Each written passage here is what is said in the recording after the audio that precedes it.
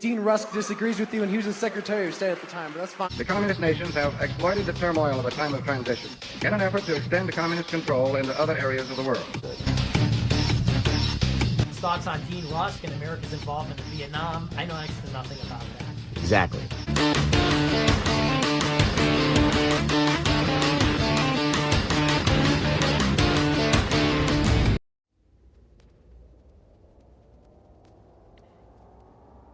Yesterday's man, the case against Joe Biden, Branko Marcetic. Yesterday's man, the case against Joe Biden, Branko Marcetic. First introduction. Ask any liberal-minded person, and they can probably tell you where they were and what they were doing when they learned Donald Trump won the White House. 3 years and 5 stages of grief later, they'll probably tell you they're now wondering which of the many candidates gunning for the Democratic presidential nomination will just end the nightmare and bring things back to normal. As of the time of writing, that may well be former Vice President Joe Biden, who has continued to lead the polls since entering the race in April 2019. But simply removing Donald Trump from power won't do what many liberals hope it will.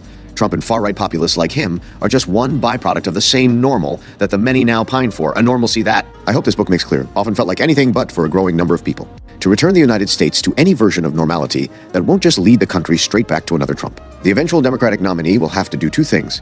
They'll have to beat Donald Trump at the ballot box, thus removing him from the White House, and they'll need to midwife a fundamental break from the political status quo, removing or mending the conditions that led to his rise in the first place. This book makes the case that Joe Biden, beloved elder statesman and current frontrunner, will not do the second and may well fail at the first. Joe Biden is not a bad or evil man, but he is someone who, by virtue of the political, social, and historical forces that shaped his life, made choices and drew political lessons that not only make him ill-suited to combat Trumpism, but led him to help engineer the very conditions that handed Trump victory in the first place. In this, Biden is not much worse than many other prominent Democrats, indeed. Part of the problem is that the Democratic Party, right now the only viable electoral vehicle against Trump and the Republicans, is loaded with politicians who share these same inadequacies. Biden's career has straddled the United States' uneasy transition from the politics of the New Deal to its takeover by the radical right. Starting in the 1930s, after decades marked by class conflict, stark inequality, and alarming concentrations of wealth and power, President Franklin Delano Roosevelt's 4 terms helped transform the United States from a country whose business was business, as one Republican predecessor had famously put it, to one focused on securing hard-fought social, economic, and political rights for its working people. However imperfectly and even unjustly, it carried out that task.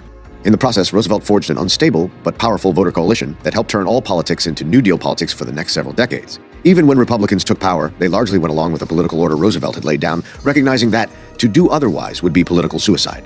And though the United States never got as far as, say, some of its European counterparts in securing economic and political rights for its people, for a good few decades, it secured a viable, if flawed, welfare state. The first major cracks in this unspoken consensus came in the 1960s, when the Vietnam War and the victories of the Civil Rights Movement began to unravel the New Deal order in different ways. Vietnam by fomenting mass unrest and disillusionment with both the Democratic Party and the U.S. government more generally, and the Civil Rights Movement by prompting a mass exodus of racists from the Democrats into the arms of the GOP. These fissures widened in the 1970s, with the continuation of Vietnam and its accompanying unrest, rolling economic crises, and the rise of a more conservative suburban dwelling. White middle class that rebelled against the same New Deal order that created it.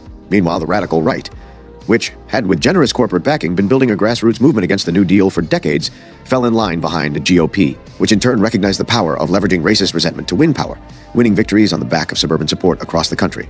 It was at this point that the supposed liberal consensus set up in the 1930s was gradually replaced. Just as Roosevelt's election had heralded a sharp break from what came before, Ronald Reagan's in 1980 did the same, only in the opposite direction. While Roosevelt's New Deal order had used state power to improve people's lives, Reagan's presidency helped usher in a neoliberal order that claimed to pursue the same goal with the opposite platform. Lower taxes, less government, interference in the market and people's lives, and overall pro-business policies that, the claim went, would create prosperity that filtered down to everyone else. Though Reagan and those who followed him didn't always live up to their slogans, mostly due to the need to maintain a powerful military to police a U.S.-dominated global order that kept markets open for the same business. Interests, these beliefs broadly came to undergird virtually the entire mainstream political spectrum, helped along by the influence of money that seeped more and more into every facet of the U.S. political system.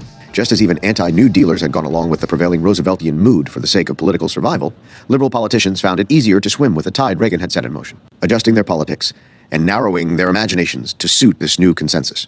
But this can only last for so long, by giving businesses and the super-rich more and more power over people's lives and dismantling or weakening the government programs that helped guarantee prosperity or simply survival. For working people, neoliberalism made the overwhelming majority of Americans' lives worse.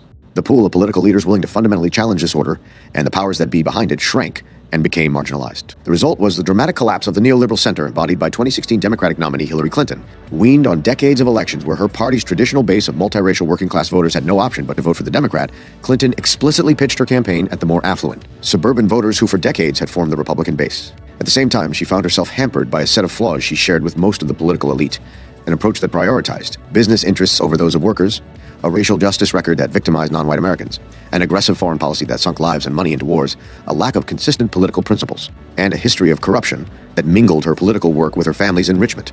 Clinton's approach could only work, as it had for her husband and his Democratic successor, as long as the party's voters stayed motivated enough to turn out on Election Day, and as long as her opponent was firmly to her right. But Donald Trump made for a very different Republican candidate than those who came before. He criticized the political corruption endemic to the system, rejected foreign wars, attacked the free trade deals that put corporate interests over those of workers, acknowledged working-class suffering, and pledged to take aggressive action as president to alleviate it. The fact that he was disingenuous about all this, and would largely betray these promises once in office, made little difference. Trump held on to the affluent Republican base and peeled away just enough working-class voters from Clinton, while many traditional Democratic voters, seeing nothing for themselves in either option, didn't bother voting at all. Joe Biden, who is cast by much of the media, as Clinton was, as the safest, most logical choice to defeat Trump, has all of these weaknesses and more, while Clinton was hammered for her husband's criminal justice policies that overwhelmingly hurt black communities. Biden was one of the chief architects of a racist system of mass incarceration and showed a career-long willingness to sacrifice African-American communities for political survival. While Clinton's neoliberal politics alienated many voters, Biden was one of the earliest adopters of neoliberalism, successfully pushing the party to become more like him. The hawkishness that turned a war-weary public off Clinton has been a cornerstone of Biden's foreign policy views for decades. Trying to be all things to all people, Biden has stuck to a Clinton-like strategy of telling different audiences whatever they want to hear. And while not matching the scale of corruption Clinton and Trump have engaged in, Biden has tended to follow the instructions of his wealthy and corporate backers while letting his family profit off his political connections. Even if Biden manages to beat Trump, there is every chance that his presidency will produce the rise of someone much worse. Rather than appealing to the material class-based interests that unite voters across racial, gender, religious, or other lines, Biden has instead sought to find a non-existent middle ground between working-class Americans and the rich and powerful, often leaning toward the latter. Rather than offering a bold alternative, Biden has spent his career reflexively adopting his right-wing opponents' positions as his own. Genuinely believing in consensus and bipartisanship for their own sake, he has repeatedly worked with Republicans to advance the lion's share of their political goals, dismantling the legacy of the New Deal in the process. At the same time, whether it has been crime, drugs, terrorism, or something else, Biden has tended to get swept up in every right-wing panic of the last few decades, often going even further than Republicans in his response. All of this has supposedly been on behalf of the middle class, a group Biden defines as white, suburban, and largely conservative voters, whose interests alone he sees as essential to political success. This would all be concerning no matter what. But in a time of rising white supremacy and with a Republican Party more ruthless and ideologically extreme than any major center-right party in the Western world, a Biden presidency could well end up taking the United States further down a ferret path than even Trump, whether by attempting to appease his opposition, by pursuing some of their political goals, a hallmark of both his politics and of the administration he served in for 8 years, or by creating the kind of economic conditions tailor-made for a far-right populist, which, in a sense, Biden has done his entire career. Many interpreted Clinton's defeat as the neoliberal center's death knell. But Biden's ongoing popularity, based mostly in his overwhelming support among older voters who long ago internalized the myth, disproven in election after election, that unambitious corporate centrism is the only answer to an increasingly radical right wing, suggests its obituary has been written too soon. Whether Democratic voters ultimately decide to go with Biden or not, pre-Trump normalcy has collapsed and isn't coming back, particularly with an intensifying ecological emergency that much of the media and political establishment are trying their hardest to block out. With a temporarily ascendant far right and a growing popular rejection of 40 years of neoliberalism feeding the sudden return of the kinds of ideas that led Roosevelt's Democratic Party to dominate politics for decades. The world and the United States in 2020 are standing on the precipice of something. The question is, will Democratic voters rise to the occasion? Chapter 1. The making of a neoliberal. There are some things worth losing over. Don't be involved with this for the politics of it. Be involved only if you believe in something. Joe Biden to Delaware Democrats, March 19,961. It is no small irony that Joseph Robinette Biden Jr. was born in the cradle of the New Deal order he would later help dismantle. Neither Biden nor the United States is unique in this respect. Look at just about any developed country's generous post-war welfare state, and among its rich and powerful foes. You'll find many who benefited most from its generosity, only to turn against the system that created them, convinced they had done it all on their own. The Irish heritage Biden would stress throughout his public life was only part of his family history. His parents met in high school. Joe Sr. was born to the daughter of a French family with roots in colonial times and a Baltimorean who may or may not have hailed from England. His mother, Jean, to the Scranton son of Irish immigrants and the daughter of a Pennsylvania state senator. Your father's not a bad man, Biden later recalled his Irish aunt telling him. He's just English. Though recounted in jest, Biden's later approach to various foreign conflicts would suggest he had, in fact, internalized something from this family lore about the immutability of ancient sectarian grudges. The hyper-focus on the middle class that would define Biden's politics may well have been shaped by his own father's struggles. Joe Sr. had started out with meteoric success, brought into a burgeoning business by his wealthy uncle who held the patent for a sealant for coffins. Once the Second World War took off, so did the business, which by that point had moved beyond sealant to supplying armor plate, mostly for merchant marine vessels making the dangerous journey across the Atlantic. When Congress passed a law mandating their armor on every U.S. ship trading in the North Atlantic, the business boomed, with Joe Sr., his uncle, and his cousin running the operation across 3 different locations, Boston, New York, and Norfolk, Virginia, respectively. But once the war was over, so was the government largesse, and as Joe Sr. searched for his next venture, he suffered a string of bad luck. Planning to buy a building in downtown Boston and turn it into a furniture store, his business partner absconded with their money. Purchasing an airport and a couple of planes for a crop-dusting business, Joe Sr. struggled to secure contracts, while his cousin, his partner in the venture, squandered what was left of his wartime fortune. His uncle pulled his capital. After years of expensive and generous living as a federal defense contractor, hunting pheasant on the weekend, and buying dazzling toys for his infant son, Joe Sr. and the family, now mired in debt, moved in with Jean's parents in Scranton, only 3 years after the end of the war. Though the young Biden and his 3 siblings spent their earliest years in that crowded but loving house in Scranton, their father's employment prospects would force the family to relocate several times. They first moved when Biden was 10 to the outskirts of Wilmington, where Joe Sr. had been commuting every day, a nearly 300-mile round trip. In 1955, they moved to Mayfield, a suburb of Wilmington populated by employees of DuPont, the family and company that had shaped and controlled Delaware's politics and economy for more than a century. America seemed to be remaking itself for our post-war generation, Biden later recalled. There were new houses, new schools, new car models, new gadgets, new televisions, and new television shows with people who looked just like us. The Bidens benefited from this beyond just their father's wartime business success. The suburban dream they were entering was the direct outcome of the post-war New Deal order, as the federal government subsidized a construction boom concentrated in the suburbs. And just as the U.S. military would, in essence, become the largest government jobs program in the decades ahead, indirectly subsidizing the conservative activists in places like Orange County, who leveraged this comfort to get the government off their backs, the government's fingerprints were wiped just clean enough from all this to convince post-war suburban America it had been a happy accident. But that dream was not all hunky-dory. Although Delaware, a former slave state that waited until to ratify the 13th Amendment, had a long history of racism. Biden would later explain that he had just assumed everyone treated everyone fairly until he worked as a lifeguard on the predominantly black east side of town during his first year of college. While no doubt an exaggeration, he also later told a biographer that he was always the kid in high school to get into arguments about civil rights. Biden's naivete was entirely plausible, given that the government-subsidized post-war housing boom in Delaware and elsewhere was explicitly geared toward ensuring racial segregation, sending affluent whites scurrying for suburban communities that African Americans were excluded from. By Wilmington's public schools were percent black, while suburban schools were around percent white. The young Biden probably wasn't aware of just how deep this went. He wouldn't have known that Delaware's public schools were explicitly and legally created to be segregated and unequally funded, or that the University of Delaware had only admitted its first black student around the time his family moved to the state. He may well have been oblivious to the way that the state, particularly Wilmington, promoted suburban, mostly middle-class white interests at the expense of inner city, mostly poor black ones, that the city's public housing authority engaged in urban renewal and federally subsidized slum clearance that tore down black neighborhoods without replacing them, displacing countless families of color, or how the fiercely contested construction of the I-95 highway through the city in the 1960s did likewise, so that car-owning suburbanites could leapfrog a desolate downtown. Biden may not have consciously internalized all this, but the city's tendency to prioritize predominantly suburban, middle-class interests at the expense of its minority populations would come to embody Biden's political approach from the middle. Very few politicians come within a heartbeat of the U.S. presidency without a lifetime of plotting out their rise, and Joe Biden was no different. After overcoming a debilitating stutter in childhood, the first in a lifetime of personal setbacks Biden would struggle to overcome, he set his sights on politics, startling those around him with his presidential ambitions. It was soon after we met him, before they were even married, before he even got into politics. His first father-in-law, Robert Hunter, later recalled, "By God, he came up one day and said he was going to be governor first, and then president of the United States," when his future mother-in-law asked the college junior the same question. The response was identical, president. Biden would deny this again and again over the years, always insisting that he started out with no grand ambitions, that he was simply taking things as they came. During one speech in Wilmington, he repeated this claim only for a nun in the audience to produce a 6th-grade essay he'd written about wanting to grow up to be president.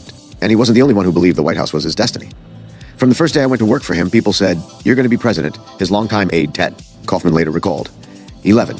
By his own admission, Biden had entered law school because it was the best route to a political career. After graduating, he put politics aside for a while, teaching in the Delaware public school system, serving as an assistant public defender, and working for several Wilmington firms, including his own, Walsh, Monzak, and Owens. The Owens was John T. Owens, college classmate who had earlier been Deputy Attorney General of Pennsylvania and would soon marry Biden's sister. But the political world was never far away. Several of the lawyers Biden was associated with at this time, including Owens, were also prominent local Democrats. 12. As a public defender, Biden represented clients in various states of desperation, seeing firsthand the frayed line between underclass and criminal. He pled with a judge to go easy on one defendant, a down on his luck. Fisherman with 4 kids who had stolen and sold a cow. Another, he explained, had been crazy drunk and already brain damaged when he killed his roommate. The Washington Post would claim that Biden had a largely black, even black militant clientele as a lawyer, though it's unclear how accurate this was. Given Biden's habit of embellishing his civil rights activism, and the fact that the article came out at a time when he was especially eager to play up his relationship with the local black community, a registered independent since the age of 21, Biden was first courted by local Republicans to make a run for office before officially becoming a Democrat in 1969. At only, the party tapped him to run for the Newcastle County Council the following year, a campaign for which he kept his party affiliation out of promotional material. The district where he was running was overwhelmingly Republican, and the county as a whole was shaped by the politics of suburban white flight. While its population increased fourfold between 1940 and 1980, Wilmington, the county seat, saw its numbers drop by 38%. Biden was perhaps the perfect fit. As a former state Democratic Party chairman who observed Biden's career from the start later recalled, he had lots of energy and idealism and was always assertive. But, to my knowledge, he had no substantive ideology. Biden would later claim that civil rights in Vietnam had prompted his political career. In 1973, however, he told a local paper that a citizens' campaign against highways had drawn him into politics. He won the council seat partly by railing against unchecked growth and industrial development, swallowing up the county's green spaces, and partly by tapping into themes that would prove electorally fruitful in subsequent decades. He complained about the rapidly deteriorating crime situation in the county and the spread of drugs. Most crucially, he had been backed up by what one paper termed his Children's Crusade, an adoring volunteer army of more than 100 high school kids, college students, and young professionals, one squeak above the equal of a Beatlemaniac. Biden later admitted that as early as this county council campaign, he had his eyes on the presidency. 16. Although later described as a public housing advocate during this time, his was a less than full-throated advocacy. Everybody's opposed to public housing. No one wants it in their backyard. But damn it, if you have a moral obligation, provide it, he told the press, while cautioning that he was not a crusader rabbit, championing the rights of the people. The stance nevertheless earned him some enmity during the campaign, including the label of nigger lover. Biden became the only county council Democrat elected from a suburban district.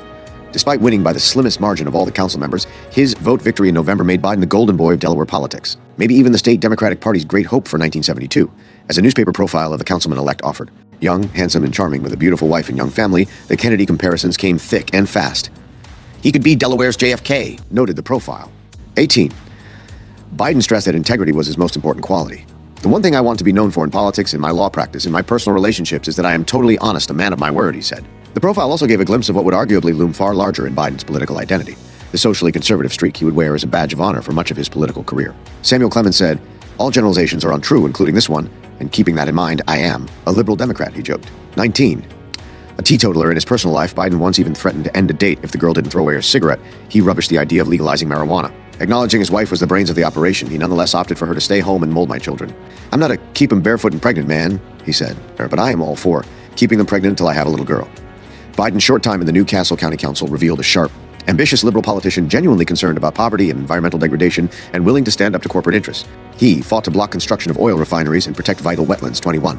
Called for a halt to the dredging of the Chesapeake and Delaware Canal, 22 denounced the destruction of tidal marshes, and tried to de-escalate the construction of a controversial superhighway that he called a 10-lane monstrosity. Biden also criticized a report on public housing for not paying enough attention to the very poor and spoke out against the bulldozing of the dilapidated homes of the county's poor black residents. Seeing a balance between the county's growth and the preservation of its natural resources, he worked to restrict development, or at least slow it. He called for more funding for mass transit and denounced the senseless highways being built in its place. 24. A county council seat was always going to be too small a pond for someone who had been eyeing the presidency since he was barely out of his teens, and Biden soon locked eyes on higher office. His hand was forced to an extent, with county Republicans scheming to redistrict him out of his seat. Consequently, it took less than a year after his victory for Biden to start mulling a run for the U.S. Senate, a course he'd evidently decided on by the one-year anniversary, when he accidentally called himself a candidate in a speech. Biden's ambition for higher office soon took priority above the issues that had supposedly animated his career in the first place. When the Newcastle County Housing Authority made plans to buy an apartment complex in Biden's district and convert it into public housing for the non-elderly, it did so with no involvement from the councilman himself, who was too busy campaigning to discuss the plan. 25. The daunting task of unseating Republican Jake Caleb Cale Boggs fell to Biden thanks to a combination of reluctance and ambition. A string of more experienced Democrats passed on, almost certainly losing to the year-old Boggs, who since had served as Delaware's sole representative in the U.S. House, governor, and now senator. When the opportunity to run consequently fell into Biden's lap, the ambitious councilman took it, seeing in the race a perfect way to raise his profile, build a following, and set the table for a future campaign. 26. That he would lose was a given. Boggs, a liberal Republican who in 1960 had unseated a conservative Democrat with the help of Democratic voters, was a universally well-liked figure in the state and had won 7 straight elections, a state record. Moreover, Delaware hadn't put a liberal Democrat in the Senate since 1940, and even he had only eked out a single term.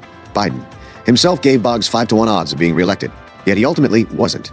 How did Biden, a just-elected county councilman, who had only recently decided he was a Democrat and wouldn't even meet the U.S. Senate's age requirement when the polls closed, do it? Biden versus Boggs. On March, between and people gathered at the Hotel Dieu, Ponce du Barry Room, a venue for everything from wedding receptions to orchestra concerts. The occasion was a 29-year-old Joe Biden's announcement of his Senate campaign.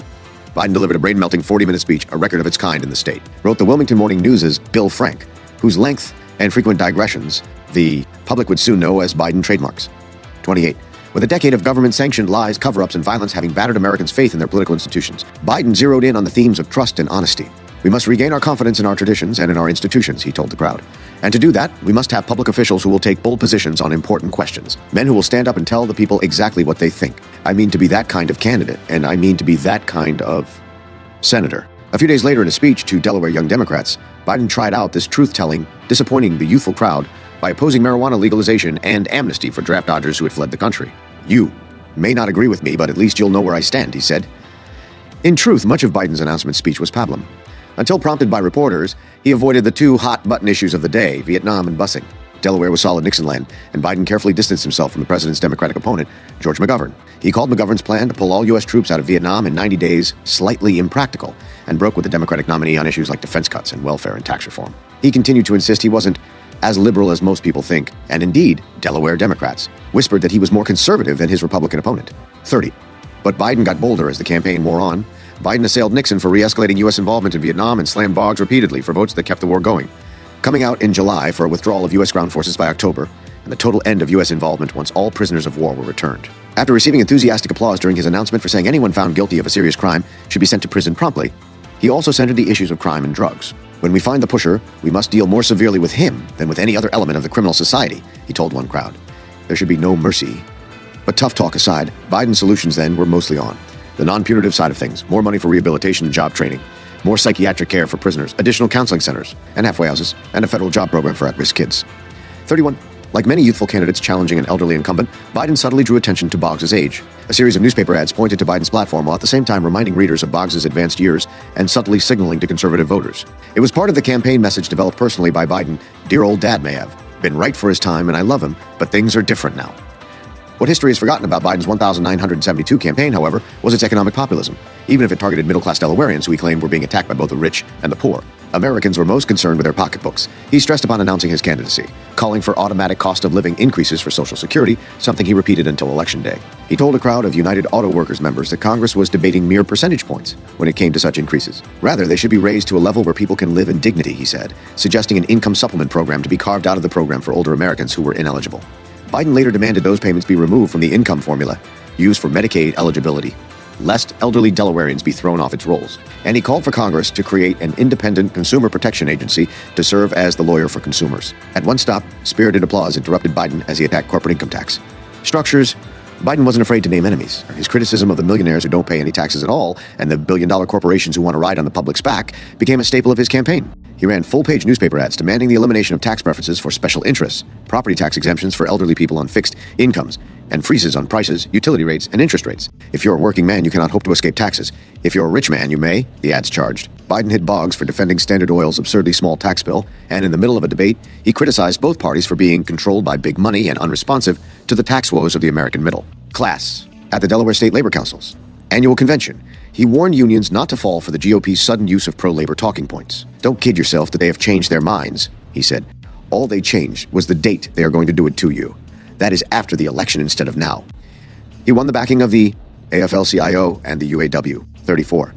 I believe he really thinks reducing the oil depletion allowance from 27% to 23% is something, Biden said of Boggs. He doesn't question whether it should be eliminated altogether. Such lines fed into Biden's other major pitch, environmental protection, building on his reputation in the county council as the defender of Delaware's natural resources from heedless development and corporate rapaciousness. Biden released a plan for saving the nation's wetlands and marshes as the election neared. Such moves bagged him the endorsement of the Washington-based Campaign Fund for the Environment, whose chairman, former Kennedy Interior Secretary Stuart Udall, made the pilgrimage to Dover and gave Biden his personal endorsement. Biden, Udall said, was perhaps the most outstanding environmentalist in the whole country.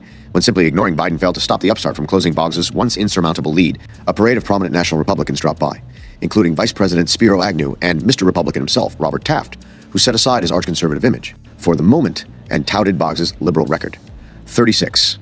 Crucially, Biden still had the energy and enthusiasm of a legion of grassroots volunteers from his county council campaign, and he dominated Boggs in fundraising. By the end of the campaign, Biden was both raising and spending twice as much as Boggs, thanks chiefly to small donations, where he had a 5-to-1 advantage. The campaign poured the proceeds into media, spending $268,000 in all to win, a huge amount for the time, and more than any other candidate in the state. 37. Come November 8th, Biden had completed what everyone in Delaware had assumed was a suicide mission, beating Boggs by 3,000 votes, even as the state as a whole went for Nixon by 20 points. Just as he'd hypothesized, Biden's path to victory had run through the GOP stronghold of Brandywine 100, which Biden lost by only 9,000 votes compared to the usual trouncing that left Democrats an average of 17,000 down. 38. The post-election numbers revealed other factors, too. Despite endorsements for Boggs from the state NAACP and Edward Brooke, the first black U.S. senator since Reconstruction, Biden had run away with a black vote. In an election that saw relatively low black voter turnout statewide and even lower in down-ballot races, Biden finished second only to McGovern in the state's African-American districts, getting the support of 65% of those who had voted for president, and Biden dominated in union support. Nationwide, only 7 other candidates, 3 of them running for president, outpaced Biden in money from organized labor. 39. In front of a 1,000-person-strong audience, Biden showered his fallen opponent with effusive praise, seeming almost apologetic that he'd won. Just as he'd campaigned, he told them, the Joe Biden of the Senate would be his own man, refusing to toe any party line, his highest loyalty to his voters and volunteers. I may go down and be the lousiest senator in the world. I may be. The best, he warned them. 40. Most election victories are the products of a murky alchemy, and Biden's was no exception. Was it his appeal to middle-class and Republican voters on the issues of crime and drugs that put him over the top, or the enthusiasm he inspired among volunteers, small donors, and particularly black voters? Did his nonpartisan middle-of-the-road image make the difference? His forthright opposition to Vietnam? Or did his economic populist campaign unite voters across racial and class lines? Maybe it was just his youth, charisma, and bombast, compared to the soft-spoken elderly Boggs.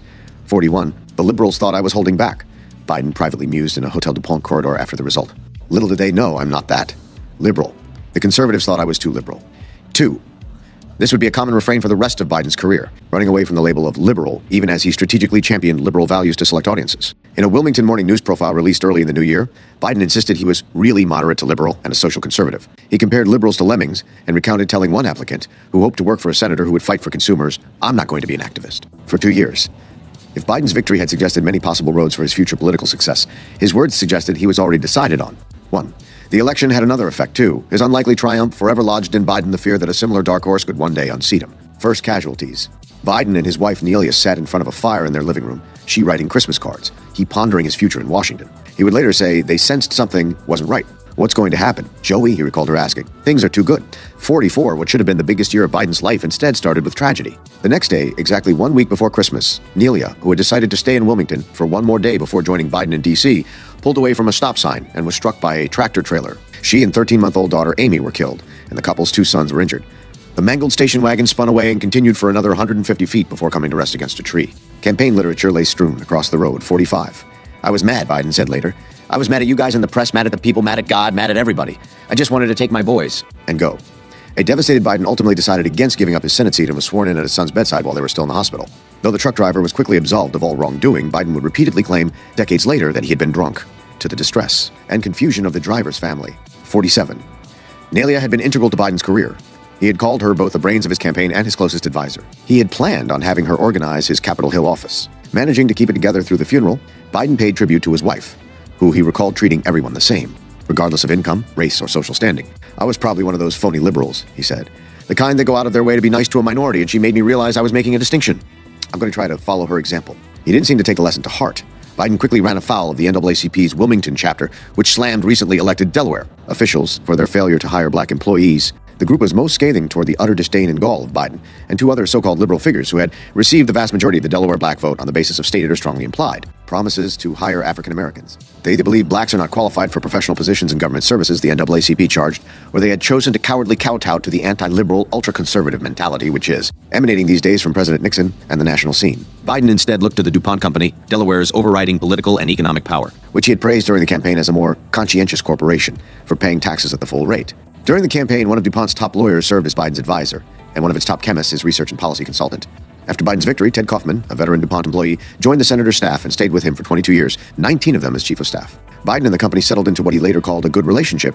Twice a year, he would meet with DuPont's executive committee and those of Delaware's other chemical giants, Hercules and ICI. Biden didn't make a point of fighting either the company or the family, he explained, opting instead to find common ground. 49. The newly elected Senator Biden was a fairly standard liberal politician for the early 1970s, albeit one whose lack of filter tended to either endear him to observers or annoy them. This may well have been part of his success, a gifted speaker. Biden's knack for shooting off at the mouth with controversial, even inflammatory lines fed into his self-styled image as an unapologetic truth-teller. Just as he had promised, he was a reliable liberal vote on Vietnam, checking Nixon's overreach on executive power and especially environmental protection. 50. Biden's first decade in office foreshadowed many of the hallmarks of his politics. He quickly took to the controversial congressional practice of giving paid speeches, mostly at fundraisers, colleges, and high schools, supplementing his senator's salary by as much as tens of thousands of dollars a year. He would be a prolific, high-earning speaker for the rest of his career. After initially voting to limit such earnings, he soon declared this one of my biggest mistakes and reversed course. 51. Biden established himself as an implacable friend of Israel from the get-go.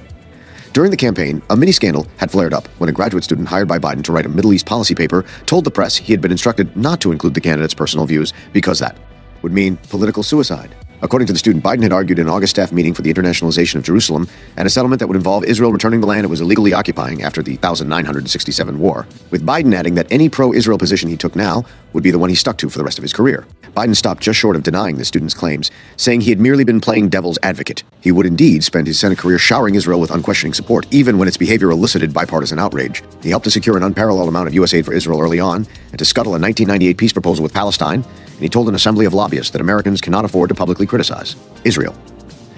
Meanwhile, the Watergate scandal that had been roiling Washington since revealed Biden's credulous faith in consensus, unity, and bipartisanship for their own sake. He warned fellow Democrats not to celebrate damage to the GOP because the demise of the Republican Party means your own demise, means the demise of the two-party system.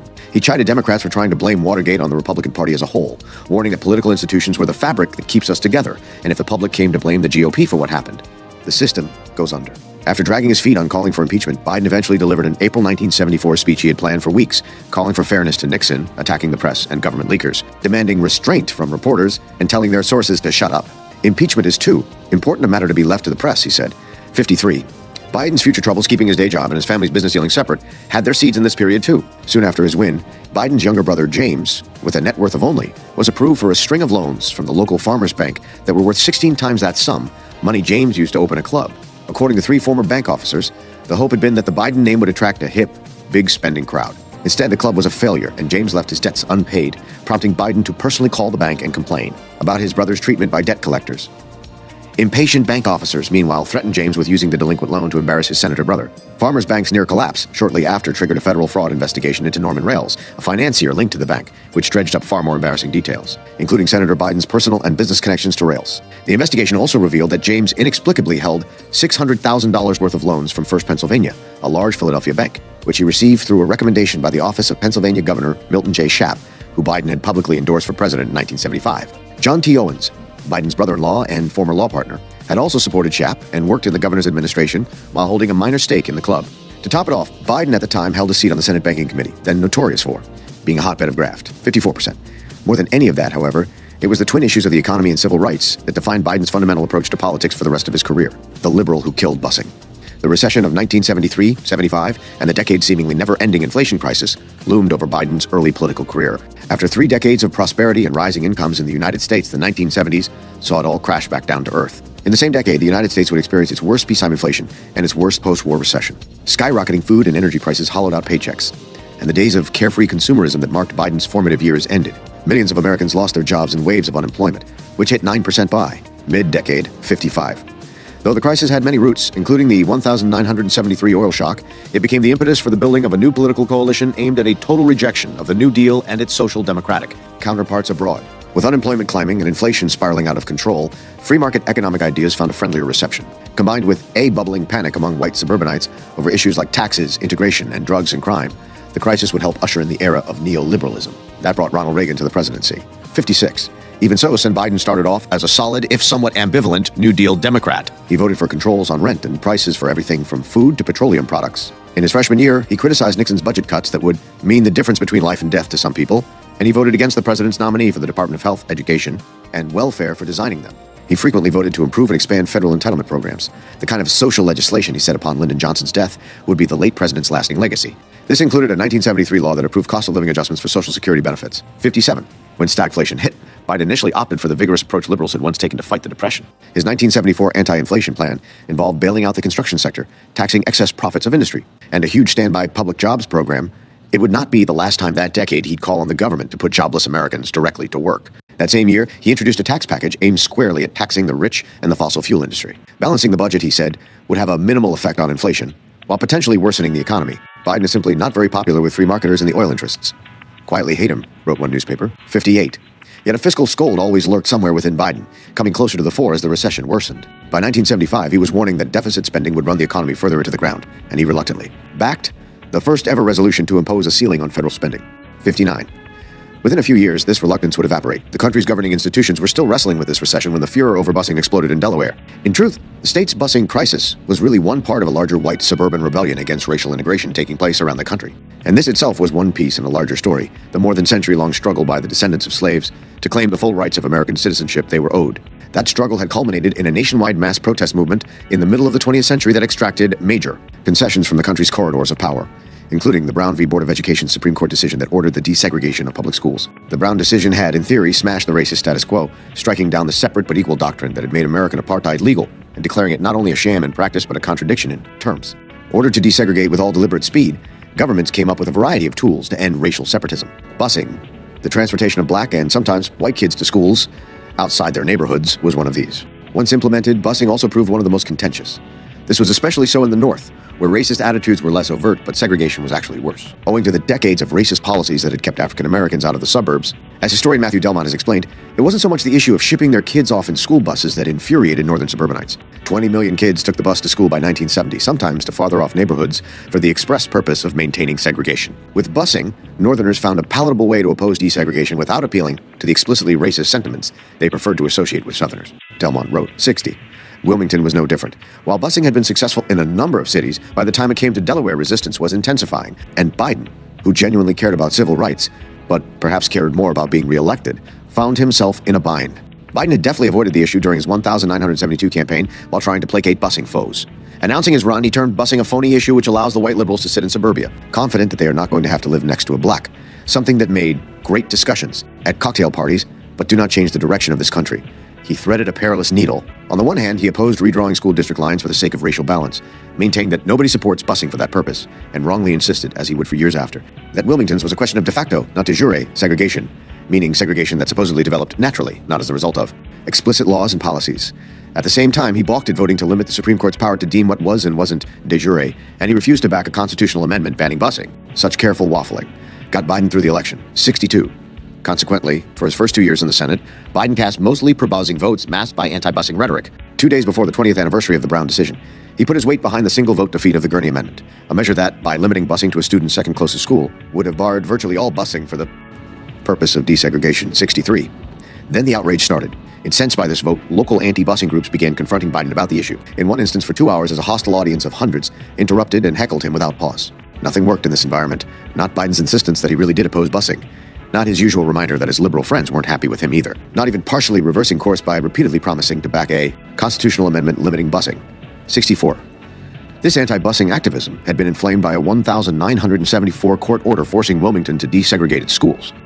In that year's Milliken v. Bradley decision, a divided Supreme Court had ruled that suburbs could only be forced to participate in such actions if it could be proved that racially discriminatory acts of the state or local school districts had been a substantial cause of segregation, effectively insulating northern cities from having to do anything about the problem. Biden insisted that only de jure segregation needed remedying, but proving intentional racism in court was a tall order, as today's activists and lawyers continue to find. Even proof didn't necessarily matter. In the Milliken case, one mayor had placed his fondness for segregation on the record in print, and the Supreme Court still ruled there was no evidence of intentional racism. And contrary to Biden's protestations that segregation in Wilmington was simply a long-standing pattern of racial isolation, not de jure segregation, it was one of the few cities that met the court's stringent post-Milliken criteria. 65. Nevertheless, for the next 3 years, Biden cast only a single pro-busing vote and 19% against. He had, as the Wilmington Morning News put it, become a born-again convert to anti-busing, one who, like many such converts, has embraced his new faith with an almost messianic zeal. 6. Ending his fence-sitting by August 1975, he compared busing to the quagmire in Vietnam and preemptively signed on to the anti-busing bills put forward by his Republican counterpart from Delaware, William Roth, with whom he teamed up. He was against segregated schools, Biden said, but didn't support integrated schools as a matter of course either because there was a conceptual difference between desegregation and integration. He elaborated. If there were a gas station which served people on a given day and of them were white and of them were black, you don't shut down the gas station because it can't prove that exactly half of the people who used the gas station toilet were from each race. Or what you do is make sure there is no sign on that gas station toilet which says no Negroes. Biden's analogy made no sense. No one was talking about shutting down schools, and there was ample data proving that Wilmington schools were heavily racially imbalanced. But of course that wasn't the point. Biden often twisted himself up in such knots to justify what he was now doing. Biden still claimed to oppose discrimination. You shouldn't hate black kids, he said about busing to a visiting troop of Delaware fifth graders in the U.S. Capitol. They had nothing to do with it. He warned the children not to let their parents teach them to hate either, congratulating himself on his audacity. That comment, he said, loses me 5,000 parents' votes, but I don't give a damn. Even as experts and officials told Biden desegregation was impossible without busing, he maintained it didn't address the real issues. He even claimed it was integration in some of its forms that was racist and insulting. Besides, he said, his anti-busing crusade was really in the interest of saving civil rights, or the civil rights movement will come to a dead halt, he warned. When you lose the support of that great unwashed middle class, of which I am a part, no social policy in this country will move. But Biden was also clearly worried about re-election. He knows the votes are in the suburbs where whites turn red when they see a yellow school bus, the Wilmington News Journal noted. Biden himself said that Sussex County, Delaware's most anti-busing county, was critical to winning the state, 71. His comments also touched on a belief, hinted at elsewhere, that racial separation was natural. At a 1975 Greenville, South Carolina fundraising dinner, he had disparaged liberals who attributed America's strength to its status as a great melting pot. That is just a bunch of poppycock because we know being black and white and Christian and Jew breaks us apart, he told the more than Democrats in attendance. The same year, Biden indicted both busing and the idea that we're going to integrate people so that they all have the same access and they learn to grow up with one another, and all the rest as a rejection of the whole movement of black pride. In May 1975, Biden had promised to stand in the way of unconstitutional attempts to restrict the power of courts to order busing. 73, by February the following year, he had introduced just such a preposterous bill, aiming to allow only state courts to order remedies in school cases. Another amendment he authored that year prohibited the Department of Justice from using its funds to seek busing. A fellow Democrat charged that the disastrous measure would tie the DOJ's hands in advising courts on the scope of desegregation redresses. A third bill, this one imposing on federal judges a priority list of desegregation remedies that put busing at the bottom, was opposed even by anti-busing Democrat Robert Byrd, who called it unconstitutional and charged it would have no impact on court-ordered busing. The unsuccessful 1977 Roth-Biden bill, which would have delayed busing until all court appeals were exhausted and conditioned its use on a court finding that intentional racism was the principal motivating factor in school. Segregation was harshly criticized by the Attorney General, who charged that it would unnecessarily and detrimentally complicate the area of school desegregation through litigation and delay. 74. Biden's lasting achievement would instead be the 1977 Eagleton-Biden Amendment, which barred Hugh from using its funding for busing.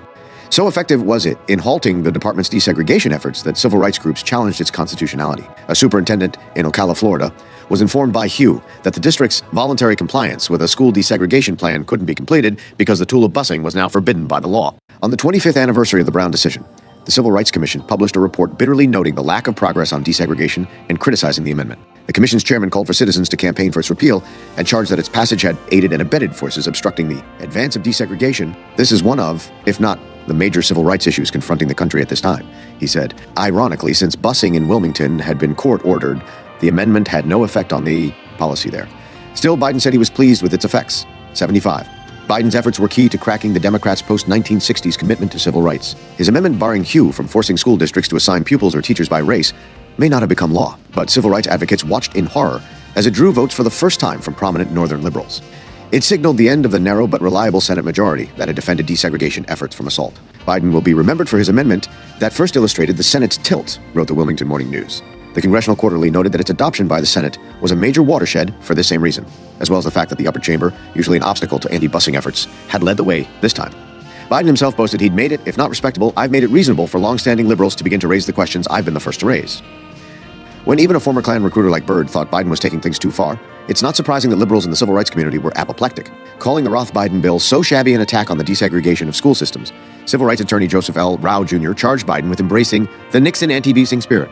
The Leadership Conference on Civil Rights, a coalition of 140 civil rights, church, and liberal organizations, opposed it unanimously, a rare development. 6 civil rights officials personally testified against the bill, with Charles Morgan Jr.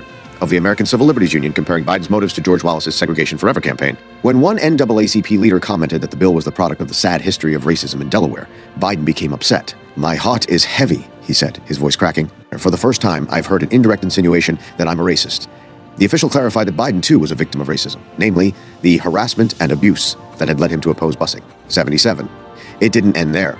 Biden eventually convinced the Justice Department to intervene in Wilmington, though it returned a decision not to his liking. He later grilled 2 historic nominees about their views on the intervention, and busing generally, U.S. Appeals Court Judge Wade McCree, who stood to become the first black Solicitor General since Thurgood Marshall, and Drew S. Days III, a black New York attorney tipped to be Assistant Attorney General for Civil Rights. On a judiciary committee stacked with former Southern segregationists, Biden, the young liberal from a northern state, became the lone vote against both. By November, Biden had backed every anti-busing measure in the Senate over the previous 5 years. That included repeated votes for anti-busing measures put forward by arch-conservative Jesse Helms, votes that all came after his re-election. He and Roth even came within a hair's breadth of passing their 1977 bill to restrict the federal courts from ordering busing, which black Republican Edward Brooke called the most pernicious amendment that has been introduced in this whole field. Meanwhile, to Biden's delight, Congress extended his Biden-Eagleton amendment year after year with ever bigger majorities. Even as Hugh officials complained, it had taken away one of their key tools, withholding federal funds, to pressure school districts refusing to desegregate. The erosion is on, Biden said after one such vote.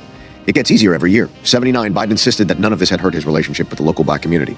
I still walk down the street in the black side of town, he said in 1975. And you get, maybe they're my clients, Mousy and Chops and all the boys at 13th, and I can walk in those pool halls and quite frankly don't know another white man involved in Delaware politics who can do that kind of thing. Newspapers covering the controversial subject noted his history as a civil rights activist, joining sit-ins to desegregate lunch counters, a staple of Biden lore he would repeat for years. Only a decade later was he forced to admit that his activism consisted entirely of his summer job as a lifeguard. 80. Whatever one's thoughts on busing, and polling suggested even African Americans were split on its merits. There was no doubt that it had worked as a tool for dismantling segregation, nor that it was peacefully accepted in many communities. Its end contributed to a situation today in which school segregation is worse than it's been for nearly 5 decades. In working to defeat it, Biden didn't just help stop busing in Delaware. He showed he was willing to go much further, jeopardizing the wider mission of desegregation and sacrificing the continued march of civil rights in order to stay in power. Biden's zealous turnabout on busing presaged the anti-crime and anti-drug crusades he embarked on in subsequent decades for similar reasons of political survival. These two were issues abstracted from, but deeply tied up with, America's long struggle over racial equality, ones that greatly worried the suburban middle-class white voters whose opinion preoccupied Biden. This was a pattern for the rest of his career. Whenever a right-wing hysteria would grip the public, Biden would be swept up in the frenzy, going further than even some of his conservative colleagues, typically to the detriment of the most vulnerable. For now, however, it was just one part of Biden's transformation. Year of the conservative. Looking back in 1981, Biden said he had been persuaded to evolve by his fellow lawmakers. I have been made a believer over the last 9 years in the Senate, he said. The teachings of economists, he continued, had made him reluctant to listen to his Republican colleagues about the dangers of deficit spending, particularly when he was just an impressionable 29-year-old, not too long out of college. But eventually, he was worn down. As I listened over the years in this body, I became more and more a believer in balanced budgets, he said. In truth, there was more to it than this. Biden had always chafed against being labeled a liberal. Perhaps it was something in the distinct character of Delaware, a slave state that stayed with the Union in the Civil War, literally and figuratively straddling the Mason-Dixon line. Given a choice of Philadelphia or Virginia, I suspect a majority of Delaware would go south, Biden once joked at a meeting of regional movers and shakers, earning a stern rebuke from a local columnist, which wouldn't keep Biden from recycling the comment in later years. 82. He spoke with pride about political hacks' inability to put him in a box. In a 1977 interview, Biden explained that his lack of orthodoxy bamboozled older generations who still thought you're either a New Deal Democrat or you're a traditional conservative Republican.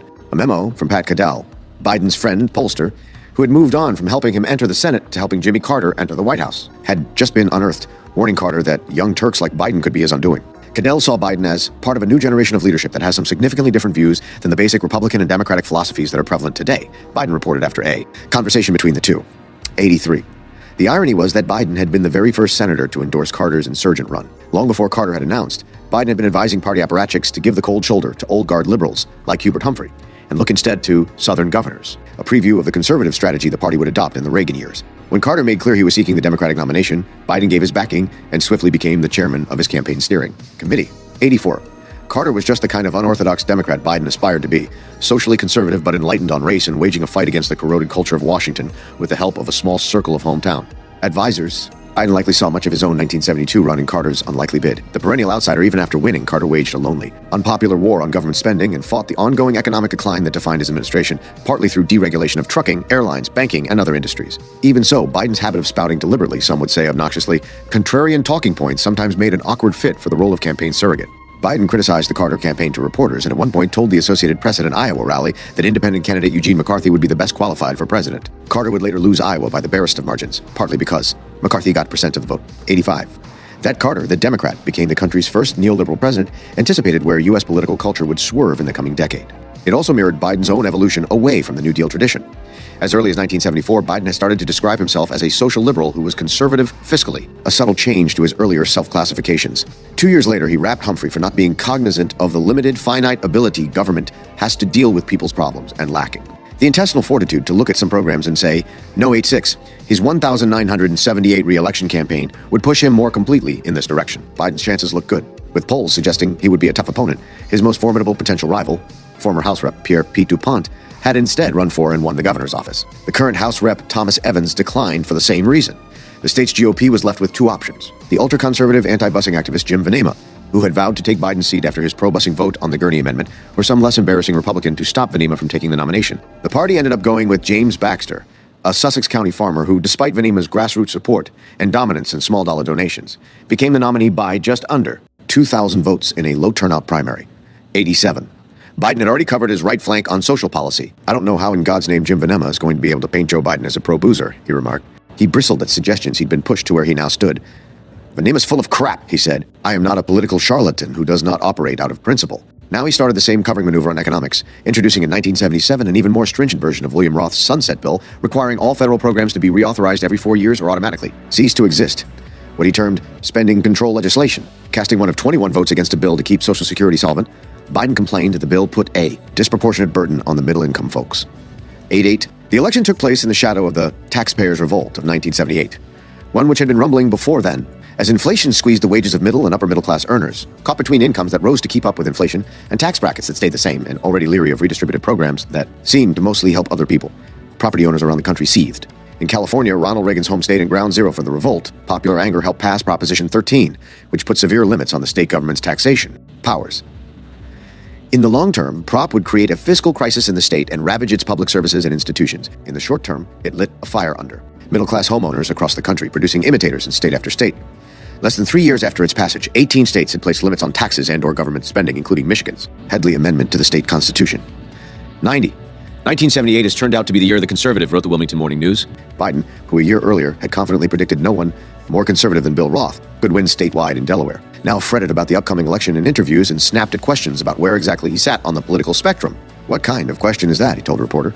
Are you still beating your wife? 91. The federal tax cut introduced by Roth and New York Congressman Jack Kemp was a child of this taxpayer revolt, a measure that would have slashed personal tax rates by 33% and corporate rates by 6%. At Baxter's urging, Biden, now insisting that on fiscal matters I'm a conservative, and making a cap on government spending the crux of his pitch to voters, became one of a small group of Senate Democrats pledging to vote for it. We need a massive tax cut this year, he said, reasoning that it would turn up the pressure to cut spending. 92.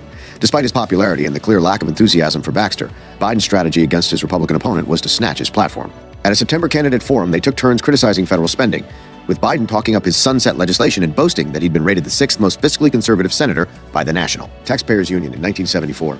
In their first debate later that month, the two agreed on everything but abortion, and Biden informed the crowd he was already doing the things Baxter was calling for, cutting taxes, spending, and regulations. His campaign took out full-page ads touting his fiscally conservative record, including blocking pay raises and automatic cost of living increases for the nearly 3 million federal workers. They christened Biden one of the stingiest senators. Biden later repeated that line in a candidate question and answer, in which he talked about balancing the budget by and tying tax cuts to spending decreases. As he explained, the primary difference between him and Baxter was that he at least still believed government had social obligations to meet the needs of the most vulnerable. 93. Biden's anti-spending proselytizing won him the endorsement of Howard Jarvis, the anti-government California businessman who championed Prop 13. You have shown yourself to be in the forefront of the battle to reduce government spending and bring relief to the overburdened taxpayers of this country, Jarvis wrote. Biden's office released a statement saying he was delighted with the endorsement. Yet Biden clearly recognized this rightward swing might disappoint the loyal Democratic voters he still needed. At a candidates forum a few days later, Biden told a mostly black audience about the dire consequences of measures like Prop 13. When confronted about the apparent hypocrisy, Biden, who 6 years earlier had made truth and integrity the cornerstone of his campaign, said he didn't have any feeling about endorsement and couldn't help it whether someone endorses me or doesn't endorse me. Back in Washington, Biden showed why he'd received Jarvis's support, becoming one of 19 senators to vote against Hubert Humphrey's watered-down full employment bill, which merely asked that the president meet certain unemployment and inflation targets by 1983. I do not think the government ought to make promises it cannot keep, Biden said, while he'd voted with a GOP majority against the Democrats only 13% of the time. In his first 5 years, now that rate leaped to 22%. 95. With Biden's rightward lurch leaving Baxter little to work with, the Sussex County GOP chairman resorted to a series of desperate manufactured scandals. All of it went nowhere.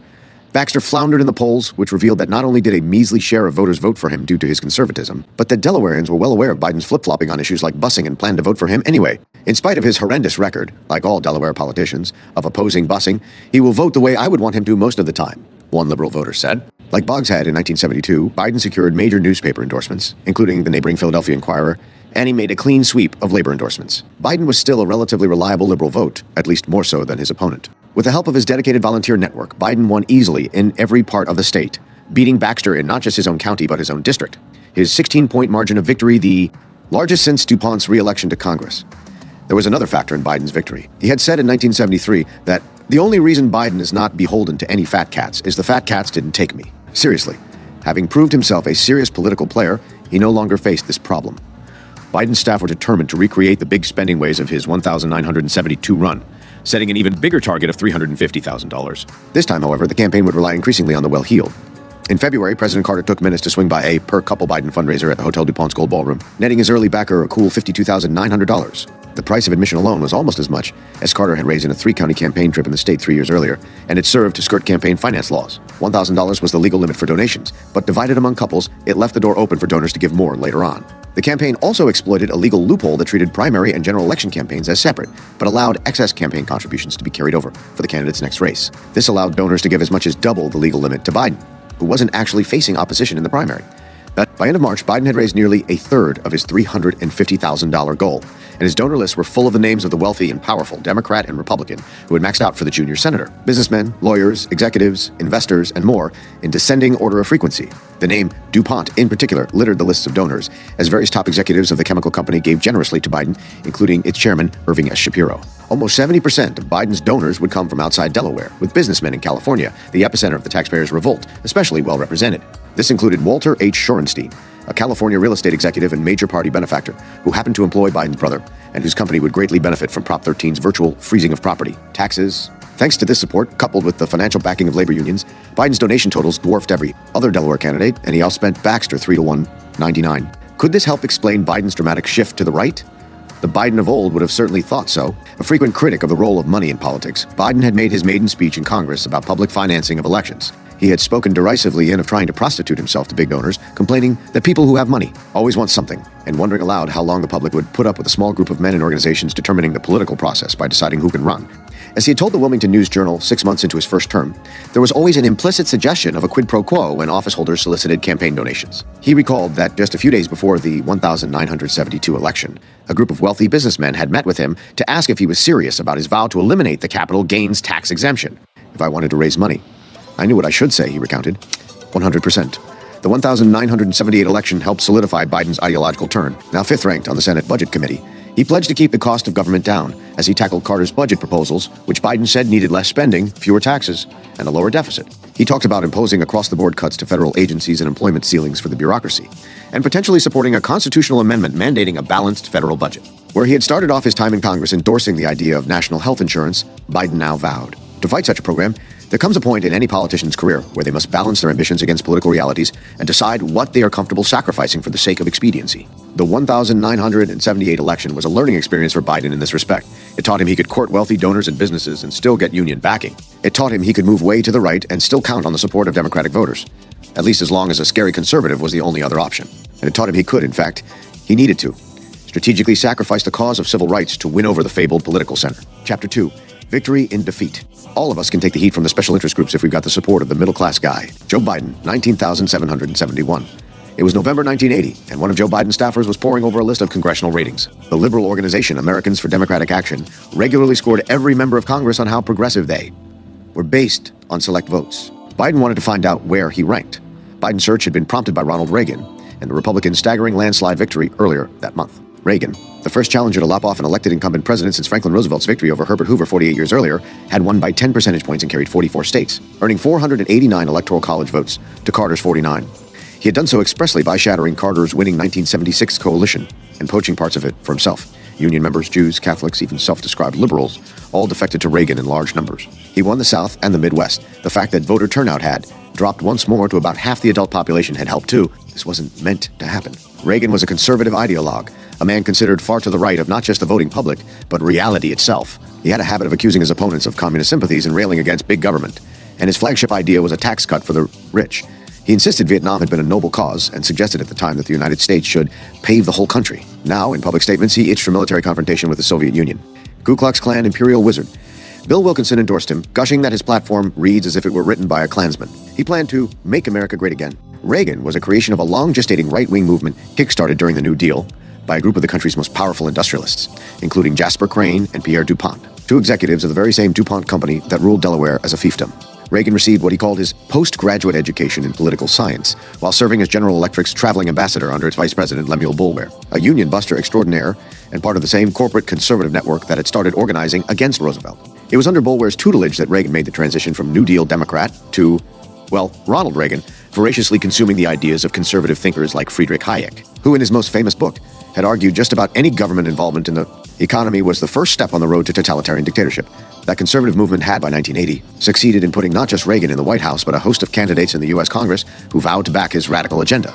The National Conservative Political Action Committee, founded by New Right activist Terry Dolan with help from direct mail fundraising wizard Richard Viguerie, was at the center of these efforts. With close ties to Reagan that made a mockery of election laws, the NCPAC had a symbiotic relationship with the Republican candidate, who asked his supporters to back the committee, which in turn raised money to support the candidate and attack his vulnerable liberal opponents in Congress. Thanks to the work of such organizations, the Democrats lost 33 seats in the House and 12 in the Senate come November. A number of those had been specifically targeted by NCPAC in a hit list of long-serving liberal senators, including Indiana's Birch Bayh, Idaho's Frank Church, and 1972 presidential candidate George McGovern. While movement conservatives plotted, Biden was unhappily drafted by Carter to stump for the floundering president. Biden's lack of enthusiasm for the task was palpable. At one stop, he launched into a series of backhanded compliments, practically apologizing for the president. "Let's face it," he said. "Jimmy Carter is not the finest thing since wheat cakes. He's not the second coming. He's not going to go down in the history books. But he's doing a good job." Nevertheless, Biden had done his duty, including a speech at that year's Democratic National Convention, in which he assailed the bankruptcy, hollow dreams, and hypocrisies of the Reagan-led GOP's platform.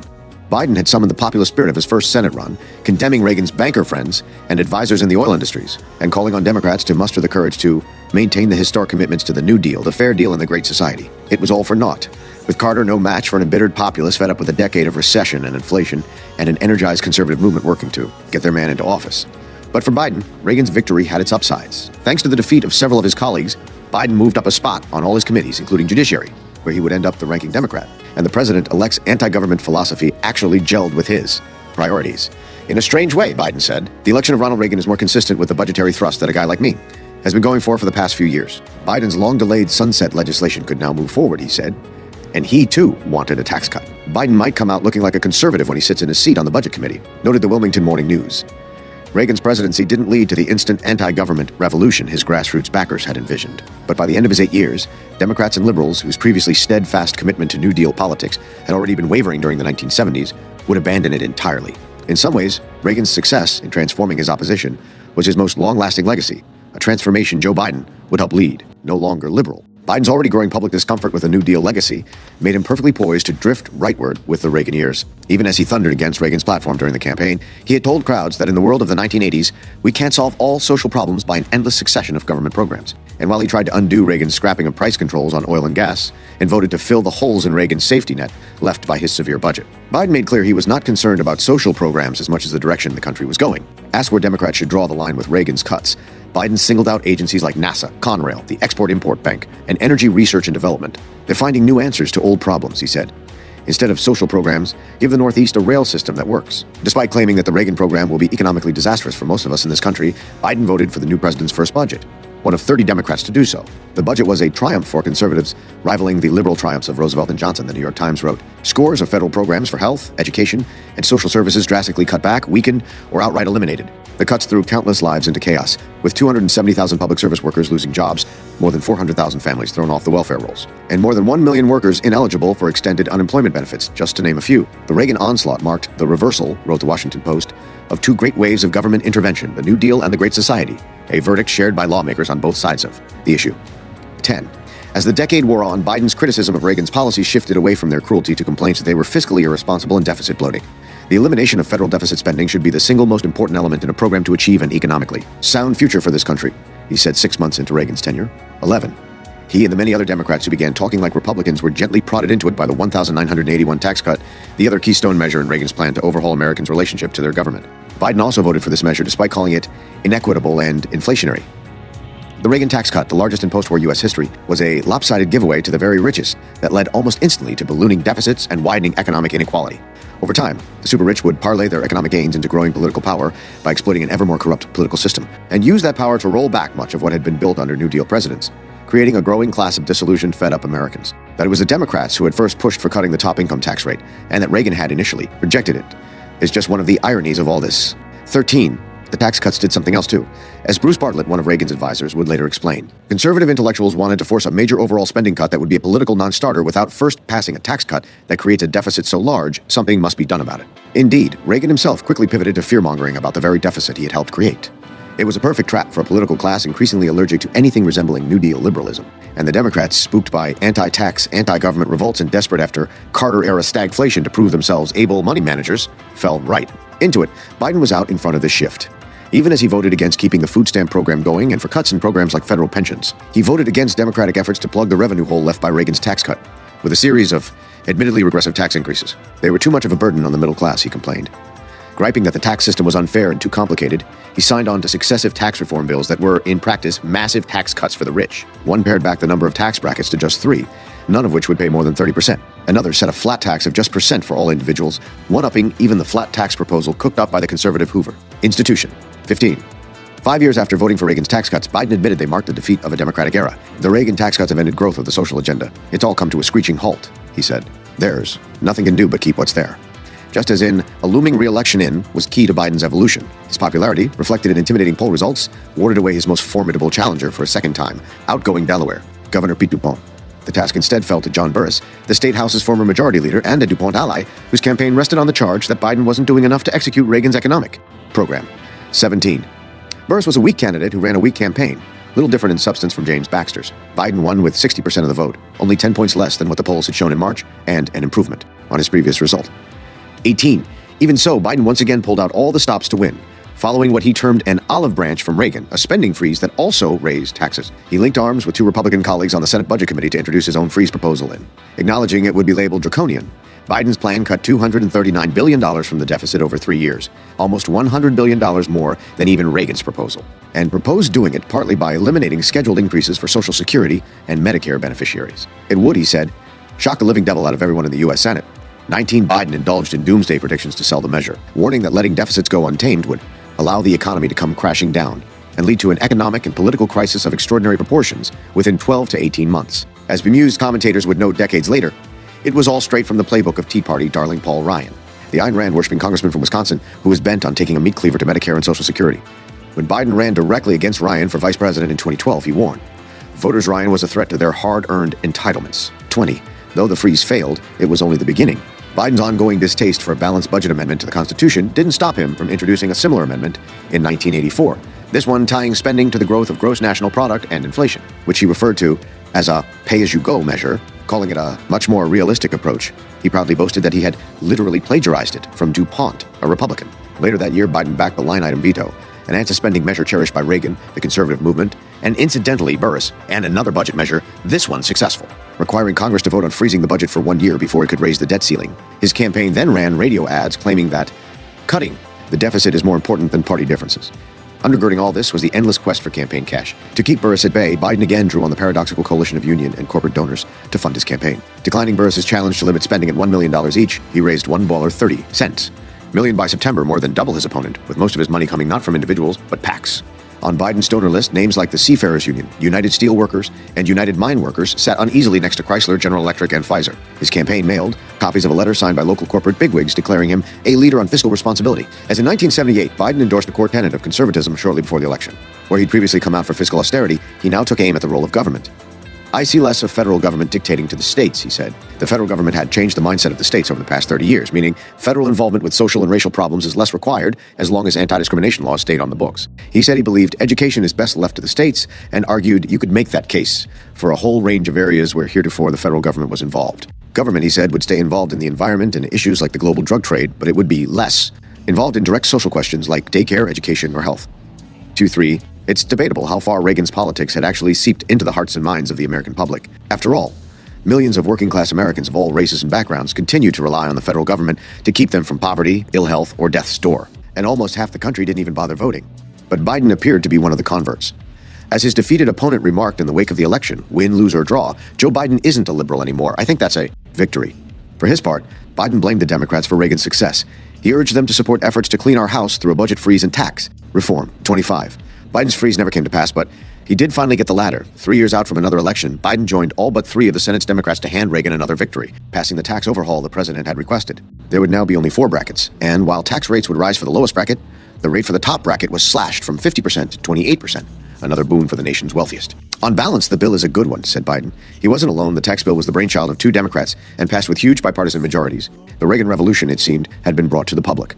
By the Democrats, Biden would eventually realize the error of his ways. After years of spiraling deficits caused partly by the tax bubble he had helped create, Biden would vote in 1990 to raise taxes on the wealthy. But with anti-tax sentiment by then firmly lodged in the post-Reagan Republican Party, the measure failed and the lopsided tax system stayed in place for years. 27. Lest his vote for tax cuts suggest Biden wasn't serious about cutting the deficit, he also put his support behind the Graham-Rudman bill, a budget balancing measure that split the Democrats. Mandating a balanced federal budget by 1991, the legislation required the president to make spending cuts across the board if Congress failed to do so, leading to years of austerity for the nation's cities. Timid, uncertain, and on the back foot with another election looming, Democrats landed all over the place on Graham-Rudman, with stalwart liberal Ted Kennedy backing it to prove he was serious about wrangling the deficit, and neoliberal Gary Hart trying to prove he wasn't a compassionless automaton, opposing it. Staying true to his new beliefs, Biden voted aye. Biden may have told himself his evolution was necessary to update Roosevelt's legacy for an era of rising anti-government sentiment and a future where Democrats believed that the New Deal is old, but that the commitments of the New Deal are real, as he put it. This is certainly how Democrats would come to justify the triangulation of the Clinton era, as the party took up Biden's victory through right-wing camouflage approach as their ethos. 29. But maybe there was another way. While Biden reacted to conservatism's ascent by doing his best to shed the label of liberal 500 miles to the north. A middle-aged activist and documentarian named Bernie Sanders became mayor of the largest city of the then-conservative state of Vermont, while calling himself a socialist. Like Biden, he too adapted his politics to the mood of the era. But instead of railing against government, fear-mongering about the deficit, and relying on the largesse of a corporate class whose worldview he would come to adopt, Sanders launched an anti-tax crusade from the left, seeking to shift Burlington's tax burden from put-upon property owners to businesses and the rich, while coordinating with a grassroots movement of activists to fight for the interests of working families and the poor. As Mayor Sanders tussled with the painful cuts imposed on his city by Reagan, Biden, and the rest of Congress, he fought a pitched war with the local conservative establishment, rallying a coalition of voters, and, crucially, non-voters, to his side, and ultimately transforming his city into a bastion of progressivism, controlled by a coalition of like-minded aldermen. Sanders' success in Burlington during the 1980s serves as a glance back down a road ultimately not traveled. As Biden and the rest of the Democratic Party doubled down on their rightward drift in the years ahead, Sanders' achievements suggested a way other than the third way might have been possible. Instead, Biden helped drag a dazed Democratic Party over to his side of the political spectrum, moving the party in September 1987 as the Senate Judiciary Committee took a break from grilling Reagan's latest Supreme Court nominee, the ultra-conservative Robert Bork, who was ultimately defeated in a close Senate vote. Joe Biden, his wife, his sister, and her husband filed into its hearing room, suddenly packed with dozens of cameras, microphones, and reporters. 3.5 months after officially announcing his candidacy for president of the United States, he was. Now officially ending it, Biden had run a campaign vastly better financed than almost all of his rivals, and had charmed both the Democratic donor class and media establishment with his Kennedy-esque aura and centrist bona fides. While he hadn't lit up the polls, it was still early, and with none of the other candidates catching fire, it wasn't hard to imagine the young, exciting candidate carving out at least some chunk of votes in the first primary contests in early 1988. Instead, his campaign had disintegrated over the course of 11 days as a series of personal scandals turned Biden's name into a hack columnist punchline for years to come, closing the door on another presidential run for decades more. He could at least take solace in one victory, however. Though Biden failed to win the presidency, he'd help make sure the next Democrat who did would be one made in his image. If the Democrats had been demoralized by their last two election losses, then nothing could have prepared them for 1984. Despite a recession that plagued his first year in office and rounds of unpopular budget cuts, Reagan cruised to victory in one of American history's biggest landslides, winning 49 states and electoral votes. His opponent, Walter Mondale, a moderate liberal who ran an uninspiring campaign calling for a tax hike to pay down deficits, managed only 13 electoral votes. For 13 years, I've been trying to move the Democratic Party off the course it's been on, he told the Wilmington Morning News a year after Reagan's re-election. I said what nobody else was saying, that interest groups had a stranglehold on us, and number two, there's a whole generation of Americans ready to move. Now, everybody says those things. Other Democrats were toting the same line. We've got to propose innovative solutions to problems and get away from government intervention, said Dave Nagel, chairman of the Iowa Democratic Party, in the wake of the loss. We have to recast the old values, sort of begin to find a national vision, Arizona Gov. Bruce Babbitt told CBS Morning News as he sat shoulder to shoulder with Biden, explaining that vision included fiscal responsibility and the budget. I think Democrats lost the middle class, Biden added, as a consequence of forgetting the middle class doesn't belong to any particular interest group. Biden had been complaining about these interest groups and special interests, typically contrasted with his beloved middle class, for about as long as he'd been complaining about the party's direction. But who exactly were these shadowy entities? Franklin Roosevelt, too, had attacked special groups and special interests in the S. But while Roosevelt meant the unscrupulous money changers and the anti-New Deal minority in business and finance, whose minions swarmed through the lobbies of the Congress and the cocktail bars of Washington, Biden meant something very different. 33. Minorities and other vested interests are sick and tired of hollow promises, he had said in 1971 after his very first win. 7 years later, he would bellow at these interest groups who refused to do away with government programs that benefited them. He now blamed these groups for the runaway spending he sought to control.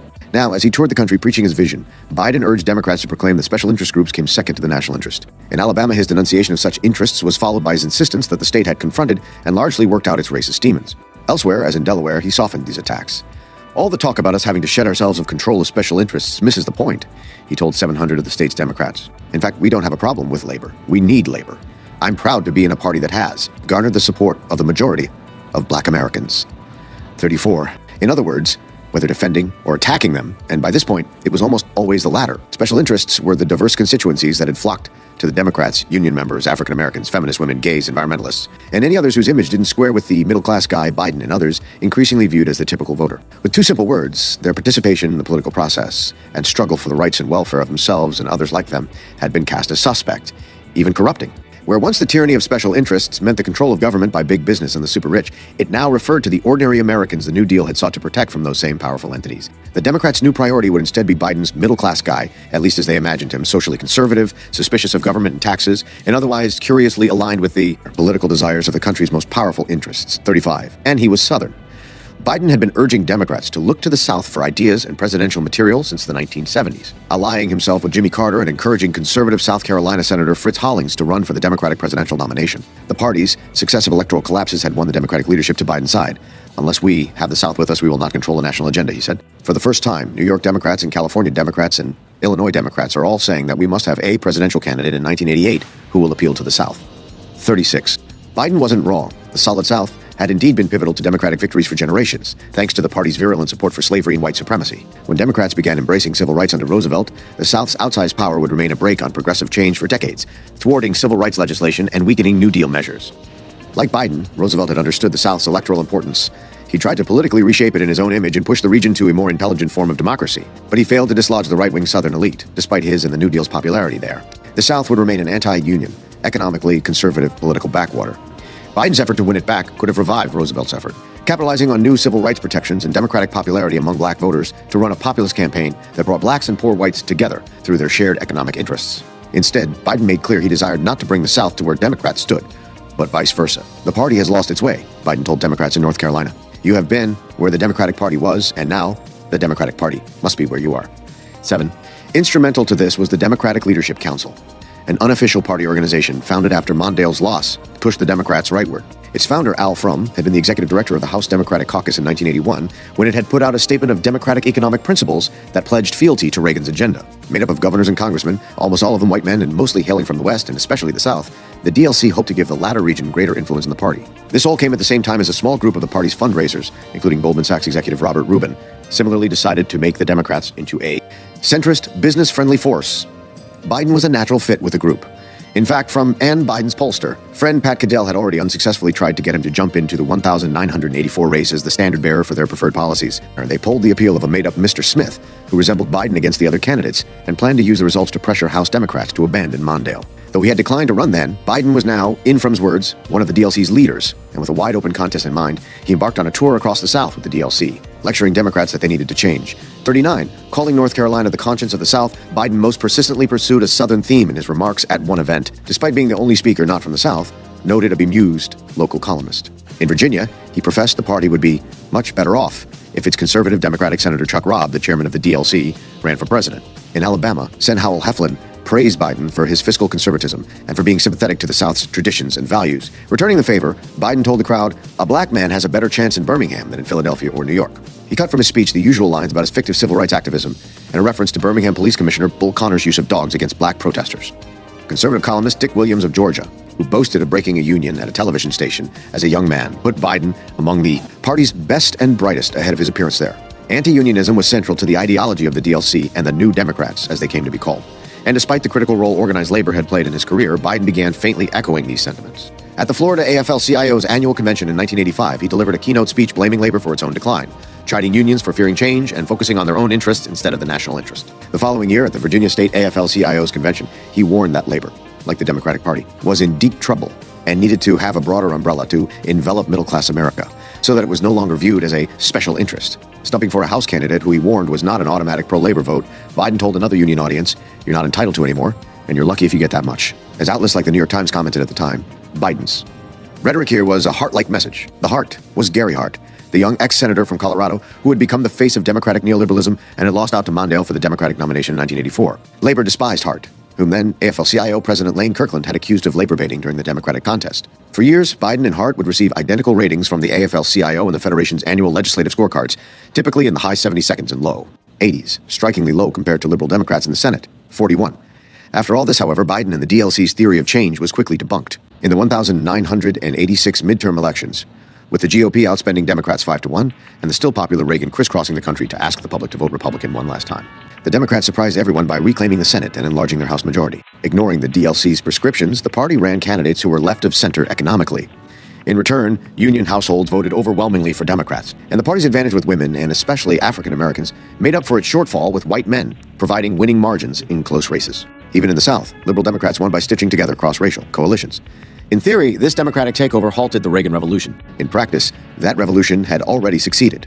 Despite the 1,986 election results, the Democratic Party had internalized the political lessons Biden and others had been urging, shying away from proposing any major big spending programs while the DLC only grew in influence. And as the race for 1,988 nomination heated up, Biden continued striving to be the candidate of the South, 43, replacing Reagan. After Mondale's loss, many believed the next contest for the Democratic nomination would be a battle for the party's soul. As commentators noted at the time, the prospective field looked to be a split between old guard liberals, namely Ted Kennedy and New York Governor Mario Cuomo, and the emerging neoliberals, whose leaders included Biden and Hart. In fact, no battle was even necessary. Both Cuomo and Kennedy chose not to run. Biden's chances were given a further boost when the Miami Herald revealed in April that Hart, the frontrunner, had been carrying on an affair with year-old model Donna Rice, precipitating his exit from the race. The only candidate left who posed any real alternative to Biden and his fellow neoliberals was Reverend Jesse Jackson, the Chicago-based civil rights leader taking his second crack at the nomination. Jackson's vision for the party was fundamentally different to that of the DLC, which he derisively termed the Democrats for the leisure class. Rather than move to the right to win back conservative voters who had defected to Reagan, his Rainbow Coalition aimed to bring together the locked out, the rejected, the poor, whites, blacks, Hispanics, Asian Americans, and Native Americans in a working class movement based on economic justice. In other words, the very special interest groups Biden and his cohorts viewed as a threat to the middle-class guy they imagined as the mainstream. People around the country signed up for Jackson's movement, including labor leaders, white farmers, black officials who had spurned him last time, and Burlington's then-mayor Bernie Sanders, for whom Jackson's campaign mirrored his own vision of building a working-class movement around a program of economic populism. The Democratic establishment panicked, especially when Jackson started drawing ever more diverse crowds. With Hart's exit, he was now the best polling candidate. Party elites led by the DLC began organizing an anybody but Jesse movement, believing not just that his program but his race made him an electoral loser, the latter cropping up again 20 years later when Barack Obama ran for president, 45. Biden and Jackson had obliquely crossed swords before, being on opposite sides of the busing issue in the 1970s. Biden had had kind words for Jackson's 1,984 campaign anyway, telling reporters he could bring millions of unregistered black voters toward the party, particularly in the South, 46. Now, however, Jackson was a threat, not just to Biden's presidential ambitions, but the direction he wanted to move the Democrats. You can't try to pit the Rainbow Coalition, blacks, Hispanics, poor whites, gays against the middle class, Biden said at the 1,986 NAACP convention, 47. He quickly distinguished himself as the only candidate willing to go after Jackson directly. At the same NAACP event, Biden urged the crowd to reject the voices in the movement who tell black Americans to go it alone, and that only blacks should represent blacks, a less than subtle dig at Jackson, who had recently campaigned for a black primary challenger in New Jersey over a white Democratic incumbent. Ignore those voices. That simplistically reduced the public debate to a choice between rich and poor, disregarding the crisis of the middle class, he told Louisiana Democrats, another dig at Jackson. Particularly controversial was his decision, 4 years after drawing cheers for saying he was seeking the vice presidential nomination on the Jesse Jackson ticket, to expressly rule out putting Jackson on a Joe Biden ticket. In the eyes of anti-Jackson Democrats, Biden was the only candidate with the guts to say what all the others were thinking. Meanwhile, Jackson gave as good as he got, traveling to Wilmington, where he criticized Democratic centrists, riding with the Kennedy credentials on the coattails of Reaganite reaction, and attacked deficit cutters who were combing their hair to the left like Kennedy and moving their policies to the right like Reagan. 8. Everyone knew who Jackson meant. Biden was running an expressly Kennedy-esque campaign that leaned heavily on his youth, good looks, and charisma. Biden explained that he didn't think presidents get elected on specifics, but rather broader notions of what their vision for America is. That message was cooked up by Pat Caddell. Failing to prod Biden into running for president in 1984, Caddell had simply transposed his Biden-centric strategy onto the similarly youthful and neoliberal Hart. A year later, Caddell helped craft what would come to be known as one of history's worst marketing blunders, New Coke, which lasted 79 days before being pulled from the shelves, 49. Caddell laid out his thinking on the coming election in a 92-page memo to Impact 88, a group of millionaire party fundraisers devoted to pushing the Democratic Party to the right. Picking 1960 as the model for 1988 and Kennedy as the model for the right candidate, Caddell's ideal nominee was an inside insurgent who would personify generational change without threatening the establishment and hold conservative positions on issues like crime, abortion, the deficit, and the military. Caddell saw baby boomers, who would make up 58% of 1988 voters and were thought to be non-ideological, nonpartisan, and anti-establishment, as key to any victory. This became the ethos of the 1,988 Biden campaign. I can feel it in my fingers, he said about the coming rise of the boomer generation. You can see the cultural manifestations. Somebody is going to be the political manifestation. To that end, his stump speech served as a rolling travelogue of 1960s nostalgia, a self-consciously Kennedy-esque pie-in heavy on vague but inspiring rhetoric about the possibilities of the future that frequently paid tribute to the former president and others slain 60s liberal icons. Just because our heroes were murdered doesn't mean that the dream doesn't lie buried deep within the hearts of tens of millions of us, he told audiences in a version of the speech he had been giving for years. At the core of this was Biden's misreading of history, that Kennedy had kindled the bonfire that started the greatest generational movement in American politics since Roosevelt. Nevertheless, delivered with Biden's oratorical skill, speeches like these dazzled audiences around the country, though not all were, sold. Full of lofty talk of standing at the edge of a fundamental watershed, seeing the breath of a new dawn coming, and having a unique chance to refashion the character and shape the future didn't mean an alternative. Political program, however, Biden continued to insist that the answers to U.S. economic misfortune lay beyond the reach of government and criticized the old Washington-based approach to economic policy. America's workplaces needed their own in-house daycare centers, he insisted, but not if the government mandated them. Rather, the White House should make its own daycare center because if other chief executives see a president doing it, they will likely follow suit. He promised to balance the budget by 1993, though without any tax hikes. Other big ideas were poached from his rivals, like having companies give workers 90 days notice when they closed plants. And he reminded the public about his conservative positions on busing and abortion. 52. Biden didn't entirely abandon the Democratic priorities of old, rolling out a plan to help the nation's impoverished children. True to his philosophy, however, the plan was one-half government programs and one-half private volunteerism from corporations and the well-off. And even as he pledged worthy goals like letting poor kids under 11 get free healthcare, he promised less worthy ones, like making most anyone on welfare get jobs or join job training and educational programs. Others, like adding $1 to the minimum wage over 4 years, fell somewhere in the middle. 53. As always, Biden had no trouble raising money. Over the course of just 27 days in March, he raised a then eye-popping $1,000,000% more than any other candidate, and by July of that year, he would have million, trailing only Massachusetts Governor Michael Dukakis. Much of this was on the back of his status as one of Israel's close friends in Congress, with Israel lobbyists serving in various staff and fundraising roles for the campaign. Yet, even with largely adoring press coverage, the money didn't necessarily translate into overwhelming support by the time he called. It quits. He was polling at 10% in Iowa, 54. Biden would have been at least a contender had his campaign not been engulfed by a quick succession of scandals in September. The first came when a Dukakis aide tipped the press off that passages in a Biden speech about his own family history were plagiarized from UK Labour Party leader Neil Kinnock, who, like Biden, was trying to untether his party from its economically populist history. A few days later, the press revealed other passages had drawn, without attribution, on the past eloquence of Hubert Humphrey and Biden's hero, Robert F. Kennedy. At the same time, it came out that Biden had failed a law class in 1965 after lifting 5 pages from a law review article for an assignment. Next to be exposed were Biden's frequent allusions to his civil rights activism, a staple not just of his rose-tinted stump speech, but often deployed during his fight to kill busing.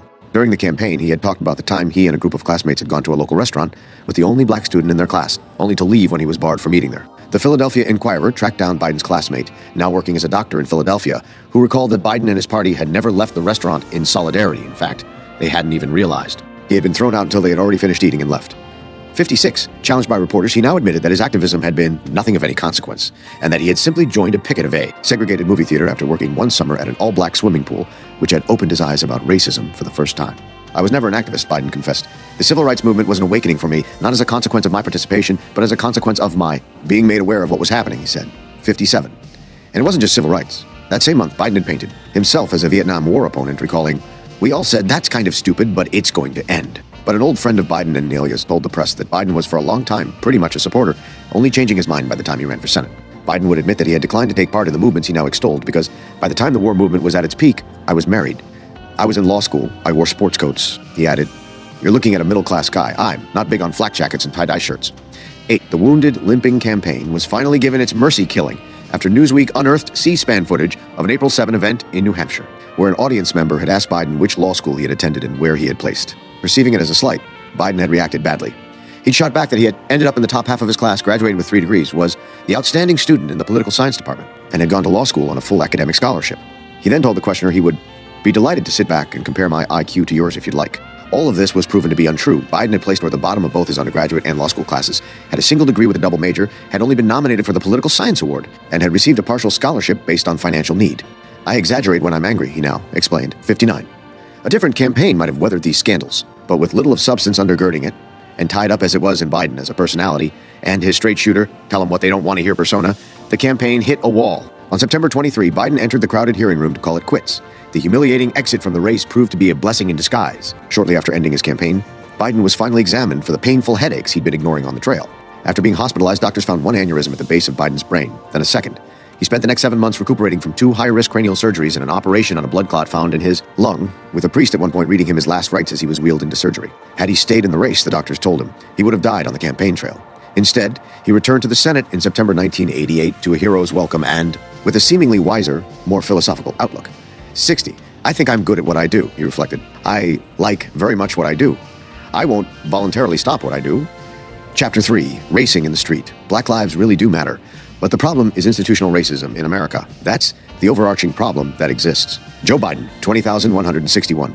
It was Labor Day weekend in 1980 when a young motorist found himself being tailed by an irate Joe Biden. The young man had been speeding down an abandoned road when Biden, attending a nearby birthday party at his sister's house, spotted him. Alarmed at the driver's recklessness when his and the other parents' kids were playing outside, and no doubt triggered by the trauma of the crash that had killed his first wife and baby daughter, Biden jumped into his car and chased him for more than half a mile, finally catching him across state lines in Pennsylvania. Making a citizen's arrest, Biden charged the year-old with reckless driving in magistrate court. He returned not once but 3 more times to make sure the charge was filed in a case that he, having made the arrest, would have to personally prosecute. Biden only dropped the charge after the motorist started desperately calling him every day, telling him he was a hard worker. This was his one and only such joyride, and he could lose his license if convicted. Asked by the Wilmington News Journal after he dropped the case if he was just avoiding prosecuting a potential voter, Biden replied, "I wouldn't have minded that. It would have been fun." This wasn't the first time Biden had dabbled in some minor vigilante justice. 3 years earlier, he had chased down 2 purse snatchers and returned the stolen goods to the victim.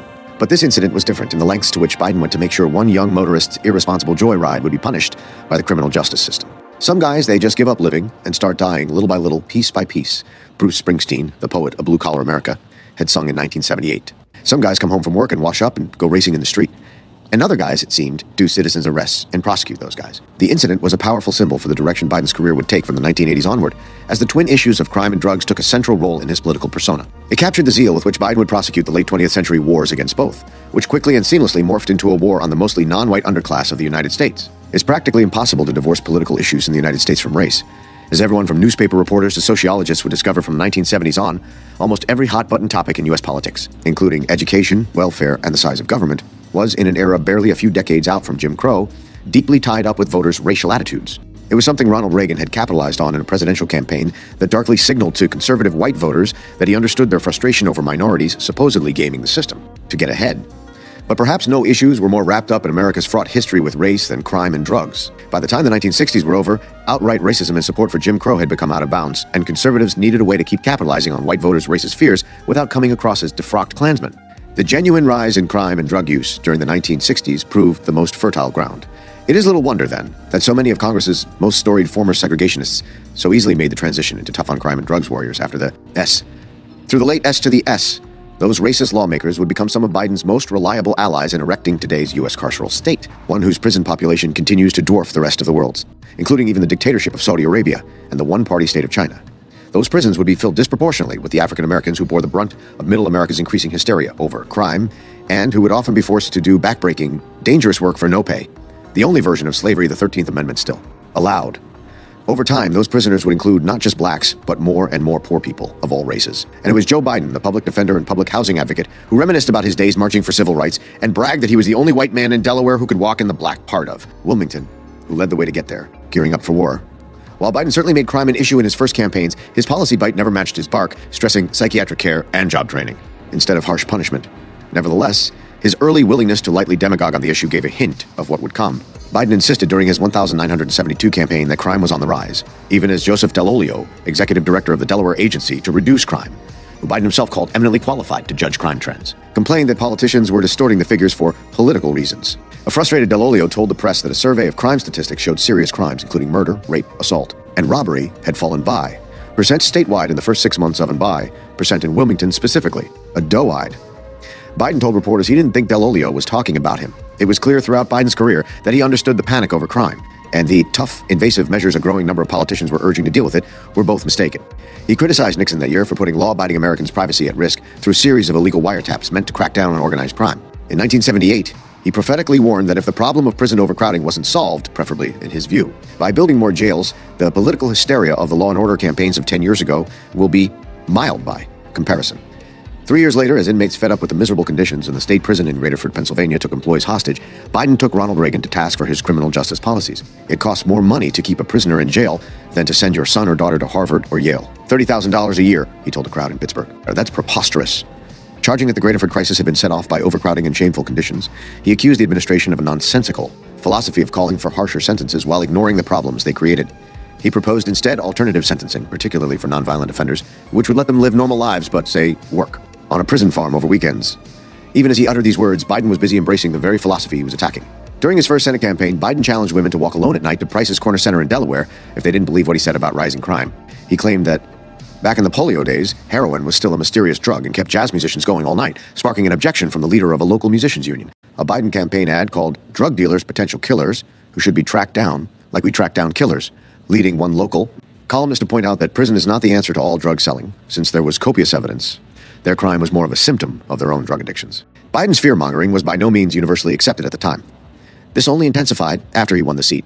1 month after the election was over, Biden went to a meeting of the new Castle County grand jury with the rest of Delaware's congressional delegation and declared that the way to control drugs and crime was by upping the number of courtrooms, prosecutors, judges, and prison space. By his third month in the Senate, he had voted to raise mandatory sentences for non-addicted drug dealers and criminals using firearms to commit federal crimes. We must face up to the fact that we don't know how to rehabilitate, that parole boards are not competent, and the certainty of punishment is a deterrent to crime, he told the ACLU's Delaware. Americans, he said in the Senate that year, are worried about being mugged on the subway. Women are worried about being raped on the way to their automobiles after work. They worry that their government does not seem to be doing much about it, and unfortunately, they appear to be right. In early, Biden left the Senate Banking Committee, which he had chaired, for a lower spot on the more esteemed Judiciary Committee. Not coincidentally, it was the year before his first re-election campaign. In his earlier post, Biden had worked on bills to regulate the predatory private debt collection industry. But this no longer suited his interests. "I think other issues are more important for Delaware, the issues of crime and busing," he explained. He told the press that he would fall on the committee somewhere between the liberal Ted Kennedy and the conservative James Eastland, the white supremacist and former segregationist who served as its chair. That Biden gave up his place on Banking's Housing Subcommittee to do this was grimly symbolic. Instead of providing homes for the poor, he would spend the following decades housing them in jails. 12. One of the first things Biden did on the committee was push for what would come to be known as mandatory minimums, fixed, specific sentences for every crime, without any ranges or the possibility of early release. He painted this as progressive, removing the ability of judges to abuse discretion against defendants who don't meet the middle-class criteria of susceptibility to rehabilitation. Criminal justice experts wrote to the committee in response, warning that this idea, along with abolishing parole, could lead to large increases in actual duration of confinement. 13. By the close of the decade, Biden set his sights firmly on the question of drugs. As early as 1972, he had been calling for an international response to the drug issue, including pressure on Turkey and Southeast Asia to stop poppy cultivation. Now, from his perches on the Judiciary and Foreign Relations Committees, he could do something about it. "We are unprepared to stem the flood," he said. "Southwest Asian heroin has already swamped Western Europe, especially Germany and Italy, where I understand it's hard to walk without stepping on the hypodermics, and where local police stand helplessly by as they watch the cream of German and Italian youth shoot up in the public park." As Biden saw it, the problem was that drug enforcement is too decentralized. His ideal setup, he explained, would make law enforcement so centralized that the head of the Drug Enforcement Agency could call up the head of the National Security Agency and request he task our spy satellites to search out the heroin supplies. This fantasy of a centralized government assault on drugs that involved all the different national security bodies was every civil libertarian's nightmare, and particularly perilous given that some agencies like the NSA, the United States Foreign Surveillance Service, were, at least in theory, explicitly barred from turning their powers on Americans. But as would soon become clear, no. Excess was too much for Biden when it came to drugs and crime. 15. Throughout the Reagan years, Biden butted heads with the president over the creation of a drug czar, a cabinet-level post that would make this vision a reality. Biden's czar could coordinate agents from the DEA, FBI, and Treasury, as well as the Coast Guard and even the Pentagon, to fight drug trafficking. In at least one of Biden's bills, the drug czar would even have authority over the Attorney General and other cabinet officers. Owing to his distaste for enlarging government, Reagan resisted the move every time Biden tried to get it passed, even vetoing a major anti-crime package in 1983 because of it. On Reagan's side was then Associate Attorney General Rudy Giuliani, the future mayor of New York City, who would famously spend the ass crusading against crime in the city. A decade earlier, he called Biden's idea irresponsible and possibly unconstitutional. Both Giuliani and Reagan claimed that the agencies actually involved in fighting drug trafficking were universally opposed to creating a drug czar, a claim seemingly borne out when the Commissioner of U.S. Customs wrote into the New York Times objecting to Biden's bill and charging that his claim of a lack of cooperation between agencies was flatly wrong. Biden had got himself into such a lather over the issue that even some of the country's toughest tough-on-crime warriors thought he was going too far. 17. Biden regularly criticized Reagan for not being tough enough on crime and drugs. Early on, he commissioned a report into the Justice Department's use of civil forfeiture, or, as it turned out, lack thereof. Biden criticized the department's lack of leadership and vowed to introduce legislation making it easier for the government to seize drug dealers' money and property. He chided the administration over and over for not demanding more money from Congress, fretting about the threat to anti-drug enforcement from budget cutters and hitting Reagan for unnecessary budget cuts to law enforcement agencies. Reagan's war on crime, he said, is just flat-out phony. Biden's demands to rein in spending, his dark apocalyptic warnings that the future is slipping from our grasp. If America failed to tackle its growing deficits, simply vanished when it came to the topics of crime and drugs. The drug trade is as much a threat to the international security of America as anything the Soviets are doing, he said. Calling it a national defense problem, he claimed that Americans were easily as much in danger on the streets as are from Soviet missiles. Because personal security is equally as important as national security, fighting crime should be as big a priority as strengthening our military forces. Tuesdays with Strom. Biden found a committed ally in this fight in five-term South Carolina Senator and Judiciary Committee Chairman Strom Thurmond. Thurmond was a racist former segregationist and a sexual predator notorious for assaulting women in Capitol Hill elevators, who had, it would come out later, raped a black teenage maid and thus fathered a child whose existence he would deny to his death. To this day, Thurmond holds the record for the longest filibuster in the Senate's history. He attempted to talk an already watered-down 1957, or Civil Rights Act to death over the course of 24 hours. 20. At first ambivalent about having to work with Thurmond, Biden would come to think of him as an old buddy, the two men brought together by their shared views on crime. Thurmond called crime the #1 threat to organized society, and believed the courts had become laughingstocks in criminal circles because lawbreakers fully realized that the system is balanced in their behalf. When Thurmond finally died in 2003, Biden was one of only 9 senators from the 255 who had ever held office and were still living to attend the funeral. He eulogized the 48-year Senate racist as a brave man whose lasting impact was a gift to us all. The march to mass incarceration began in 1981 when Thurmond rammed a massive rewrite of the federal criminal code, one that the ACLU warned would severely set back civil liberties and individual rights in this country, through the Judiciary Committee. His only opponents were the committee's Republicans, with conservative Senator Chuck Grassley complaining that Thurmond was trying to push the legislation through too quickly, calling it intimidation. In an 11-5 vote, only one Democrat stood against Thurmond's bill, and it wasn't Biden, 22. The following year, Biden co-sponsored a subsequent bill that Thurmond introduced into the Senate, with the elimination of parole and the introduction of preventive detention, a first during peacetime, at its core. The legislation did the latter by giving judges more power to deny bail to defendants considered a danger to society, with a presumption that anyone charged with drug trafficking or using a weapon in a violent crime fell under that label, thus radically changing the nature of bail. It also set harsher punishments for jumping bail and dealing drugs, limited sentence reductions for prisoners with good behavior records, and empowered the government to seize and sell assets of drug smugglers. Some of the proceeds were to be reinvested into rewards for information leading to more arrests and seizures. A pleased Reagan called it long overdue. 23. All of these bills ultimately failed, as did Biden and Thurmond's work in 1983, cobbling together a bipartisan coalition in Congress to pass Biden's drug czar legislation, which Reagan vetoed. But the two men were undeterred. For their next swing at the U.S. Criminal Code, Biden and Thurmond dropped the drug czar provision while reintroducing the controversial provisions of the earlier bill into what would become the Comprehensive Crime Control Act of 1984, 24. Signed into law in October 1984, the CCA was deemed at the time by several high-ranking law enforcement officials as the most significant set of changes to the federal criminal justice system ever enacted at once. To the provisions Biden and Thurmond had tried to pass in earlier bills, the new law added a reversal of the insanity defense, putting the onus on defendants to prove they were insane when they committed their crime, rather than on prosecutors to prove they weren't, and lowered the age at which a teenager could be prosecuted as an adult from 16 to 15, among other measures. The law's most controversial parts: restoring the death penalty to federal crimes, habeas corpus reform to limit appeals to convictions, and restrictions to the exclusionary rule that forbade illegally obtained evidence from being used in trials, were eventually dropped to be dealt with. Separately later. 25. One of the CCA's more far-reaching elements was the creation of a commission to set federal guidelines for sentencing. Advertised as a way to make sentencing more uniform and fairer, it ultimately did the opposite, creating mandatory minimum and maximum prison terms for drug crimes and taking away the wide discretion judges had in sentencing. One Republican senator who had tried to slow the bill's passage, Charles Mathias, called the measure a sentencing machine, whose strict rules would invite further overcrowding and the possibility of a prison disaster. He was proven right. Combined with the other provisions, the already overcrowded federal prison population exploded, growing percent after its first year and pushing some jails to more than percent of their capacity. By the time the guidelines were declared unconstitutional by the Supreme Court in 2005, Biden and much of the rest of the political establishment would come to view the law as a colossal regret. 26.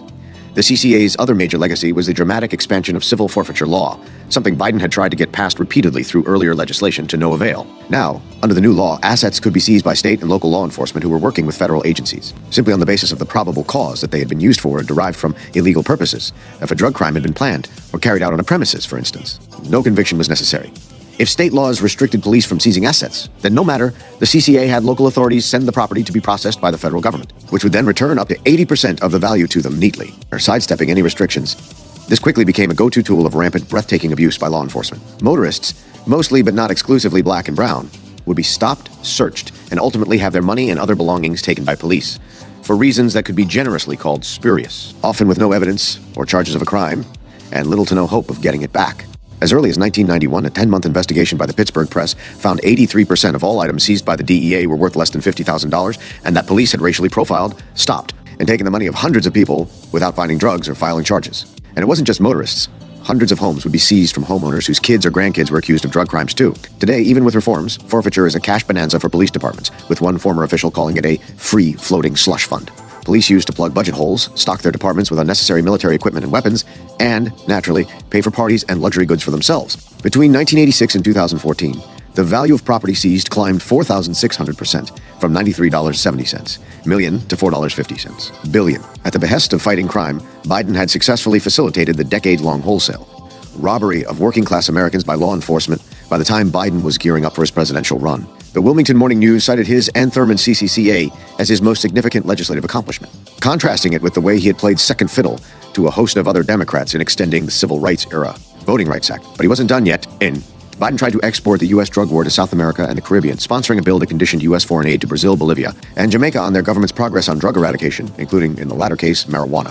In 1986, after trying and failing for the third time in 5 years to get a drug czar bill passed, Biden sponsored a $1.65 billion anti-drug bill written by a 12-member task force he had chaired. It would become the Anti-Drug Abuse Act of 1986. 30.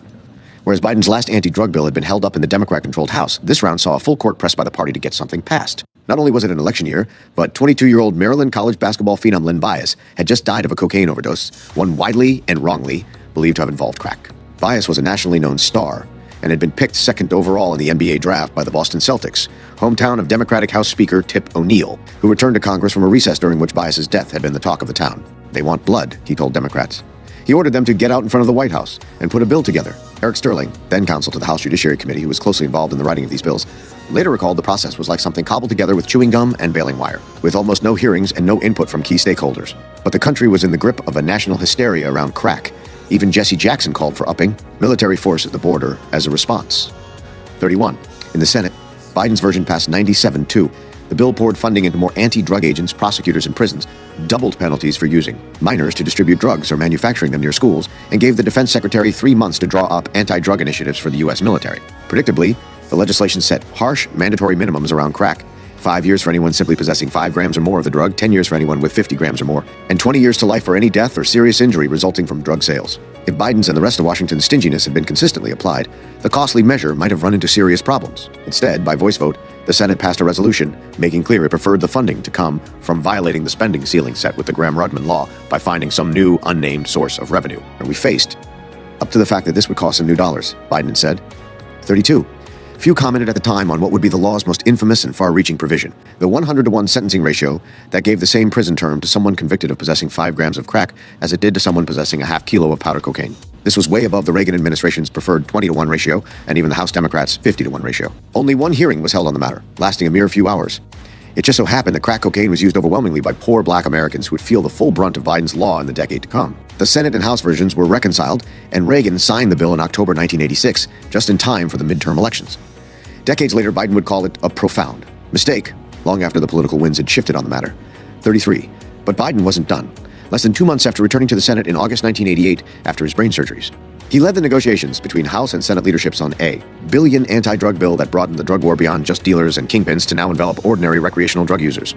Besides including the drug czar provision on which Biden had been thwarted over and again, the bill levied fines of up to $10,000 for anyone caught with small personal use amounts of drugs, allowed anyone who killed or ordered a killing while committing a drug-related felony to be put to death, automatically revoked probation, parole, and supervised release from anyone convicted of possession, and disqualified them from getting student loans, government contracts, mortgage guarantees, and other federal benefits. Biden added amendments upping the punishment on anyone convicted of dealing steroids and raising $900 million through additional taxes on cigarettes and alcohol to fund the drug war, only the first of which was successful. The bill would pass, going $2 billion over Congress's self-imposed spending ceiling.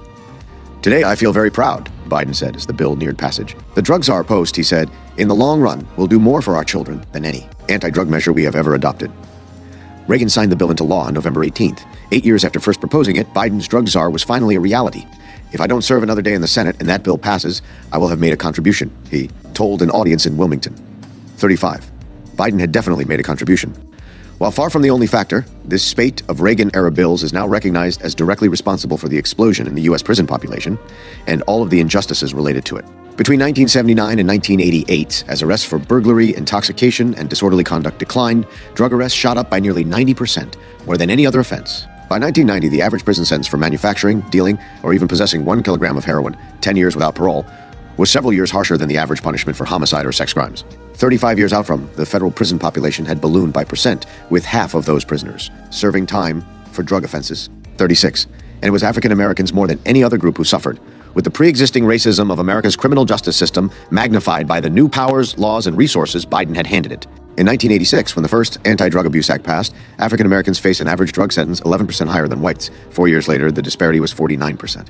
3 decades later, African Americans who were arrested, convicted, and sentenced for drug offenses made up 37%, 59%, and 74% of the overall totals, respectively, despite comprising only 15% of drug users. They accounted for more than 80% of those sentenced for crack offenses, even though 66% of crack users were white or Latino, and 73% of those were low-level drug criminals, far from the kingpins Biden had raved against. Yet it was never enough.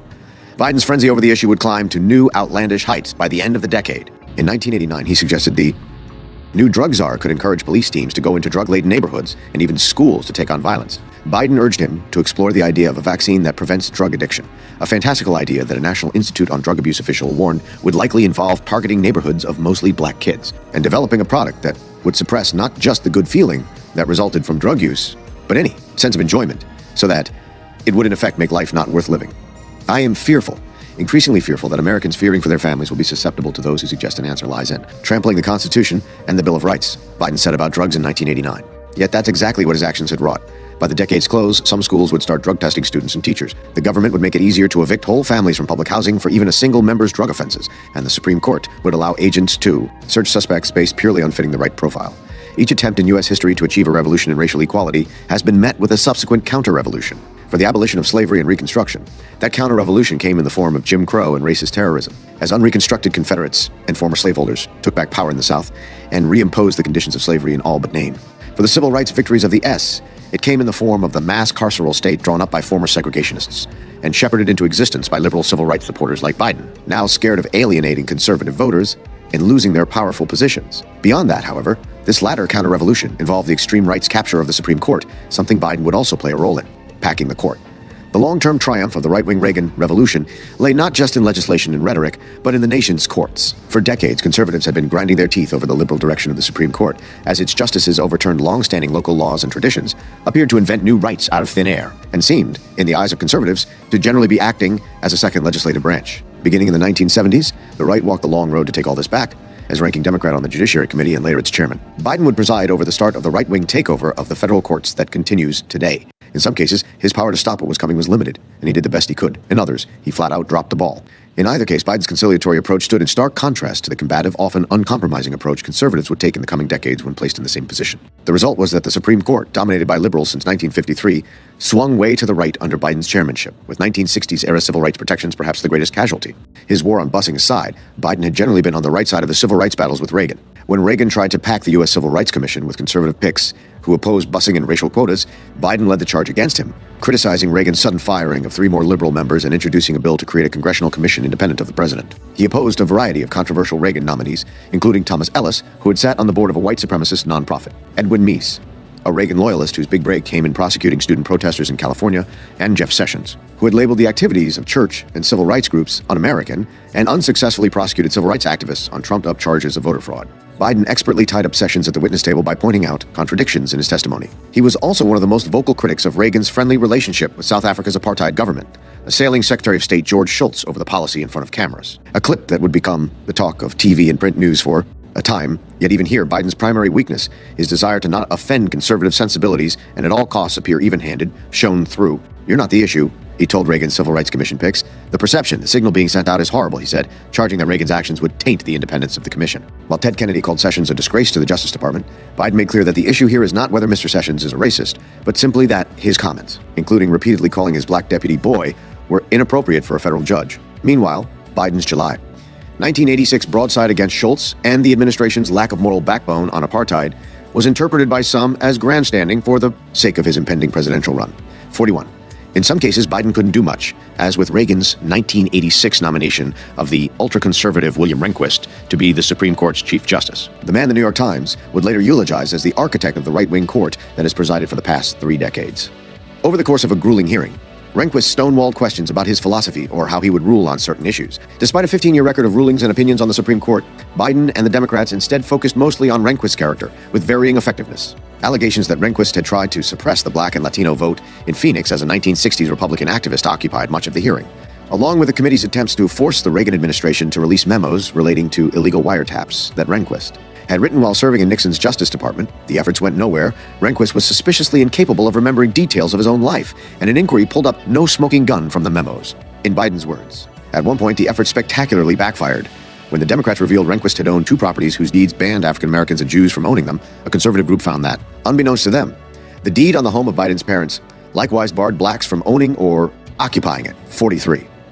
Biden ultimately voted against Rehnquist, but his efforts didn't leave everyone satisfied. Feminist and civil rights groups were disappointed that he hadn't led the fight against him during the hearings, and were particularly annoyed when he went on this week with David Brinkley the Sunday after the hearings, finished and declined to announce his opposition. Biden had told Brinkley the eyewitness allegations that Rehnquist had harassed voters of color in the 1960s were less important than his honesty. The issue for me is when a justice looked at us and said, "I've never challenged a voter, whether or not he's telling the truth," he said, "and it has nothing to do with harassment."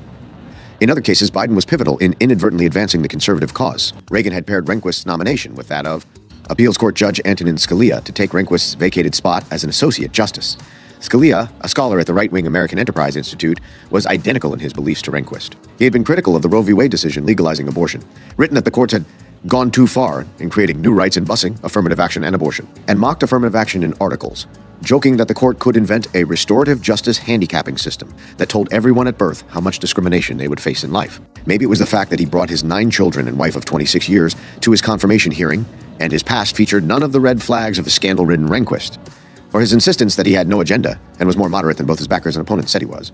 But Scalia drew none of the same hostility from either Democrats or activists. Scalia's views were within the legitimate parameters of debate, Biden said, echoing Ted Kennedy's conclusion that he was a conservative, not an extremist. 45. I was encouraged by Judge Scalia's statement that he does not have an agenda of cases he is seeking to overturn, he said. I do not find him significantly more conservative than Chief Justice Burger. Scalia was approved by the committee with an 18-0 vote.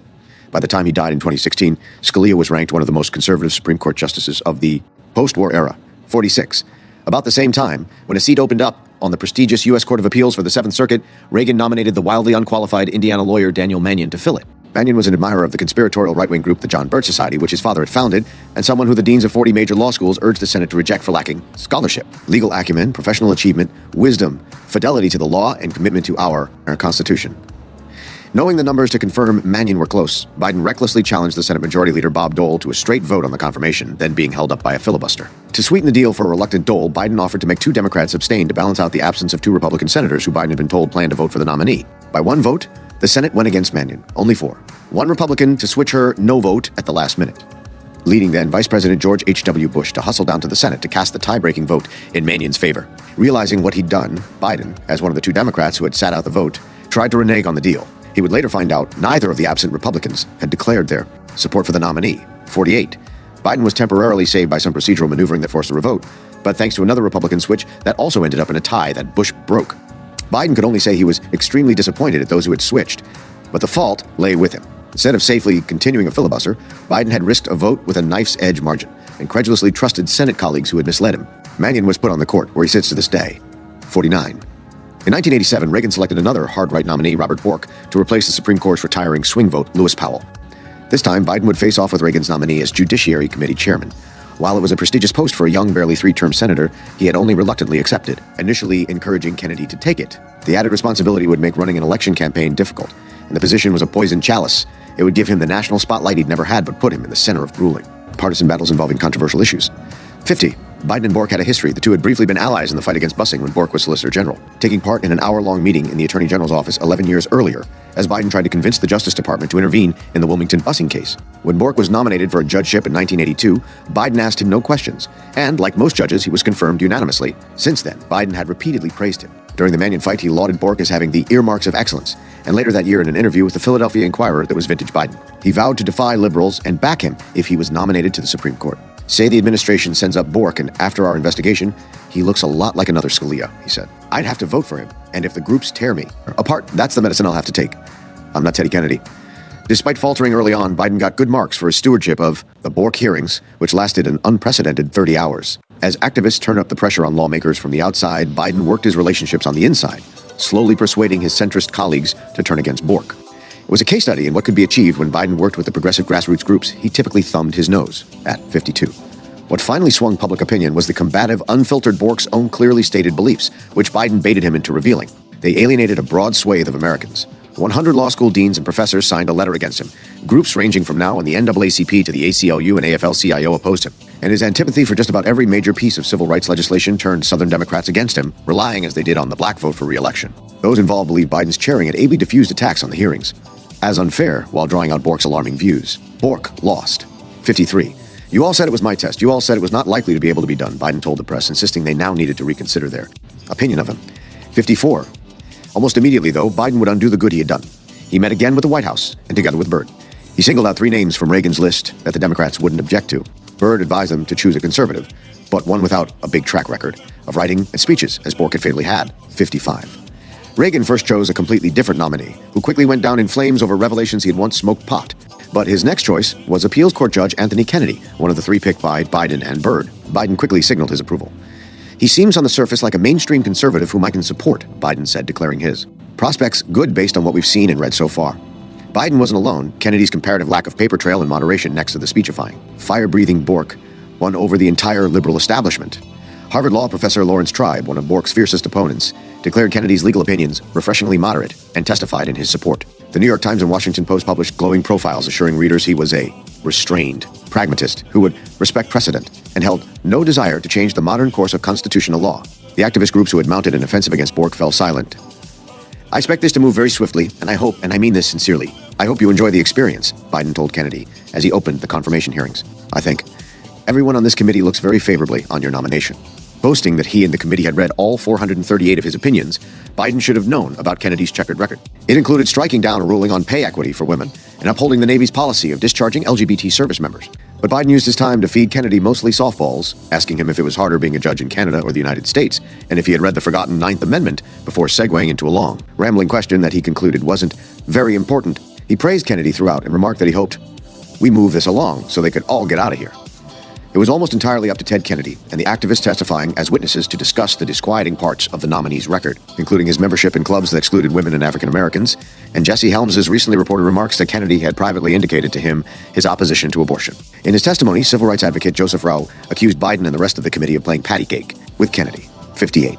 Kennedy was confirmed in spite of this opposition, and his ascension to the Supreme Court served as the keystone of conservatives' long patient construction of a right-wing court. On the bench, Kennedy turned out to be far more conservative than even conservatives themselves expected, and he set about overturning precedent and taking a scythe to the civil rights and protections enshrined by the previous liberal courts, starting with his early decision to side with the 4 other conservative justices to review a 1976 decision that had opened the floodgates to a broad range of discrimination suits. By the close of the decade, Kennedy, who voted with Rehnquist and Scalia % of the time, helped the firmly right-wing court rule that racist harassment didn't count as discrimination. Workers had to prove intentional racism to bring discrimination lawsuits against employers, and courts couldn't force integration in cases where segregation was the product of residential patterns, something that Biden fittingly had long been insisting on. Kennedy was Bork without a beard, complained a bitter tribe who had testified in support of him. Conservatives, who couldn't believe their luck, whooped and cheered. By the time he retired he was easily one of the most conservative justices in the Supreme Court's history. At least as conservative as Bork was expected to be, Kennedy has moved the court's center much farther to the right than observers on either side of the ideological divide expected, wrote the Washington Post. 59. The Clarence Thomas fiasco. The right-wing campaign to reshape the courts wasn't over just yet. In 1991, Reagan's vice president and successor George H.W. Bush picked appeals court judge Clarence Thomas to replace the legendary Thurgood Marshall on the Supreme Court. Unbeknownst to Biden, the battle over Thomas's nomination would become one of the defining moments of his career. When the hearings began in September, Biden was in a good position politically. He had just cruised to re-election the previous year with 62% of the vote in another campaign vastly better funded than his opponents, and he had ruled himself out of running for president the year after. Even so, his conduct of the hearing would be savaged. Biden had already voted for Thomas once, part of a deal he had struck with the administration and at the White House. Having assured Biden there was no intention of moving Thomas up to the Supreme Court, violated soon after, the 12-1 Judiciary Committee vote helped send Thomas to the D.C. Circuit Court of Appeals after hearings that saw a parade of witnesses complain about his 8-year-long chairmanship of the Equal Employment Opportunities Commission. Thomas was accused of being anti-elderly, promoting gender discrimination, and ignoring rules he disagreed with. His capacity and competence, I think, are beyond attack, Biden had said.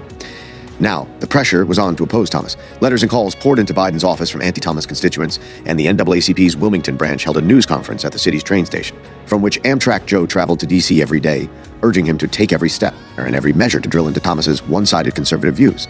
Women's groups stressed that Thomas's confirmation would imperil abortion rights. 62. Biden would let them all down. Vowing to turn the hearings into a referendum on Thomas's conservative ideology and the concept of natural law, Biden was ultimately deemed one of the worst questioners by the Washington Post's former Supreme Court reporter John McKenzie, who charged he had buried some telling questions in an endless show of learning about natural law. Only a Republican, Pennsylvania's Arlen Specter, questioned Thomas about the controversy most associated with him, his time at the EEOC. He should have been pressed about his opposition to affirmative action and goals and timetables, said the NAACP's executive director. One Harvard Law professor who had testified against Thomas complained of being let down by some of our traditional allies in the Senate. Even one Thomas backer found it extraordinary he'd been allowed a pass on the issue. 63.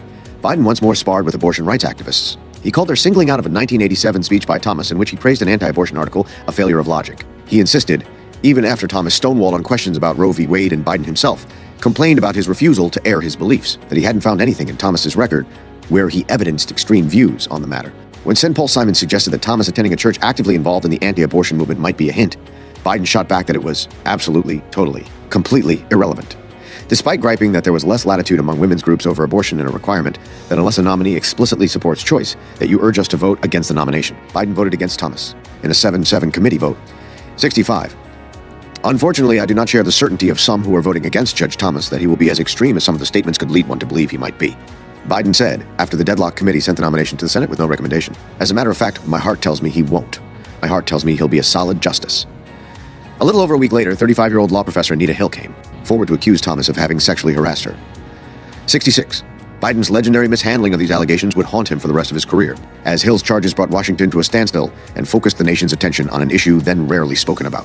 Biden used his position as chairman to shield Thomas from their full brunt while undermining his accuser. It was not just a case of egregious insensitivity about a pernicious and all too common injustice suffered by women, but a grave tactical blunder. After voting against Thomas, Biden had warned that a fervent minority in the GOP was engaged in an open campaign to shift the court dramatically to the right. His failure to hold Thomas to account helped lead that campaign to victory. 67. Biden had first learned of Hill's allegations on September 12th, 2 days into the hearings, and he would later say he knew right away that they could become a giant incendiary bomb. But he neither spoke to Hill himself nor tasked an investigator to do so, claiming it was immoral to push her in any way. Hill had told her story with the express instruction that she remain anonymous. And Biden, contrary to typical Senate practice, decided it would be unfair to let things proceed if Thomas couldn't respond to his accuser. Neither did Biden nor his staff inform any other senators about Hill and her claims, so that by the time the hearings were nearly over, only 4 members of the committee had even heard about Hill. 68. Biden only took action once news about Hill's story spread to pressure groups and other senators, and after she agreed to let Thomas learn her identity. But worried about making the investigation seem partisan, he sent the FBI to interview her instead of the committee's own investigators, spooking Hill, who took several days to agree to it. Her silence made the rest of us all feel relieved, Biden told an aide. After the FBI grilled Hill and produced an explosive report, Biden elected not to delay the imminent committee vote. Despite his staff's assurances to Hill that committee members would all see the report, it took a personal call from Lawrence Tribe on the day of the vote to get Biden to actually circulate it. He would later claim he had simply tried to protect Hill from being victimized, and to honor her request for privacy, Hill fired back that she never said to keep her name and story from the committee, only the public. 70. Even after Hill's story leaked to the press, forcing her to go public with her accusations and urged further investigation, Biden declared he saw no reason why the addition of public disclosure of the allegations, but no new information about the charges themselves, should change the decision to hold the Senate vote the next day. Only once pressure from the public and a group of female lawmakers resulted in the pro-Thomas forces in the Senate. Losing their majority was the vote postponed. 71. When all new hearings were called, Biden, desperate as ever to appear fair and impartial, was swayed by the Republican leadership to agree to a set of demands sacking the deck against Hill and anti-Thomas forces. While some Democrats wanted weeks to properly investigate the allegations, Biden agreed to hold the hearings that Friday, exclude questions about Thomas's sexual behavior more generally, not take another committee vote, and accept a full Senate vote the following Tuesday, no matter what transpired. Worse, Biden agreed to Republicans' request to let Thomas not only testify first, reneging on a deal Biden had made with Hill's advisors, but also a second time, giving him both the last word and a much larger primetime audience. Thomas used it to issue what one GOP strategist called an item-by-item denial that gave us the newspapers the next morning. Biden had agreed to the terms of the people who were out to disembowel Hill, one Kennedy. Aide commented bitterly, opening the hearings by stating that the primary responsibility of this committee is fairness. Biden and the rest of the Democrats sat silent as the committee's Republicans took turns assassinating Hill's character. She was a psychopathic sex fiend or pervert, suffered from a delusional disorder, committed flat-out perjury, and plagiarized The Exorcist for her testimony, which amounted to a smear campaign against Thomas. When one senator asked Hill if she and Thomas had disagreed on abortion and Roe v. Wade, a question that could have embroiled Thomas in perjury given his testimony that he'd never discussed the case, Biden interrupted to rule the question out of bounds. 73. Most egregiously, Biden failed to call several witnesses who would have corroborated Hill's testimony. One witness who could have testified to Thomas's interest in pornography, a key part of Hill's account, was never called because Biden thought it was irrelevant and would have been wrong. Limiting negative testimony solely to women who had worked with Thomas, Biden ignored a personal note written to him by Lillian McEwen, a former assistant U.S. attorney who had previously worked for Biden and dated Thomas, reminding him of their relationship. He did the same with a letter written to the committee by one of Thomas's former underlings at the EEOC, recounting his inappropriate behavior. Angela Wright, a conservative Republican alum of Thomas's EEOC, who had suffered similar treatment to Hill that she detailed to Biden's special counsel, was subpoenaed by Biden to testify. But after running out the clock by giving Thomas's 16 character witnesses unlimited time to defend him, Biden released her from the subpoena. He issued a public statement of regret that the committee had run out of time, privately. His staff had pressured Wright to lie and say it had been her decision not to testify. Wright had waited 3 days to tell her story for nothing. Her deposition was entered into the written record, where no one would read it. 74. It seemed to me the most important thing that I could do was to be fair and thorough, Biden later said, having done neither. 75. Though Thomas had escaped accountability, Biden and the rest of the committee made sure at least someone would face justice, whoever had leaked Hill's allegations to the press, and thereby forced the additional hearings. They launched an inquiry to find and punish the whistleblower who had brought Thomas's harassment to national attention, one so aggressive that they subpoenaed National Public Radio reporter Nina Totenberg's phone. Records had nearly forced her to testify until backing down. Biden's performance in the hearings was almost universally panned, including by fellow Democrats, one of whom told him privately he'd let down his colleagues. It was Republicans, by contrast, who went out of their way to defend Biden. His steadfast commitment to even-handedness and fairness had, after all, handed them a major triumph. 77. Why had Biden and the Democrats failed so badly? One answer is they themselves didn't believe Hill. Thomas and his wife told journalists Jane Mayer and Jill Abramson that Biden had assured them after reading the FBI report that there was no merit to Hill's claims, and Orrin Hatch, one of Biden's pro-Thomas colleagues on the committee and a friend of Thomas's, later recalled Biden privately making clear that he didn't believe her. After the hearings wrapped up, Biden rushed up to the pro-Thomas witnesses as they waited for their taxis, letting them know he'd been incredibly impressed with their testimony and was now less disposed to believe Hill. Perhaps this is why, as Mayer and Abramson reported, Biden alone among Democrats actually seemed pleased in the aftermath, boasting in interviews about his improved name recognition and national exposure. Another answer is that timid, sometimes scandal-plagued Democrats were cowed into submission by a right that was ready and willing to wage a scorched earth campaign to achieve its political goals. Before the first set of hearings had even begun, the conservative movement had fired a warning shot, running a 60-second ad in early September questioning if liberal Democrats likely to oppose Thomas, like Biden and Kennedy, could themselves pass ethical scrutiny, a reference to their plagiarism and Chappaquiddick scandals, respectively. Indeed, Kennedy had stayed markedly, uncharacteristically silent, while the committee probed Hill's allegations, owing, many presumed, to the rape charges against his nephew William Kennedy Smith and his own history of womanizing, something he seemed to allude to in an apologetic speech after Thomas's confirmation, in which he pledged to fix the faults in the conduct of my private life. Who knows how many others bit their tongue because of similar behavior in their pasts? As Ohio Senator Howard Metzenbaum put it after learning of Hill's allegations, if that's sexual harassment, half the senators on Capitol Hill could be accused. Whatever the case, Biden and the other Democrats' failure was disastrous. With Thomas's confirmation, Reagan and Bush had together filled 6 Supreme Court seats overall, permanently shifting the court way to the right, with Thomas its most conservative member. Under Rehnquist, the court would rule that affirmative action was almost always unconstitutional, severely curtail the right of appeal for death row inmates, and sharply weaken the power of the federal government over the states through its striking down of dozens of laws. The one notable exception being Bush v. Gore, where the Reagan and Bush-appointed right-wing justices momentarily dropped their belief in states' rights to end Florida's vote recount and hand the presidency to George W. Bush. With the Scalia-Kennedy-Thomas triumvirate as its decades-long anchor, the court's conservative majority would open the floodgates to unlimited money in elections, limit reproductive rights, expand corporate power while shielding corporations from accountability, block environmental regulations, and gut the Voting Rights Act, one of the civil rights movement's hard-won prizes. After 2016, Kennedy and Thomas would help a court shifted even further right to uphold the ban on travel from Muslim countries, cripple public sector unions, and disenfranchise non-white voters. Biden never apologized for his part in the Thomas hearings, offering Hill only 2 paltry non-apologies prior to launching his final presidential campaign. I wish I could have done something, Biden said shortly before announcing his candidacy. His terror at appearing unfair, biased, or partisan was not shared by his Republican colleagues, who took advantage of these political neuroses while cheerfully doing the opposite, ultimately succeeding in reshaping the country's most powerful court. Biden wasn't playing the same game as his opponents, which is why he never even realized he had lost. Or it wouldn't be the last time. Politics, and more specifically, the Republican Party, were rapidly changing. Starting in the 1980s and accelerating in the 1990s, the GOP began its transformation into what political scientists Thomas E. Mann and Norman J. Ornstein in 2012 called an insurgent outlier, one that was ideologically extreme, contemptuous of the inherited social and economic policy regime, scornful of compromise, unpersuaded by conventional understanding of facts, evidence, and science. But Biden and many other Democrats wouldn't notice this transformation until too late. Their view of the U.S. political system would remain frozen in time, rooted in the clubby, honor-bound, and compromise-focused Senate culture of Biden's early years. It would make them useful patsies for an ever more ruthless and right-wing team of Republicans. Chapter: It's the middle class, stupid. They are not dealing with George McGovern. They are dealing with Joe Biden and Bill Clinton. Joe Biden, 19,941. By 1993, for all intents and purposes, Joe Biden had won. Sure, his 1987 exit from the presidential campaign trail had been humiliating, but he had survived a near-death experience, returned to the Senate with renewed purpose, been sent back to Congress for another 6 years by the people of Delaware, and, with 3 terms and a prestigious committee chairmanship under his belt, was now one of the Democratic Party's most influential and powerful lawmakers. What's more, the party had moved exactly where he had been urging it to go. Democrats nominated Arkansas Governor Bill Clinton to be their presidential nominee, a business-friendly Southern Democrat who antagonized the party's left wing, held conservative stances on criminal justice and the role of the government, and connected with those same conservative, white, Reagan-backing voters who Biden was convinced needed to be the beating heart of the party. Since 1989, Clinton had been the chairman of the DLC, the conservative, Southern-dominated group determined to push the party rightward, for which Biden had spent 1986 touring the country. Clinton had taken away many of the same lessons from his political career that Biden had from his. After becoming the country's youngest governor and challenging the state's major industries, he had been unceremoniously tossed out of office 2 years later. He roared back in. Winning re-election and governing is a very different kind of politician, one far more accommodating to business interests and conservative views. He won the 1992 election not just by tapping into his preternatural charisma and empathy, but by showing he could be just as ruthless and right-wing as any Republican. He publicly scolded Jesse Jackson by misconstruing as racist the words of an African-American rapper attending his Rainbow Coalition convention, and he flew home from the campaign trail to oversee the execution of a lobotomized inmate. Clinton's guiding light was the philosophy of triangulation, otherwise known as the third way.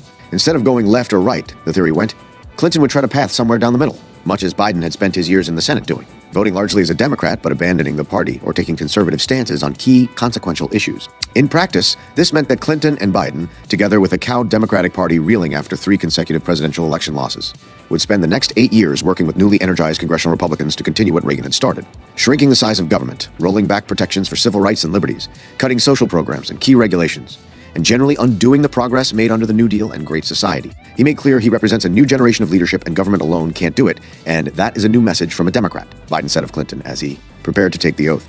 The result was devastating for the U.S. working class, as hundreds of thousands of Americans saw their jobs disappear, with only an increasingly frayed social safety net to fall back on. The march toward a repressive prison state sped up, while the gap between the rich and poor inflated. As these trends became more extreme, an ever larger share of the voting public would conclude there was little point in taking part in the political system anymore. Bill and Joe. The Reagan years may have been over, but their politics lived on. Biden, who like Reagan had spent the 1980s obsessed with federal deficits and cutting spending, would spend the next decade going even further in this direction.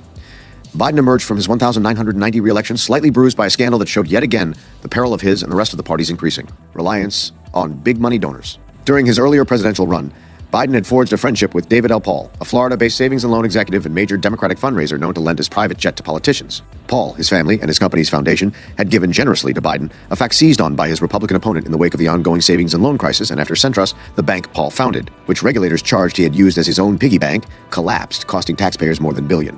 It would later come out that, after being personally lobbied by Paul, Biden had successfully weakened the criminal penalties for bank fraud proposed in a pending bill to reform the sector. He had tried and failed to recruit Strom Thurmond for the effort. Whether it really was corruption wasn't clear. Paul had lobbied Biden to weaken a different part of the bill, Biden's chief of staff said, and the penalty reductions had actually been requested by smaller thrifts and banks. But Biden's financial and personal connections to a man of, in one regulator's words, insatiable vanity and greed, who worked in an industry Biden was meant to be keeping in check, wasn't a good look. It was a taste of what was to come. Having locked down re-election, Biden, together with the DLC and other centrists, served as something of an ideological police force, fearing that Clinton would govern as a New Deal Democrat. Though he had built a career kowtowing to right-wing forces, Clinton at heart still fancied himself one of Roosevelt's heirs, bitterly complaining to Democrats in 1993 that we're Eisenhower Republicans standing for lower deficits and free trade and the bond market. Isn't that great? After the election, Biden warned Clinton not to let his administration fall under the sway of liberals, singling out Bernard Nussbaum, the man who had become Clinton's general counsel, for particular attention, never mind that Nussbaum was a wealthy corporate lawyer. When a right-wing firestorm erupted over Clinton's nomination of civil rights lawyer Lonnie Guinier to head the Justice Department's Civil Rights Division, partly as payback for the Thomas hearings, Biden joined the pile-on about her past academic writings, leading Clinton to cut her loose. His patience with liberal activists worn out by the previous decade's judicial battles, Biden lashed out at the idiotic groups out there, like the XYZ Group for American Values, or the QSY Group to save all the women in the world. 7. Biden wasn't responsible for Clinton's failure to reform U.S. healthcare, but his lack of enthusiasm for the task didn't help. While behind the scenes, independent Vermont Rep. Bernie Sanders, who had parlayed his success in Burlington into a successful congressional campaign, tried pushing Clinton to pursue a single-payer healthcare system. White House officials and party leaders privately viewed Biden as non-committal and someone who would take extra effort to be won over to even Clinton's piecemeal reforms. Internal documents noted Biden's reservations about Clinton's plan, his private warnings not to load up any healthcare bill with too many bells and whistles, and his concerns that the benefit package may be too generous and would negatively impact small businesses. He has been one of the few Democratic members who have declined to sign Senator Wofford's universal coverage letter, read one memo written for First Lady Hillary Clinton, then leading the healthcare effort, adding that Biden had previously said he opposed single-payer. Biden himself later boasted that he had refused to sign onto Clinton's plan even after being beckoned to the White House. As in the Centrus scandal, Biden's position may have been driven by powerful interests back home. One White House memo noted that DuPont, which Biden privately said controlled the Delaware Chamber of Commerce, would be key in his decision. Yet the company was advocating for national health insurance at the time. Maybe more key was the over $150,000 that Biden had got from health insurers over 15 years. In any case, the reform failed, sunk by the White House's own mismanagement. 10. While running full tilt away from anything hinting at liberalism, Biden gave Clinton full-throated backing as he continued Reagan's legacy. He proposed early on to have business experts advise Congress on how to streamline government agencies and endorsed Clinton's plan to cull 252,000 federal workers. Putting the customer first will ensure that taxpayers get the service they deserve, he said, echoing the language of the era that cast government as a business and the public as its patrons.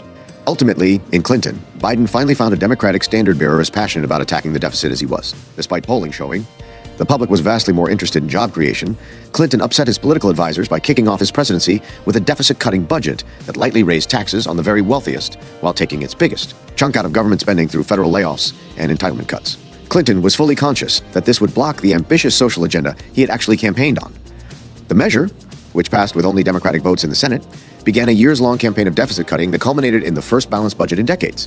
While universally lauded in media and political circles, the true significance of the balanced budget lay in further rolling back the New Deal. By the end of Clinton's 2 terms, federal spending fell to its lowest level since 1966, and the federal workforce accounted for the smallest percentage of overall employment since before Roosevelt took office. Biden cheered him on all the way. He told a constituent that Clinton's first budget was our best chance for deficit reduction and introduced his own 6-year plan for balancing the budget. Even as Clinton accepted painful spending cuts dictated by the GOP, Biden proclaimed that we are approaching an historic moment and that Americans would enjoy real benefits from a balanced budget. Which Americans, though, back home in Delaware, where federal money made up a large chunk of the state budget, Biden's constituents felt the sting. The state's Democratic Governor Tom Carper warned in 1996 that his government would have to tighten its belt as a result, with a variety of programs including scholarships, services for the elderly and disabled, drug and alcohol prevention, and emergency relief shelters drastically cut back or wiped out, even as the number of homeless kids in Delaware had tripled over the previous decade. Delawareans pled with the state's finance committee to save vital programs on which they relied. While Biden continued earning top ratings from environmental groups, the cuts he supported imperiled Delaware's rivers and beaches and weakened the state's environmental programs and federal Environmental Protection Agency enforcement. 14. Biden's zeal for cutting government brought previously untouchable targets into his crosshairs. He had cruised to re-election in 1990 through his tried-and-true playbook of outraising and out-republicaning a mediocre opponent, demanding a freeze-all government spending until we get it in order, which would require the straight-up courage to cut everything, including Medicare and Social Security. When he got the chance to do so 1 week later, however, he backed away, voting against a Medicare cutting Bush budget. 15. This is largely how it was for the rest of the decade. Biden repeatedly spoke out against GOP attempts to cut the big 3, Medicaid, Medicare, and Social Security, and commended Clinton by the end of his presidency for making their protection our highest domestic priority. Yet he also insisted that something had to be done about Medicare, pushing fraud prevention as a way to soften any future cuts. And he gave a tacit endorsement to a Medicaid reform plan put out by the National Governors Association in 1996 that would have given states discretion to deny benefits. On Social Security, he suggested raising the retirement age by 1 year and voted to repeal an earlier increase in benefits. This was in sharp contrast to his treatment of business. Biden had the honor of authoring the first bill ever signed by Clinton, creating an antitrust exclusion protecting certain ventures from high damage awards. 16. We'll never know whether Biden would have defended these programs or folded to right-wing pressure to cut them. Clinton's plan to close out his presidency by reforming entitlements was derailed by the Monica Lewinsky scandal. But Biden's willingness to even rhetorically put these popular programs on the chopping block foreshadowed a new, more strident phrase of his antipathy to government spending: balance the budget, or else. This antipathy found its most radical expression in the form of the Balanced Budget Constitutional Amendment, which Biden had viewed as laughable and dangerous in previous decades. Now, he was warming up to it. Its opponents viewed it with alarm. Making a balanced federal budget a constitutional requirement would not only hamstring the government during times of emergency, but require, even during economic downturns, when most economists advised more government spending and when spending cuts had historically plunged countries into even greater misery, the government to sharply raise taxes or more likely make drastic cuts to core, often life-saving programs. 17. To the relief of progressives and hundreds of economists, the amendment never passed under Clinton. But with the help of a wavering Biden, it came perilously close. With the backing of Biden, its chairman, the Judiciary Committee started the decade by endorsing the amendment 2 years in a row. A report he issued warned that the spree of deficit spending by our federal government must be curbed. All the while, Biden acknowledged it would be a disaster. This is a lousy amendment, he said It's not a good idea, except I can't think of any other idea except maintaining the status quo. And the status quo stinks. He was, he explained, prepared to take what I consider radical medicine to tackle deficits. Were the constitutional amendment process less onerous, the measure may well have passed several times in the mid-S. In 1994, Biden stayed undecided until the 11th hour, when he and several other Democrats, including future presidential nominee John Kerry and future Senate Majority Leader Harry Reid, came out against the amendment, causing it to fall 4 votes short of the 67 needed to pass. Biden instead voted for a doomed alternative offered by Reid that insulated Social Security and construction projects from any painful cuts. 19. That sweetener was gone from the version that made it to the Senate floor at the start of the following year, under a very different Congress and in a distinctly new political landscape. In between, the United States had experienced something of a political revolution, as a cadre of right-wing radicals, fed up with what they saw as the GOP's timidity and feebleness, took over the House, putting both chambers of Congress in the party's hands for the first time in 40 years. In many ways, This was a more significant victory for the conservative movement than Reagan's had been in 1980. After all, it was Congress that shaped and passed legislation, and Reagan's vision had been largely stifled by Democratic control of the House throughout his presidency. The George Washington of this victory was Georgia Rep. Newt Gingrich, who fancied himself the most serious systematic revolutionary of modern times and called for large-scale radical change. It was his contract with America, a 10-point legislative plan that aimed to finish what Reagan had started, that victorious Republicans had signed and campaigned on. Balanced budget amendment was one of its key planks. 20. With the political calculus now altered, the Clinton administration toned down its opposition to the amendment, even as Alice Rivlin, director of the Office of Management and Budget, warned that it would exaggerate the boom-bust cycle, engineer worse recessions, and make for bad economic policy and bad constitutional policy. The White House made clear that it had lost the appetite to fight. Gingrich left a meeting with Clinton with the impression that he was not going to engage in an aggressive campaign against the measure. Gingrich's confidence was likely rooted in the fact that many Democrats had become devoted converts. The 1995 version of the amendment, which required the prohibitively high threshold of 3/5 of both chambers of Congress to either raise the debt limit or pass a non. Balanced budget was sponsored and championed by Illinois' Paul Simon, one of the Senate's stalwart liberals, and backed by prominent Democrats like Senate Minority Leader Tom Daschle and, of course, Biden. 21. Something is going to come bouncing out of here and sent to the states, Biden said. The amendment had real flaws, he repeated, but vowed to back it because we need something. After several Democratic attempts to make it more forgiving failed, Biden and the rest of the committee, on a 15-3 vote, once more sent the amendment to the Senate. Some of us tried to make this a better proposal, he said as he prepared to vote for it, but he was faced with a choice of an imperfect amendment or continued spending, and he had sufficient confidence in our citizens and in our political institutions that we will confront any challenges from its many flaws. 23. What those flaws and imperfections would mean in practice was stark. To make the spending cuts a balanced budget demanded, countless programs that Americans relied on would have to be cut or eliminated. Low-income housing, heating assistance, federally funded school lunches, mass transit, even the Corporation for Public Broadcasting, which funded hundreds of TV and radio stations around the country, not to mention the big three. It would be a disaster for working people, for elderly people, for low-income people, Bernie Sanders had warned. In the end, a sufficient number of Democrats were spooked by the threat posed to Social Security and other programs to defeat the amendment, including Daschle and even California's conservative Senator Dianne Feinstein, both of whom had been on board with the idea in 1994. But the decisions of Biden and two other Democrats to switch their votes in favor of the amendment brought it a mere 2 votes shy of a 2/3 majority needed for passage. 25. The 1,996 re-election contest meant Biden doubled down on his support. Once more, Biden faced an opponent who sought to paint him as an overly liberal flip-flopper. But businessman Ray Clatworthy was not only considered too far right by the Republican he had beaten in the primary, he was the first rival in Biden's career who could match him in fundraising. Despite political experts stressing his seat was one of the country's safest, borne out by his eventual 22-point margin of victory, Biden, per usual, moved right. While fighting for re-election, he became one of just 12 Democrats to side with a near-unanimous GOP to again bring the balanced budget amendment within 2 votes of passage. Yet even after winning 6 more years, Biden stayed the course. This time, with Clinton's second term in the bag, the measure faced stronger Democratic opposition. As the ground was readied for yet another vote in 1997, the White House lobbied key Democrats to reject the balanced budget amendment, and Clinton trashed it in his State of the Union speech, calling it unnecessary and unwise and warning that it could cripple our country in time of economic crisis. Biden, for his part, played unconvincingly coy.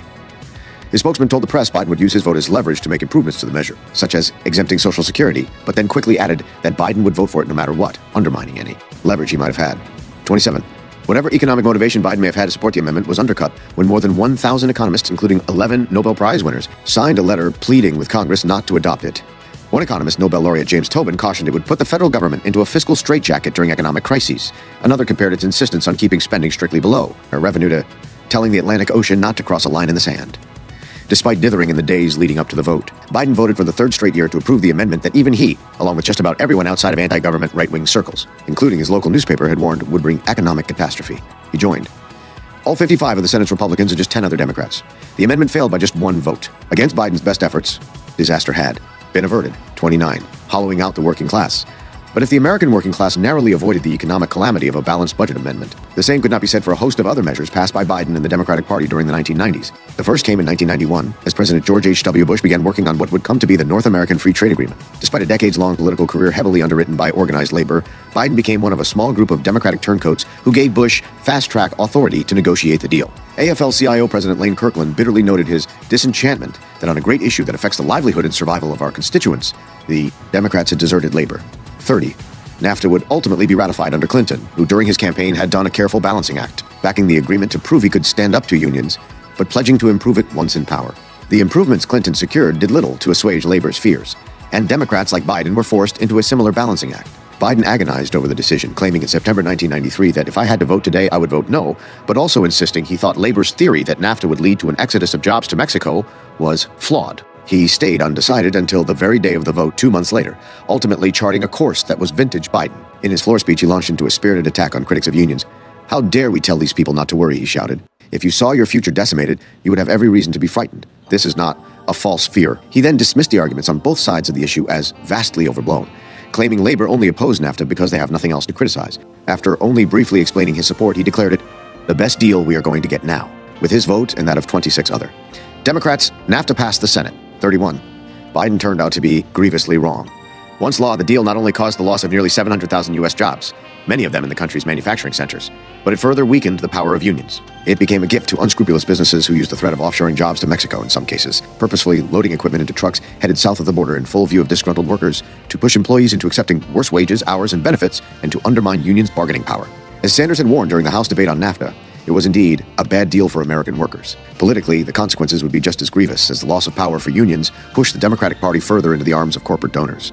And Democrats saw an exodus of blue-collar support over the betrayal, creating a future opening for the party to be outflanked.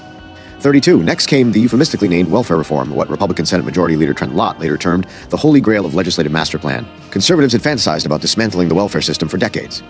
Reagan had memorably lobbed verbal broadsides at it during his presidential run, conjuring racialized images of a woman in Chicago scamming tens of thousands of taxpayer dollars and a strapping young buck using government handouts to buy a T-bone steak.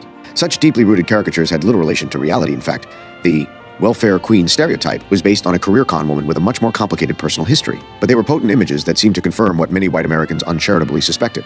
More importantly, they were tied up with a centuries-old stereotype of African Americans as lazy, and post-1960s trend that increasingly portrayed the poor as black and, as a result, lacking moral. Character, welfare had never been a big focus of Biden's. He had gestured at vaguely doing something about it during his first campaign, but other liberal golden calves had always taken priority for him. By the late 1980s, however, he started to echo long-standing right-wing attacks on the system. "We are all too familiar with the stories of welfare mothers driving luxury cars and leading lifestyles that mirror the rich and famous," he wrote in 1988. Whether they are exaggerated or not, these stories underlie a broad social concern that the welfare system is broken down, that it only parcels out welfare checks and does nothing to help the poor find productive jobs. 4. The legislation Biden was writing about, the Family Support Act, was a somewhat progressive measure. It strengthened the collection of child support, forced states to set up education, training, and job programs for people on welfare, and expanded child care and Medicaid for families going from welfare to work. But by penalizing parents who either didn't take part in those programs or turned down any job offer, it chipped away at the welfare system in ways that would only intensify. "There are some things, dammit, we have to change on," he told a group of Iowa Democrats in. "I don't know of a single person who says that welfare, the way it is, we like it." Biden kept using this language throughout the 1990s. He claimed that too many welfare recipients spend far too long on welfare and do far too little in exchange for their benefits. Called for Congress to require all welfare recipients to sign a contract in which they agree to work in exchange for their benefits, and insisted they should have a limit of just 6 months to find a job before they lost their benefits. 36. By 1995, all the pieces to make this happen were in place. A radically right-wing Republican-controlled Congress had just swept to power on the back of a promise to take on welfare. The Democrats were in the thrall of the DLC, which put welfare reform at the center of its policy goals. The president had promised to shrink the size of government and campaigned on ending welfare as we know it, and he had just hired a political operative whose grand strategy was to fast-forward the Gingrich agenda. This was an agenda that, at least publicly, horrified Biden. He had thought about retiring, he told the 250-strong crowd at the annual Sussex County Democrats spring dinner in 1995, but the GOP takeover of Congress had changed his mind. "It's going over my dead political body that they succeed," he said, drawing the night's only moment of spontaneous, passionate applause. "Newt Gingrich has energized Joe Biden. I'm looking forward to beating the hell out of the Republicans." The core of the Republicans' vision of reform involved taking responsibility for welfare out of the hands of the federal government and putting it in the hands of the states in the form of block grants, funding packages they would be given complete discretion over. Biden understood some of the potential issues with this approach. He had attacked Reagan's 1982 proposal to turn over social and economic programs and the taxes behind them to the states, charging that the states, because of their own budget problems, are not going to fund these programs. Nevertheless, in September 1995, the newly energized Biden voted with 52 Republicans and 34 other Democrats to make the radical welfare overhauls that Gingrich had made the cornerstone of the Republican agenda. "Generations have made welfare their way of life," he wrote in the Wilmington News Journal. "This must end. It is simply unacceptable to me and most hardworking Americans." 39. The Senate's overwhelming passage of the measure sparked 3 months of pressure by progressive Democrats and activist groups to discourage Clinton's support for it. Come December, when the House and Senate versions were reconciled into what Democrats decried as far too cruel and punishing to children, all but one Senate Democrat voted against the final version, which Clinton vetoed. But Democrats were not going to quit, Daschle pledged in the vote's aftermath, and would continue to try to present alternatives. Far from beating the hell out of Republicans, what ultimately passed in 1996 was a poster child for the bipartisanship Washington so often celebrates. As Biden's fellow Delawarean in the House, Republican Michael Castle, teamed up with a Democrat to put forward a version of welfare reform supported by Clinton, Biden linked arms with another Republican, Arlen Specter, to introduce an identical version in the Senate. Castle thanked the two senators for lend credibility to our proposal. Delaware Governor Carper said it demonstrates that Democrats and Republicans can work together in the Congress. For his part, Biden declared, "It is time to say we do not care who gets credit for reforming welfare. It is time to just do it in a bipartisan fashion for the sake of the American people and for the sake of the people on welfare." The Senate ultimately rejected Biden and Specter's bill for one that William Roth was pushing. But as Roth explained, Congress wasn't acting in the spirit of partisan competition. "We're all working toward the same goals," he said. What has been lost in the shuffle and shouting of the last 10 months is that there is a great deal of common ground on welfare reform, affirmed Biden. When it came to a vote, 6 of the 7 Democrats up for re-election that year, including Biden, helped send the bill to Clinton's desk with large bipartisan majorities, even as angry protesters stormed the halls of Congress. 42. Clinton signed the bill on August 22, 1996, in the White House Rose Garden, surrounded by a bipartisan gaggle of delighted lawmakers. Lily Hardin, a black former welfare recipient from Clinton's hometown of Little Rock, used by the bill's proponents as a living, breathing argument for the supposedly debilitating effects of welfare, stood by Clinton's side. Biden, who 7 months earlier had said the Rush Limbaughs who got elected had got his juices going and strengthened his resolve to stay in Congress, was one of the small number of elected officials confirmed to attend, 43. But, as the presence of protesters suggested, not everyone was happy. Ted Kennedy said that calling the measure reform is no more accurate than to call the demolition of a house remodeling. 3 of Clinton's assistant secretaries at the Department of Health and Human Services resigned in protest. Bernie Sanders termed it the grand slam of scapegoating legislation. Daniel Patrick Moynihan, the New York Democrat who had jump-started Lyndon Johnson's war on poverty, called it ruinous and grotesque, warning it would throw between 1 million and 5 million children into poverty. 44. The predictions were largely accurate. The numbers of Americans living in deep poverty climbed to well over 2 million by 2005, with single-parent families with kids hit the hardest. 20 years on, the number of households living on less than $2 a day had doubled. State governments, increasingly controlled by Republicans and free to do what they wanted with welfare funding, drew on those block grants to plug their own budget deficits while virtually eliminating the welfare programs they so despised. Across the West and South, the welfare safety net virtually disappeared. In Biden's home state, the bill's freezing of welfare funding at 1994 levels hobbled the Delaware government's welfare policy of putting more money into healthcare, daycare, and job training. Meanwhile, Lily Hardin, who had had a stroke in 2002, died 12 years later at the age of 59, unable to get on Medicaid, as she had been while on welfare. Asked about the low-wage work she'd taken up that supposedly marked her successful transition from welfare dependency, she said, "It didn't pay off in the end." 45. The push for welfare reform had revealed a fundamental truth of us. Politics, even as partisan gridlock and dysfunction began to take hold of the U.S. political system during the 1990s, the American ruling class was more than capable of coming together to get things done, as long as it flattered the interests of the country's most powerful, and its victims were the working class. Just as with NAFTA, Biden and the Democrat support for all this would in the long run further sever their link to the party's working class base and swell the ranks of the disenchanted and politically disengaged Joe Biden. At the same time Biden was helping conservatives continue their assault on the American working class, he was going to bat for Delaware's corporate sector. Over the course of the previous decades, Delaware had transformed into a bankruptcy haven, one whose lenient bankruptcy courts, known for hustling cases through at twice the speed of the rest of the country and favoring bankrupted companies over creditors, helped attract a rush of major corporations, or at least the legal papers incorporating them. Thanks to this and a package of corporate-friendly state banking laws passed in 1981, more than 60% of Fortune 500 companies were incorporated in the state by the end of the 1990s. Though you would be hard-pressed to find any of those companies' stores or offices in Delaware. Bankruptcy was big business. In 1997, 86% of bankruptcy filings by companies with $190 million or more in assets had been in the state, pumping money into local law firms and the surrounding economy. But the beneficiaries were chiefly suburbanites who commuted into Wilmington to occupy the city's proliferating white-collar jobs. The rest of the country had taken notice.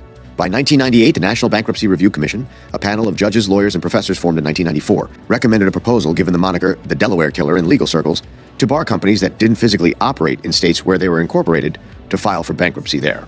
Biden was outraged. "I cannot comprehend what purpose would be served by diverting cases from a court with such an accomplished record," he said, vowing to oppose the measure when it came to the Judiciary Committee. His and the rest of the Delaware delegation's outrage meant the measure never made it into a bill. "It looks like Delaware has won the first round," Biden's state director said, calling it a prestige thing for the state. Biden threatened 1 year later to filibuster a bill that tried to do the same, its author admitted. Defeat over Biden's intensity on the issue. 47.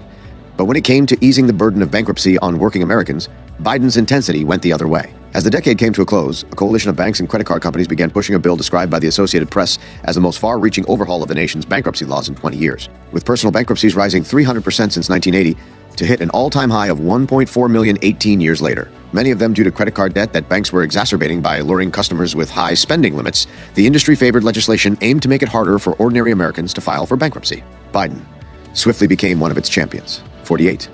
The episode was a classic case of a politician protecting a local industry. Delaware at the time was home to no less than 10 credit card banks employing 20,000 people, including MBNA, the second largest in the country. But there was more to it than this. MBNA, which complained it lost $1 billion a year under the existing bankruptcy regime, was by far the largest campaign contributor to all three of Delaware's members of Congress. By 1999, Biden had received $67,100 from its officials since 1991. Less than his two colleagues, but enough to earn him the label of the senator from MBNA. The connections went deeper than donations, too.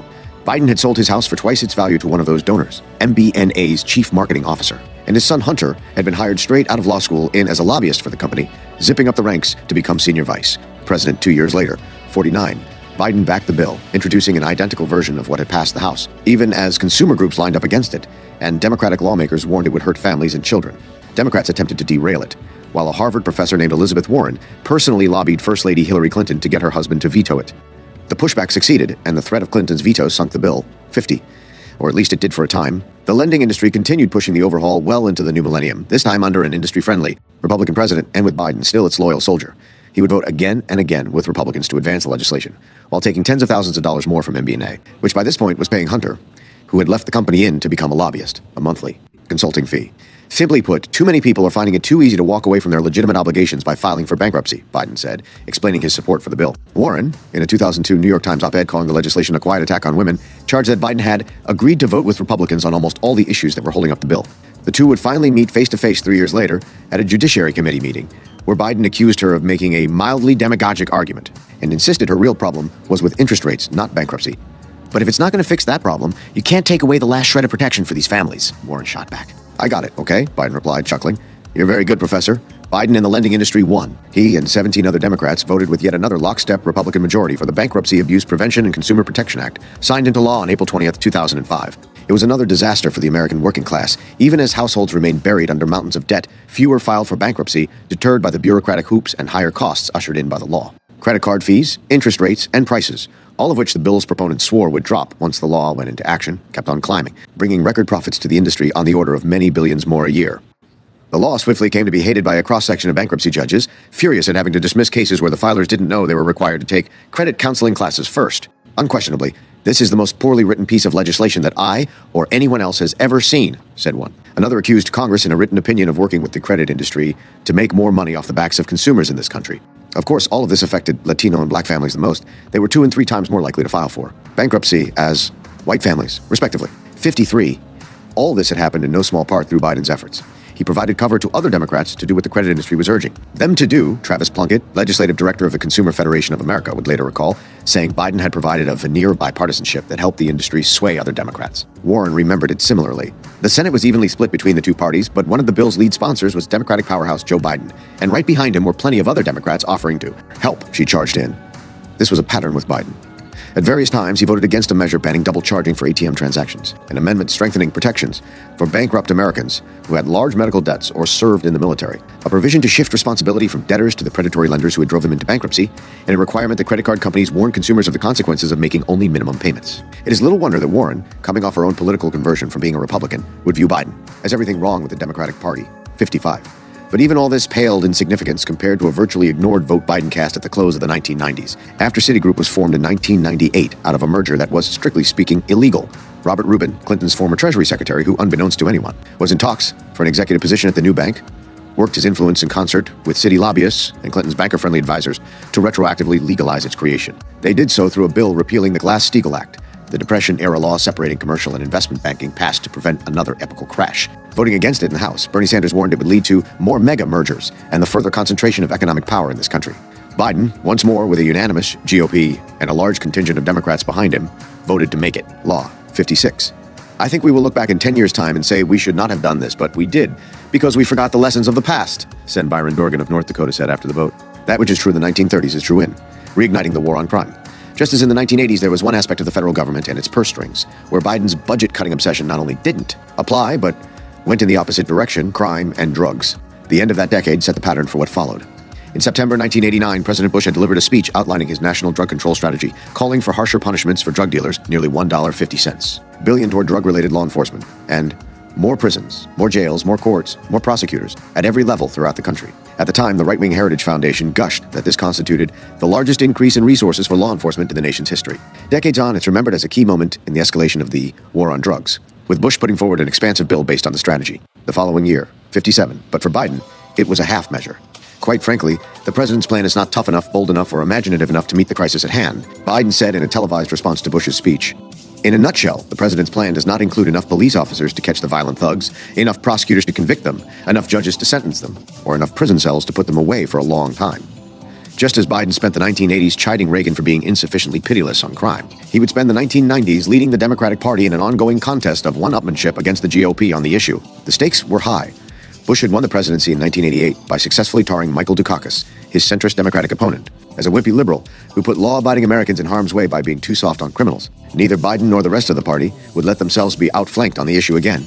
Partisan wrangling over tough-on-crime legislation occupied most of Biden's time and energy for the first half of the 1990s. Biden and the Democrats tried again and again to pass a major extreme new crime bill, eager to prove to the voting public they could be just as harsh and unforgiving to criminals as the GOP, if not more so. In 1991, Biden boasted that his much bigger version of the crime bill included the death penalty for no less than 51 offenses, 5 more than Bush's bill.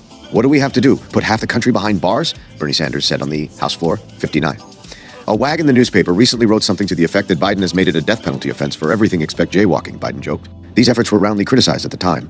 The NAACP and other groups lobbied against the bill. In a letter addressed to senators just a few days before the vote, 3 ACLU lawyers called the legislation far worse from a civil liberties perspective than any that has ever been considered by the Senate.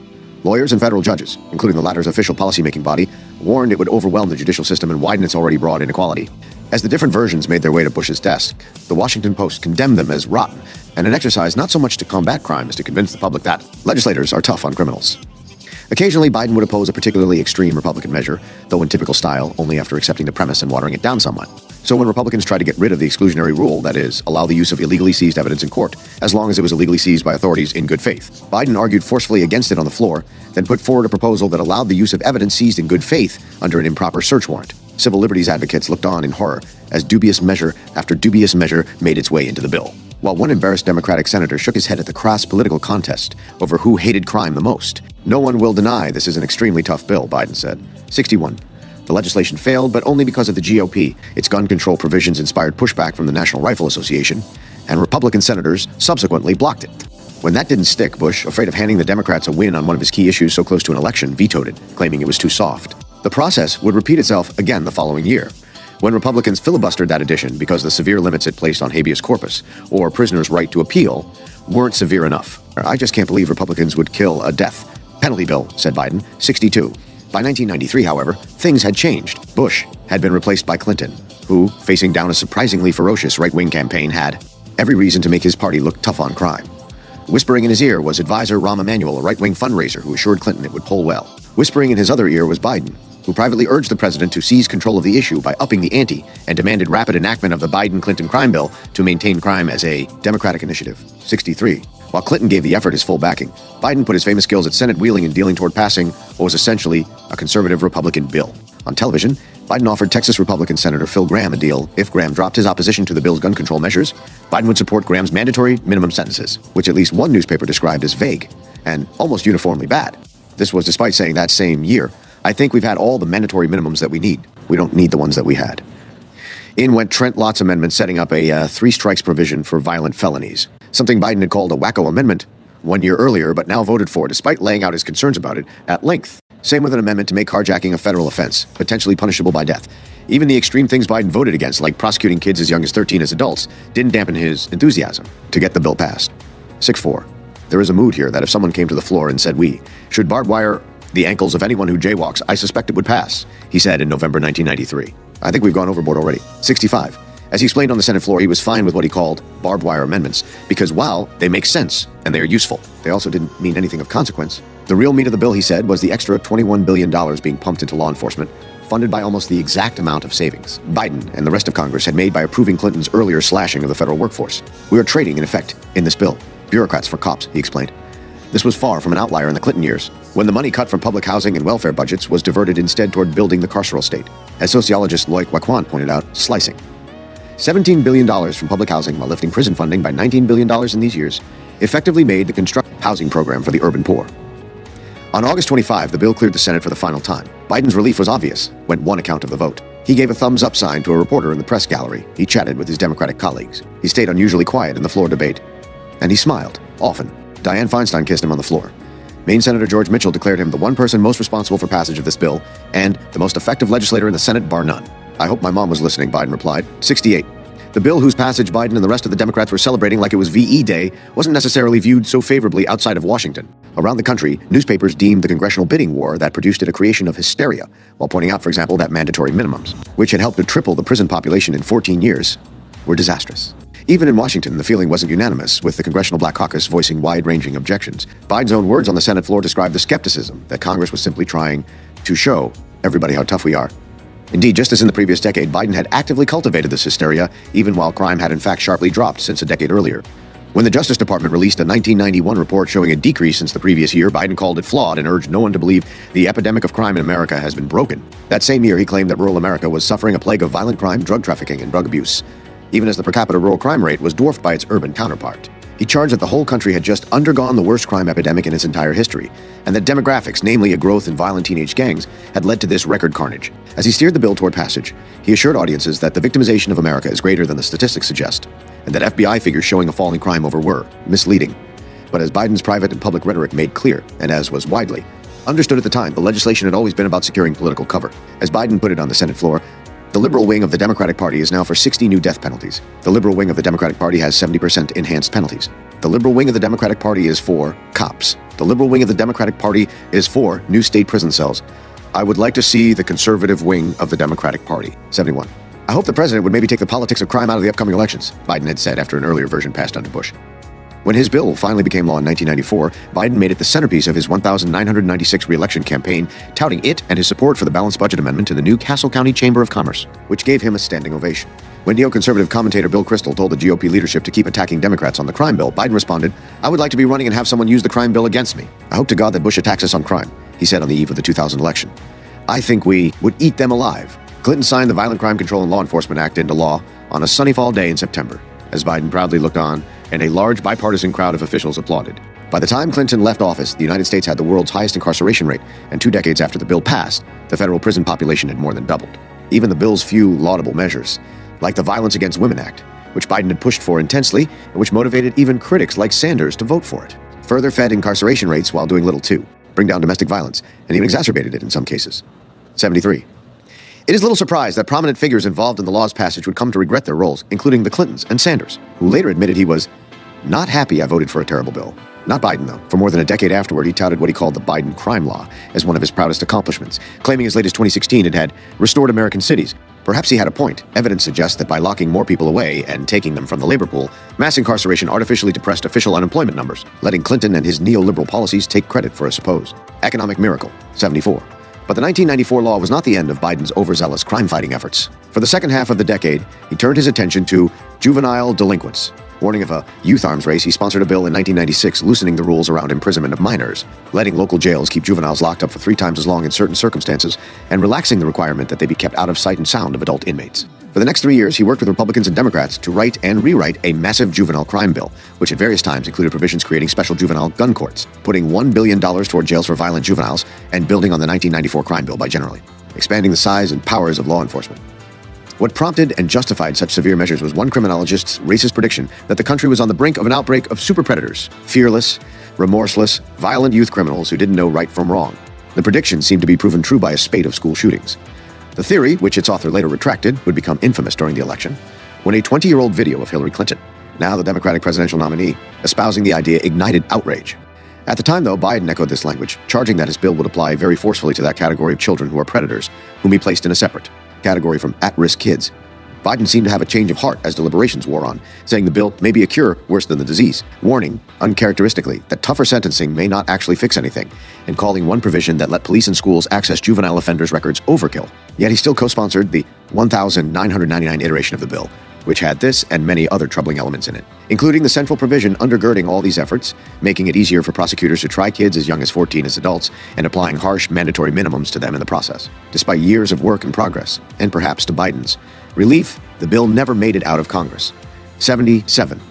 Nonetheless, this impulse stretched on into the new millennium, when Biden turned his attention to a drug mostly consumed by middle-class white kids, ecstasy. Declaring that most raves are havens for illicit drug use, he introduced a 2002 law that held concert promoters responsible for any drug use at events and treated objects like water bottles and glow sticks as drug paraphernalia. To get the bill passed, Biden reintroduced it numerous times, including once by slipping it into an unrelated bill creating the Amber Alert System 78, where the American people are. All the things I'd fought for were under siege, Biden had said in 1996, explaining his decision to run for a fifth term. And he was right. What he left out was that they were in large part under siege by him. 79. Though at its close, many looked fondly back on the decade as one of prosperity and plenty. The S were in fact a disaster for the American working class. Building on the political sea change and economic pain first wrought by Reagan, those 10 years saw jobs offshored, government shrunk, hard-won state programs debilitated, and huge numbers of mostly poor and non-white people thrown into prison, usually for behavior born out of social and economic circumstances they had little control over. And Biden and an increasingly right-wing Democratic Party bore much of the responsibility. It's the middle class, stupid. It's the middle class, Biden said as he fought for that fifth term. They are the beginning, the middle, and the end of the political viability of this government, yet the freedom to finally pursue a neoliberal agenda, whether by passing NAFTA, slashing spending, shrinking the federal workforce, or making bankruptcy harder for ordinary Americans, ironically led Biden to hollow out that same precious middle class in the long term, a blow that would come back around frighteningly, decades later, 80. And yet Biden looked back on those 8 years with satisfaction. Clinton got it right, he said in 2001 when a journalist asked him whether Democrats should run on a populist message or if that risked alienating suburban voters. He went on, I was one of those guys who tried to run on a platform that Clinton basically ran on in. And that is, for a lack of a better phrase, his third way. It worked. It's where the American people are. It's where the Democratic Party should have been. One of the things I'm most angry about in the 2000 election, we're now renegotiating as a party what the hell our message should be and who we are, when for me it was settled in 1992. 81. In reality, by the time Biden said these words, centrism had been an electoral failure. Besides Clinton, centrist Democrats who ran away from the New Deal were largely a political failure. Presidential candidates cut from this cloth had lost spectacularly throughout the 1980s, closely in 2000s, and twice more in pivotal elections after that. It was part of the reason an ever louder chorus of voices would demand that the party return to the economically populist roots Roosevelt had charted during the New Deal. Voices that would be mostly shut out and ignored for another 14 years. First off, they're wrong substantively, Biden told his interviewer in 2001. But secondly, it's not the way we win elections. So the idea now, and it's credible, is that class warfare and populism is the way we should conduct the next election. We do that George Bush will be a second-term president, regardless of how bad a job he may do. Chapter. No daylight.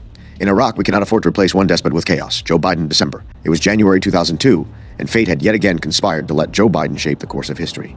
His initial hesitancy to take the Judiciary Committee chairmanship back in had been seemingly vindicated by the never-ending gauntlet of intense scrutiny, pressure, and criticism he ran for the next 9 years. Fed up with the job by the 1990s, he had gladly relinquished the top spot midway through the decade, leaving him free for other responsibilities. Having sat on the similarly prestigious Foreign Relations Committee since 1975, an investment by the Democratic leadership in the brash young senator from Delaware, he was about to serve his first full year as its chairman. Biden was in a thorny position. It was just 4 months after the September 11 attacks had allowed the previously flailing President George W. Bush to ride a wave of anger, grief, and militaristic nationalism to soaring poll numbers, fundamentally reorienting U.S. foreign policy toward what nonsensically came to be known as the War on Terror along the way. Biden, fiercely critical of Bush's foreign policy the previous year, had two choices.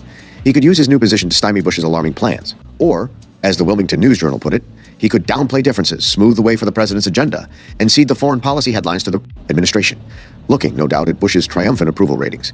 And at his own impending re-election, he chose the latter. As long as the president continues on the general path that he put himself on after 9/11, I don't think he's going to have anything but an ally in me. And not to sound presumptive, a fairly valuable ally, Biden told the paper. He had been incredibly supportive of the president, he insisted, spoke often with the administration's top foreign policy officials, and had a very open relationship with Bush. That general path Bush was on soon turned out to be ruinous. A former Texas governor and pampered son of Biden's would-be 1988 opponent, Bush had already packed his administration with a coterie of neoconservatives, with their glassy-eyed faith in the United States' limitless ability and right to reshape the globe in the image of U.S.-style free market democracy, and hard-right legal thinkers who believe the office of the presidency gave its occupant powers akin to an emperor. The September 11 attacks gave this crowd of right-wing radicals the ideal grounds to put their vision into motion, sending the U.S. military careening into two Middle Eastern nations that had little to nothing to do with the atrocity Afghanistan and then Iraq. The first became the longest war in U.S. history, still going as you read this 18 years later. The second, an epical disaster whose ripples will likely be fanning out for decades. Biden's position as foreign relations chairman, his tendency to get swept up in right-wing engineered panics, his fear of being beaten by a more conservative challenger, all of it meant that when Bush embarked on his destructive path, Biden gave him the crucial assistance he needed to follow it through. His decision to do so would haunt him the rest of his career, from Vietnam to Iraq. That Biden went all in on what critics warned was a tragic repeat of Vietnam would have surprised Delawareans of the 1970s. Though at first hesitant to make it an issue in his 1,972 Senate campaign, Biden swiftly became an out-and-out opponent of the original Vietnam War, calling for its immediate end and assailing his opponent for clearly contradictory votes on the issue. He remained its ardent foe once in office, voting repeatedly to choke off money. And aid to not just the war in Vietnam, but the one in Cambodia Nixon had secretly been waging since. Biden at one point denounced the Senate, sending military and economic aid to the country as damned asinine. I've only been here 2 years, but my little generation, which was the guys you fellows were drafting for war, is sick and tired of that war, Biden told pro-aid Democrats in a fiery, off-the-cuff tirade behind closed doors in 1975 that shocked the delicate sensibilities of the party caucus. Aware of the stir this had caused, he told the Wilmington Morning News the day after that he wasn't a fan of even keeping U.S. troops in countries like Japan and Korea. He lashed out at Henry Kissinger, Nixon's Secretary of State who had spearheaded the Cambodian adventure, for being enthralled to outdated foreign policy theories. Declaring himself unalterably opposed to U.S. involvement in Angola, he called on Congress to curb the operation. It was a rebellious time. Though the anti-war movement had crested some years earlier, the war Nixon had promised to end was still the subject of a roiling domestic crisis, and dozens of increasingly militant protest actions to stop it were continuing. A new generation of lawmakers was breaking the rules, liaising with anti-war activists, and, in the case of Alaskan Senator Mike Gravel, flouting Capitol Hill customs and even the law to try to end the war. It wouldn't last. Even as the anti-war movement petered out in the wake of U.S. withdrawal from Southeast Asia, Biden continued listening to his more dovish instincts. As early as 1977, he voted to lift the embargo on Cuba, calling us control of the Panama Canal the last vestige of U.S. imperialism. He weathered tremendous pressure in Delaware for supporting the treaty to finally cede control, albeit with a catch. He only did so after pushing through an amendment that would allow U.S. troops to invade Panama to keep the canal open. And as the sun set on the Carter administration, Biden became the president's point man on the doomed U.S.-Soviet Strategic Arms Limitation Treaty, working tirelessly to bring its opponents and the public around on the deal, urging his colleagues not to let mindless machismo jeopardize it, and warning them that there is no such thing as a winnable nuclear war. The kind of us meddling in other countries that Biden opposed in the S ramped up once Reagan took power. Reagan's sunny, affable public persona belied a quiet viciousness on the world stage with his administration, backing an assortment of unspeakably brutal dictators and death squads, particularly in Central America, which the U.S. elite traditionally viewed as their backyard. While Reagan's militant anti-communism had fueled his opposition to run-of-the-mill liberal policies like welfare at home, overseas it led him to try to roll back the left-wing momentum sweeping over Latin America. Like other leading Democrats, Biden spent much of the 1980s fighting Reagan's attempts to funnel arms and aid to homicidal counter-revolutionary forces south of the border, most notably in Nicaragua and El Salvador. Stressing the avoidance of war, Biden over and over voted for or put forward measures to block or limit U.S. troops, weapons, and money being sent to aid Reagan's favored sadists or to force negotiations in the ongoing Nicaraguan civil war. He was often in the congressional minority, sometimes even virtually alone. Reagan's attempts to inch the country deeper into the region was a prelude to all-out war, Biden argued, warning in 1984 that if he is reelected, we will see American troops fighting in Latin America. I don't want to let happen in my son's generation what happened in my generation, he said 2 years later. But in the gung-ho conservative political climate of those years, Biden at times painted his opposition to the administration more in practical terms than moral ones. If we want to overthrow the Sandinistas, let's do it, he said but let's not go through this charade. Let's do it up front and quit kidding the American people that we're doing something else. When Reagan proposed sending $100 million to the Nicaraguan Contras, Biden dismissed the sum as a paltry bluff that would never succeed in overthrowing the country's left-wing government, warning that our prestige is on the line. At one point, he offered an amendment permitting U.S. attacks on Nicaragua under certain conditions. In the end, Reagan will need U.S. troops, or in his own words, have to cut and run, he said, playing a game of high-stakes chicken. 10. The truth was, times had changed. As the 1970s went on, Biden had been further drawn into the fold of the Senate and its buddy-buddy culture. So by 1976, only a year after bad-mouthing the genocidal Kissinger to his local paper, Biden dubbed him the most brilliant Secretary of State the United States has ever seen, voting to confirm Kissinger even as he voted against more than a dozen other appointees and explaining that someone else would try to continue Kissinger's policies without half the grace, tact, or intelligence. 11.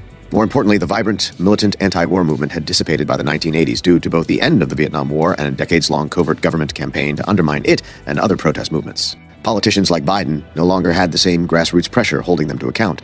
Compounding that were Reagan's two massive electoral victories, leading Biden and the Democratic Party to consider that they might need to change more than just their domestic policies. Voters were afraid the Republicans are too tough, he said in 1986, but they think we are not tough enough, and they have tipped the scales in favor of what they perceive as firmer hands. It was a theme he hit on over and again as he admonished the party to change, as in economic policy. He strove for the middle of two supposed extremes, the overly aggressive Cold War posturing of Reagan and the post-Vietnam syndrome that believed, if you're imaginative enough in diplomacy, we could solve all our problems. Gearing up for his presidential run, he promised an enlightened, tough foreign policy that wasn't immobilized by complexity and wouldn't cringe at the use of force. 13. Biden had done a dry run on this new attitude back in 1982 when British Prime Minister Margaret Thatcher, in an act of imperialism that saved her faltering premiership, launched an invasion to take back the Falkland Islands, a tiny British colony off the coast of Argentina. While even Reagan privately urged her to settle things peacefully, Biden, wanting to make it absolutely clear to the whole world, we stand foursquare with Britain and warning that time is running out, put forward a resolution so fervent and broad that one senator compared it to the Gulf of Tonkin resolution that had authorized full-scale U.S. entry into Vietnam. The final version was toned down, but still let the U.S. military provide Thatcher crucial logistical support to win the war, a triumph, from which she pivoted to dismantling her own country's liberal, post-war order as Reagan had in his. 14. In the post-Reagan era, Biden became more inclined than ever to back military adventures abroad. He gave the thumbs up to Reagan's retaliatory bombing of Libya, said Reagan did the right thing by invading Grenada without congressional authorization, and justified George H.W. Bush's war on Panama as appropriate and necessary. And for all his opposition to Reagan's Central American policy, and despite grimly predicting that Reagan's 1984 re-election would mean American soldiers fighting in El Salvador, he at various times backed us money and training for the country's death squads, saying there was a need to send U.S. military equipment to the region. Biden got his first full taste of the political pitfalls of opposing a war when Iraqi dictator Saddam Hussein invaded neighboring Kuwait. Saddam was another blood-soaked tyrant whom Washington had seen fit to arm and supply when he was slaughtering Iranians before he became a sacrificial lamb for twin projects of American redemption. The long-standing elite campaign to cure the public's so-called Vietnam syndrome of aversion to war in the wake of that disaster, and the campaign to shake off Bush Sr.'s public perception as a wimp. While warhawks cast Saddam as the next Hitler, Biden was calling on Bush to let an international embargo on the country play out first, charging that Bush hadn't made a persuasive case for war just yet, and finally demanding that the president let Congress vote on authorizing war. After Bush agreed and Biden and 46 other senators failed to stop him, Biden declared he was giving Bush his total support. Bush took a real political chance, Biden said. This could have been a long war based on what we knew, with 40,000 casualties. But the president said, I don't think so, and gambled the whole presidency on his decision. For that, he deserves credit. That's leadership, Biden concluded about a war that left 110,000 civilians dead, more than half of them children under 15. 16. Biden wouldn't make the mistake of appearing reluctant to go to war again. Toward the end of Bush's term, the ex-communist Eastern European country of Yugoslavia began disintegrating in a miasma of nationalism and ethnic and religious sectarianism, forces unleashed by a Western-imposed program of economic shock therapy that, in essence, exported Western neoliberal policies to the once prosperous country running its living. Standards into the ground. War soon broke out. A role reversal took place, the lawmakers who had most ardently bayed for war with Iraq, some of them Vietnam veterans, were now the most reluctant to involve the U.S. in halting atrocities being committed chiefly, though not exclusively, by members of Yugoslavia's Serb population. Meanwhile, Biden, the anti-Vietnam senator who had cast a lonely vote against Bush's war against Saddam, became the leading congressional champion of that very idea. 18. Biden took a page from his formerly pro-war foes' book. He drafted a resolution similar to the one used by Bush a year earlier, threw Bush's words about Saddam back at him now that he was reluctant to intervene, and likened the country's civil wars to Hitler's expansion into Europe. True enough when it came to the style of atrocities being committed, but, as some pointed out then and since, a vast oversimplification of a far more complicated situation. In the process, Biden engaged in some ethnic chauvinism of his own, calling the Serbs illiterates and degenerates on CNN. 19. Bill Clinton's eventual forceful entry into the war, at Biden's years-long urging, ultimately did succeed in ending it, but it came at a cost, allying with the nationalist-led Republic of Croatia, which had seceded from Yugoslavia 4 years earlier and advancing the Croats' own program of ethnic cleansing, leading to what one Red Cross official called the largest refugee movement within Europe for decades. Even so, with the inconvenient fact forgotten that Bush's administration had scuttled a 1,991 peace deal that could have prevented all this. The episode became the go-to case of successful humanitarian intervention that would be used to justify future far more reckless actions. 20. That included Kosovo, the southern Serbian territory that sought independence in 1998, sparking one more war in now former Yugoslavia. Biden again served as Congress's most energetic voice in favor of sending U.S. troops and bombing Serbia. Failing to do so, he warned, would cause a chain reaction of conflict through Greece and Turkey that could destabilize all of Europe. An argument some noted was uncomfortably close to the discredited domino theory used to justify Vietnam. Challenged on how he could square his position with his vote against the Gulf War, Biden freely conceded he had been wrong then. 21. While Biden insisted to a skeptical White House and Congress that action was needed to deal with this genocidal maniac, what is the downside of not acting? It is immense, he said. NATO's bombing of Serbia ended up dissolving a burgeoning pro-democracy movement and rallying Serbs around that same genocidal maniac. The U.S.-led war killed 500 civilians, including more than 150 refugees fleeing the fighting in Kosovo. In its aftermath, the U.S. helped negotiate a demilitarization plan signed by all parties that was swiftly violated, with the U.S. allowing the abusive paramilitary Kosovo Liberation Army to disband and live on as Kosovo's official security force. The KLA leader, who oversaw a brutal program of kidnapping, murder, and organ harvesting during the fighting, would later be dubbed by Biden the George Washington of Kosovo. Biden had taken away an important lesson from the preceding decades.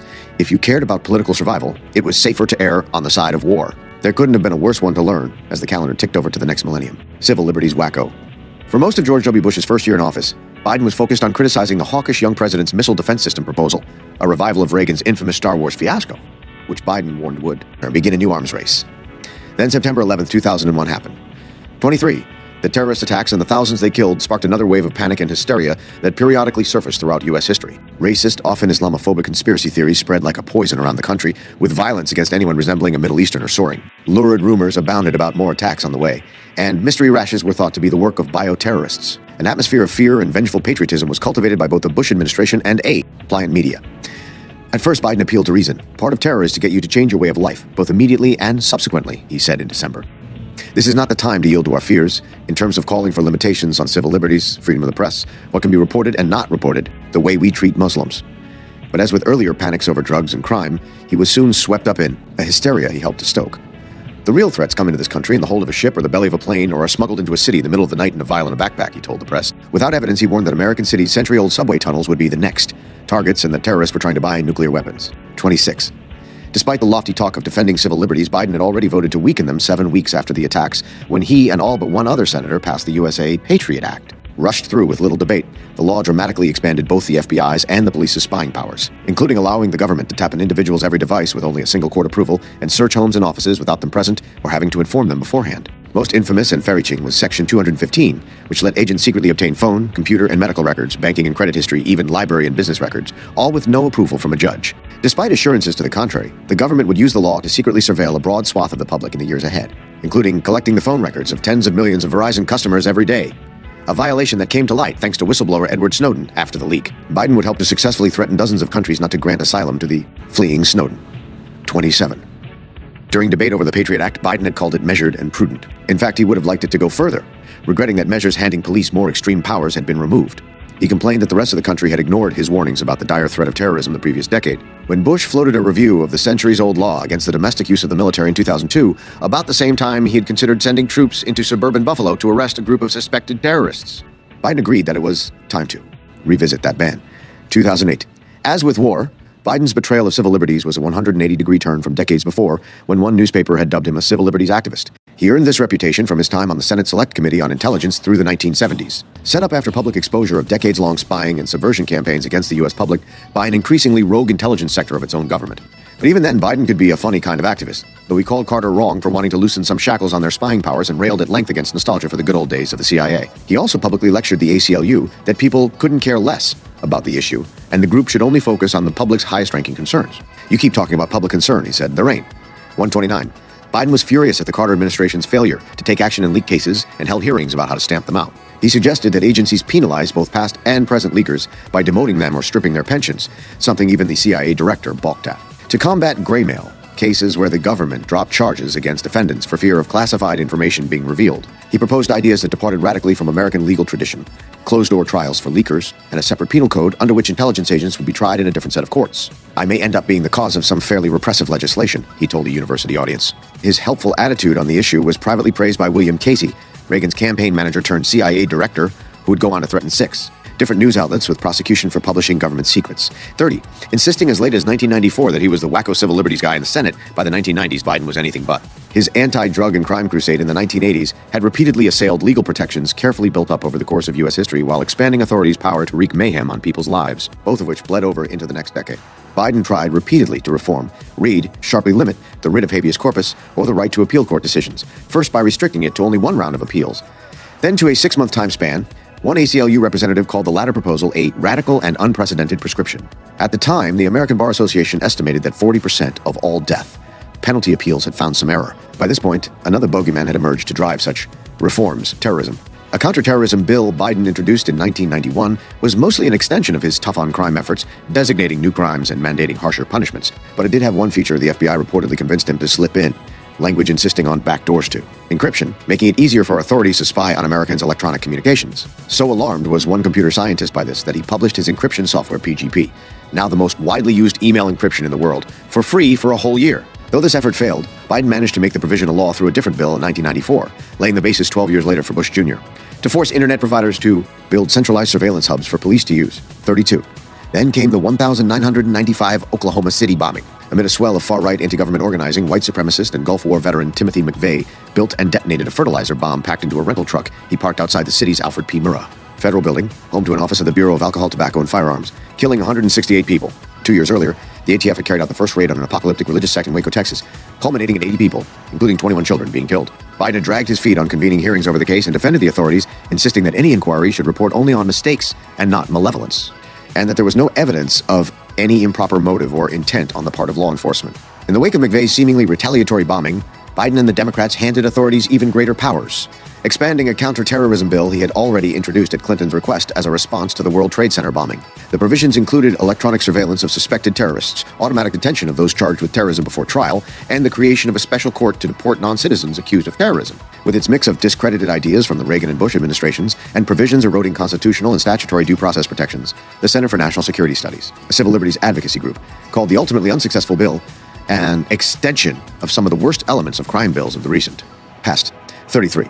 As the one-year anniversary of the 1995 attack approached, Congress rushed to get the measures passed, many of which had been rolled into a separate bill, the Anti-Terrorism and Effective Death Penalty Act. Griping that it wasn't tough enough, Biden pushed to return a measure struck out because of bipartisan alarm that would allow authorities to wiretap all of a suspect's phones with a single court order, calling this the single most important issue that we are not putting in this bill. Warning of the Unabomber wannabes and wackos who are teaching our kids how to build bombs, he angrily lectured his colleagues for defeating his amendment to clamp down on the online dissemination of bomb recipes, which were already easily available in public libraries. In the process, he himself shared bomb-making instructions on C-SPAN and entered them into the congressional record. While demanding more transparency from the public, he demanded less from authorities, decrying a provision that required an inquiry into federal law enforcement as pandering to those who believe that federal law. Enforcement is the enemy of the American people and not the protectors.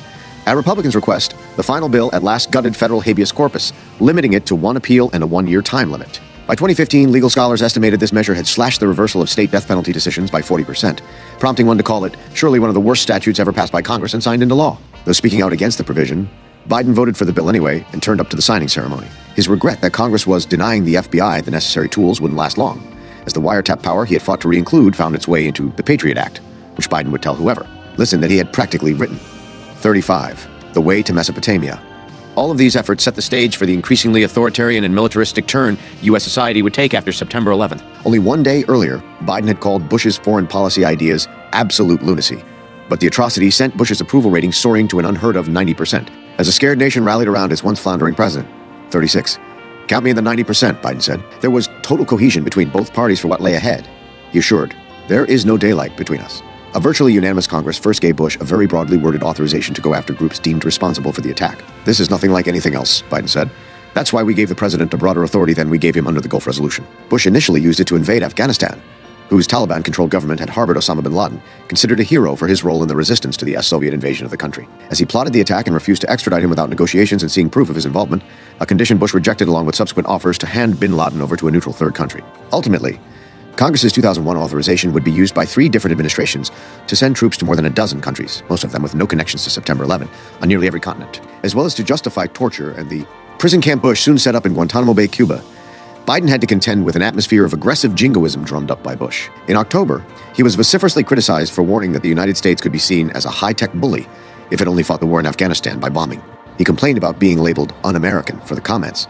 38. So Biden, then deemed by the New Republic the Democrats' de facto spokesman on the war against terrorism, quickly became the administration's close ally in prosecuting that so-called war. The White House installed a special secure phone line to Biden's home, and he and 3 other members of Congress met privately with Bush in October 2001 to plot out a public relations message for the Afghanistan war. But most far-reaching was the crucial assist he gave Bush as he planned another full-fledged war against Iraq. 39. Rather than being a madman, as U.S. politicians asserted, Saddam had played what historian Williamson Murray called a double game, motivated by fear of what he considered his 2 biggest threats, Israel and, particularly, Iran. Eager to free himself from Western sanctions but not wanting his weakness exposed to his enemies, he had carefully cultivated the idea that he was secretly harboring weapons of mass destruction, even as his stockpile was all but eliminated through the 1990s. This gamble created a mutual feedback loop of mistrust and suspicion with Western powers. 40. During the Clinton years, Biden became the face of a Democratic Party that eventually proved more eager than Republicans for a war with Saddam, using punishing airstrikes rather than ground troops. It is much more dangerous to do nothing than to use air power, he said. Saddam will assume we've lost our resolve.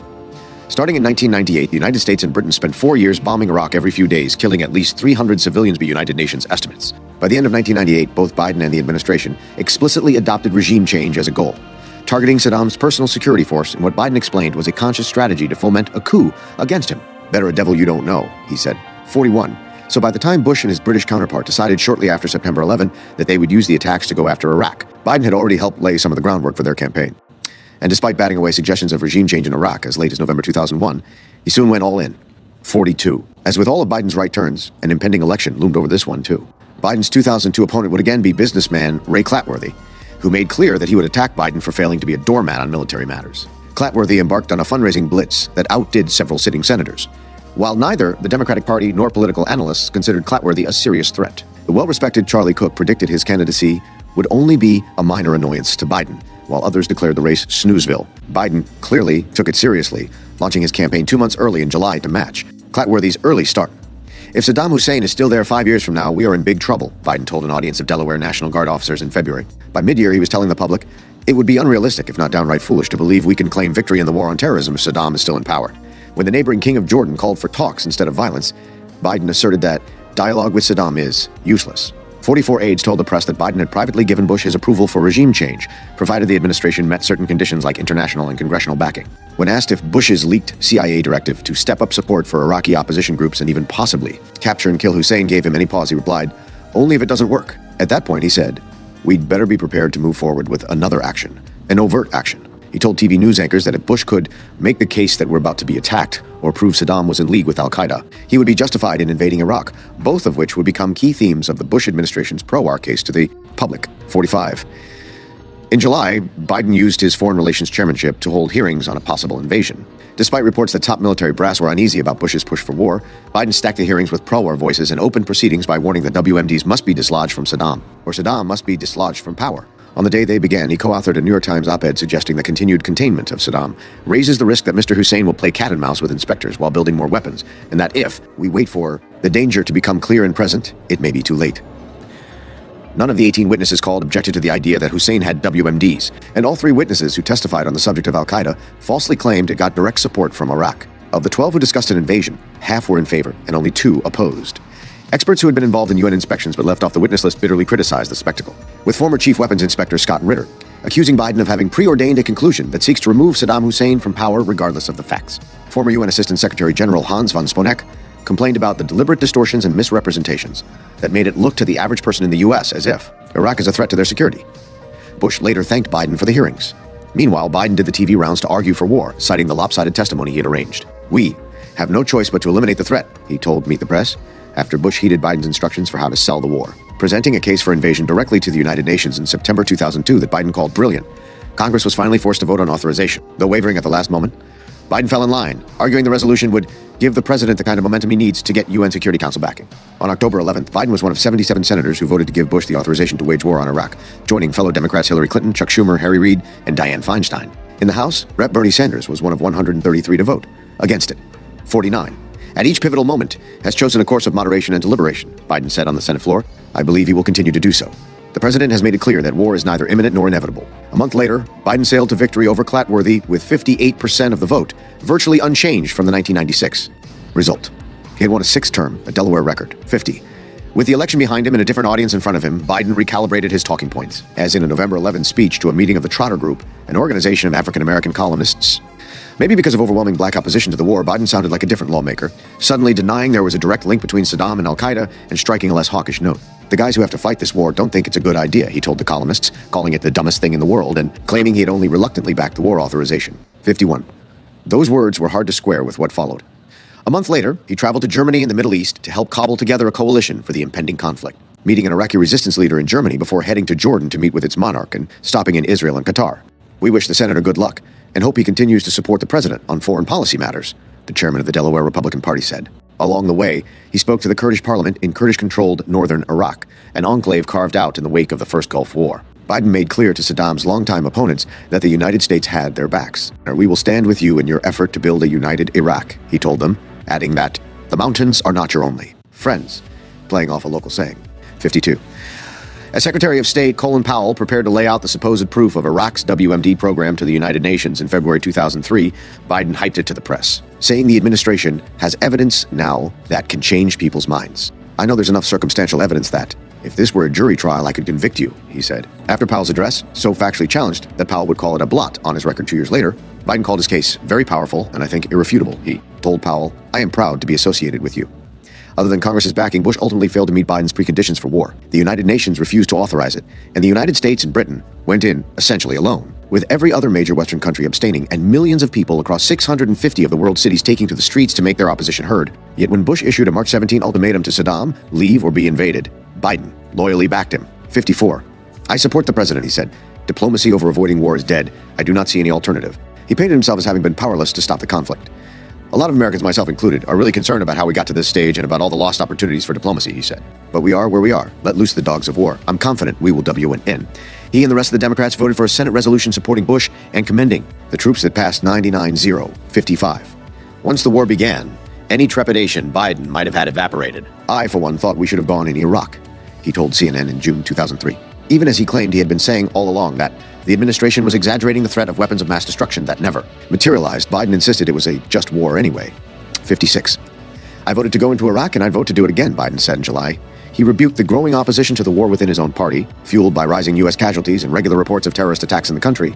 He told the Brookings Institution that anyone who can't acknowledge that the world is better off without is out of touch. Contrary to what some in my party might think, Iraq was a problem that had to be dealt with sooner rather than later. Asked if the views of Vermont Governor Howard Dean, then surging in popularity among Democrats for his early and steadfast opposition to the war, should be the consensus view of the Democratic Party, Biden flatly replied, no. By August, he was calling for an infusion of 40,000 to 60,000 more U.S. troops. The next month, he attacked the knee-jerk multilateralists in my own party who have not yet faced the reality of the post-world. Biden had long been talked about as potentially leading that party against Bush in, something that, despite projecting an attitude of indifference toward publicly, he signaled interest in privately. This time, his appeal would rest not on soaring Kennedy-esque rhetoric, but his foreign policy expertise. But that expertise put him at odds with most of the voters he needed to win over. He dithered until August, long after the other candidates had already spent months building their campaigns, at which point he deemed it too much of a long shot to run for the nomination. Biden preferred to use his perch in the Senate and relationship with the administration to shape events. My goal is to influence the direction of our country, he said, because I am deeply concerned that we are heading in the wrong direction at home and abroad. But it was never really clear how that wrong direction, which he had helped steer the country toward in the first place, differed from where he now wanted to go. For most of Bush's 2 terms, Biden's running critique was that Bush was an incompetent, irresponsible manager of the war. Was the right thing if it was done in the right way, he insisted. The real problem was the fundamental mistakes we made in strategy.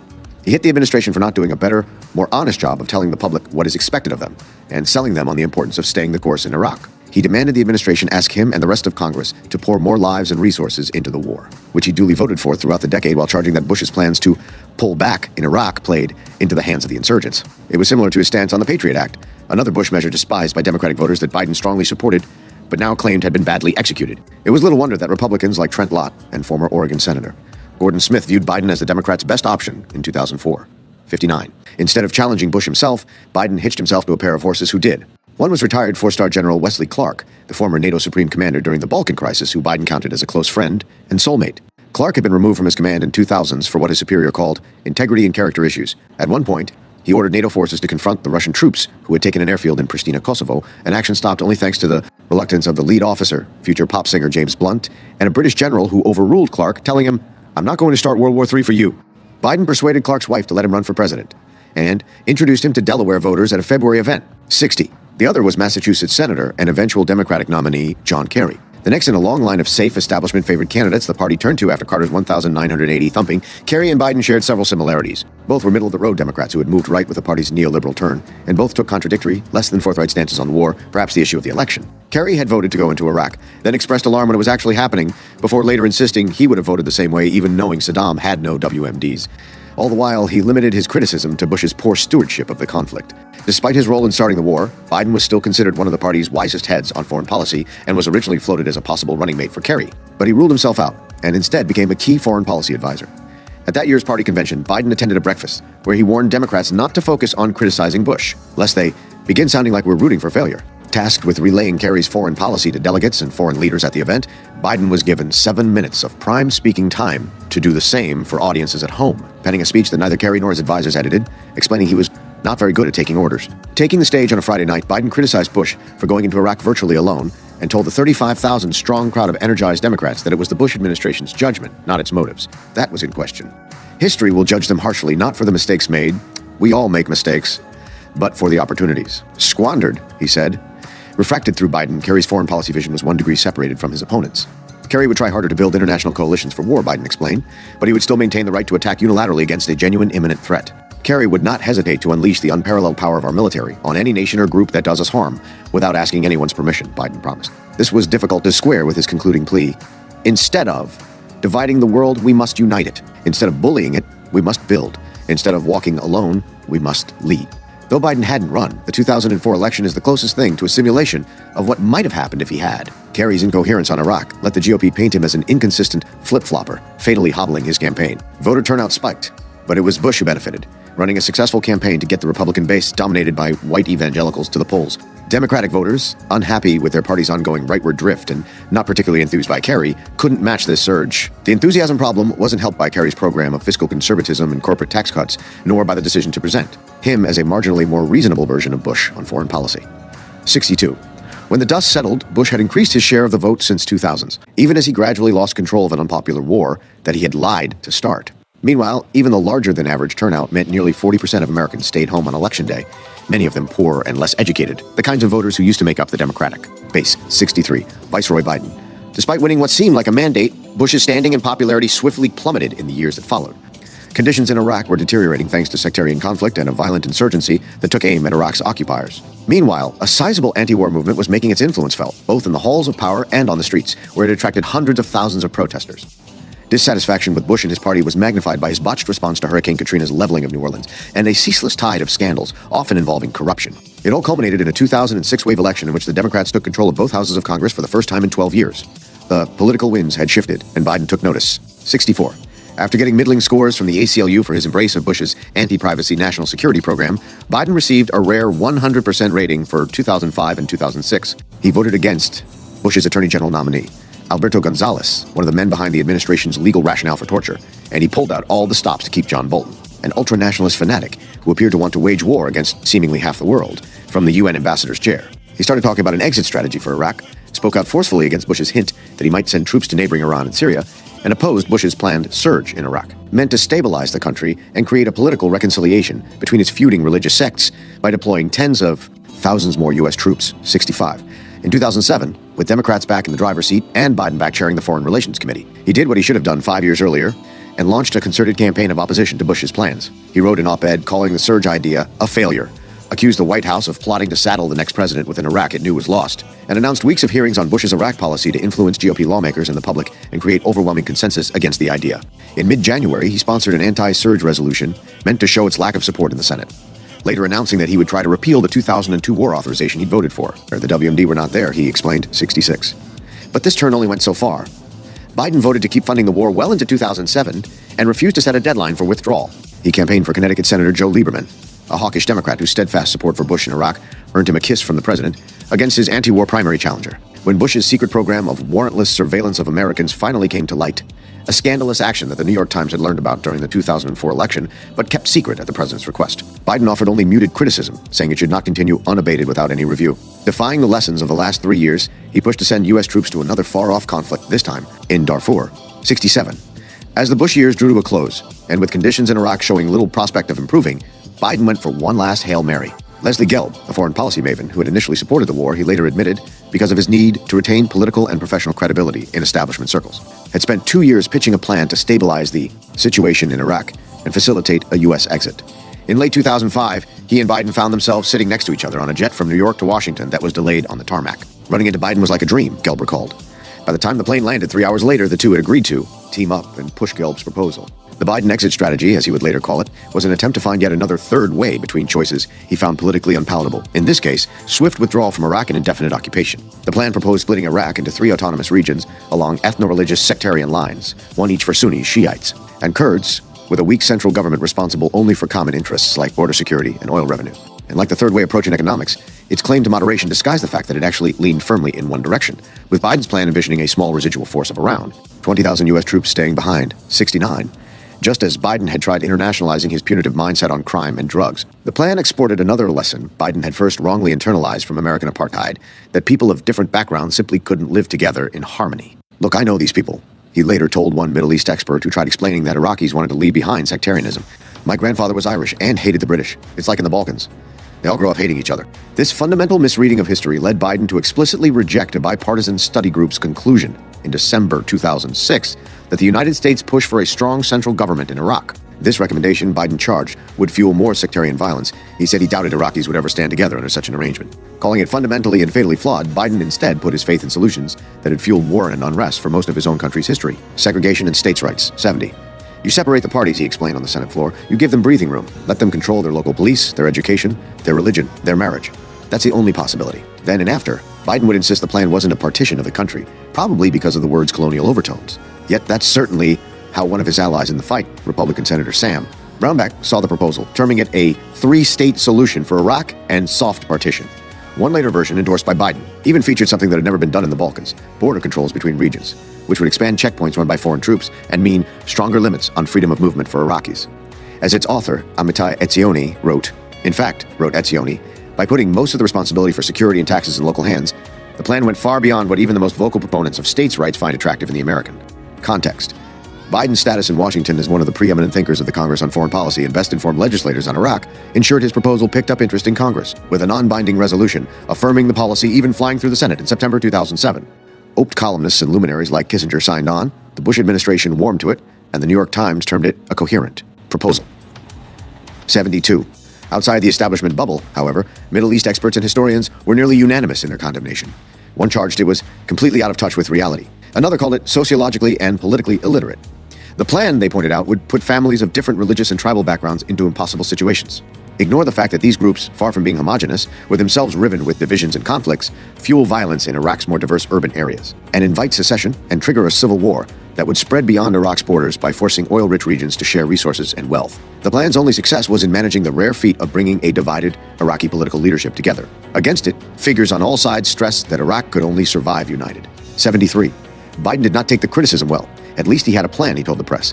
What were his critics' ideas? Besides, he said, it was an inevitability that Iraq would fall into such divisions naturally anyway. When recently elected Prime Minister Nouri al-Maliki predicted the plan would be a catastrophe, Biden erupted. For Maliki and Iraqi leaders to suggest we don't have a right to express our opinion, I don't know who in the hell they think they are, he told reporters. We have a right. The right is that we've expended our blood and treasure in order to back their commitment to their constitution. 4. The United States had sacrificed much to invade Iraq and take the country to the brink of collapse, Biden was saying. The least Iraqis could do was let it impose an unpopular plan to finish the job.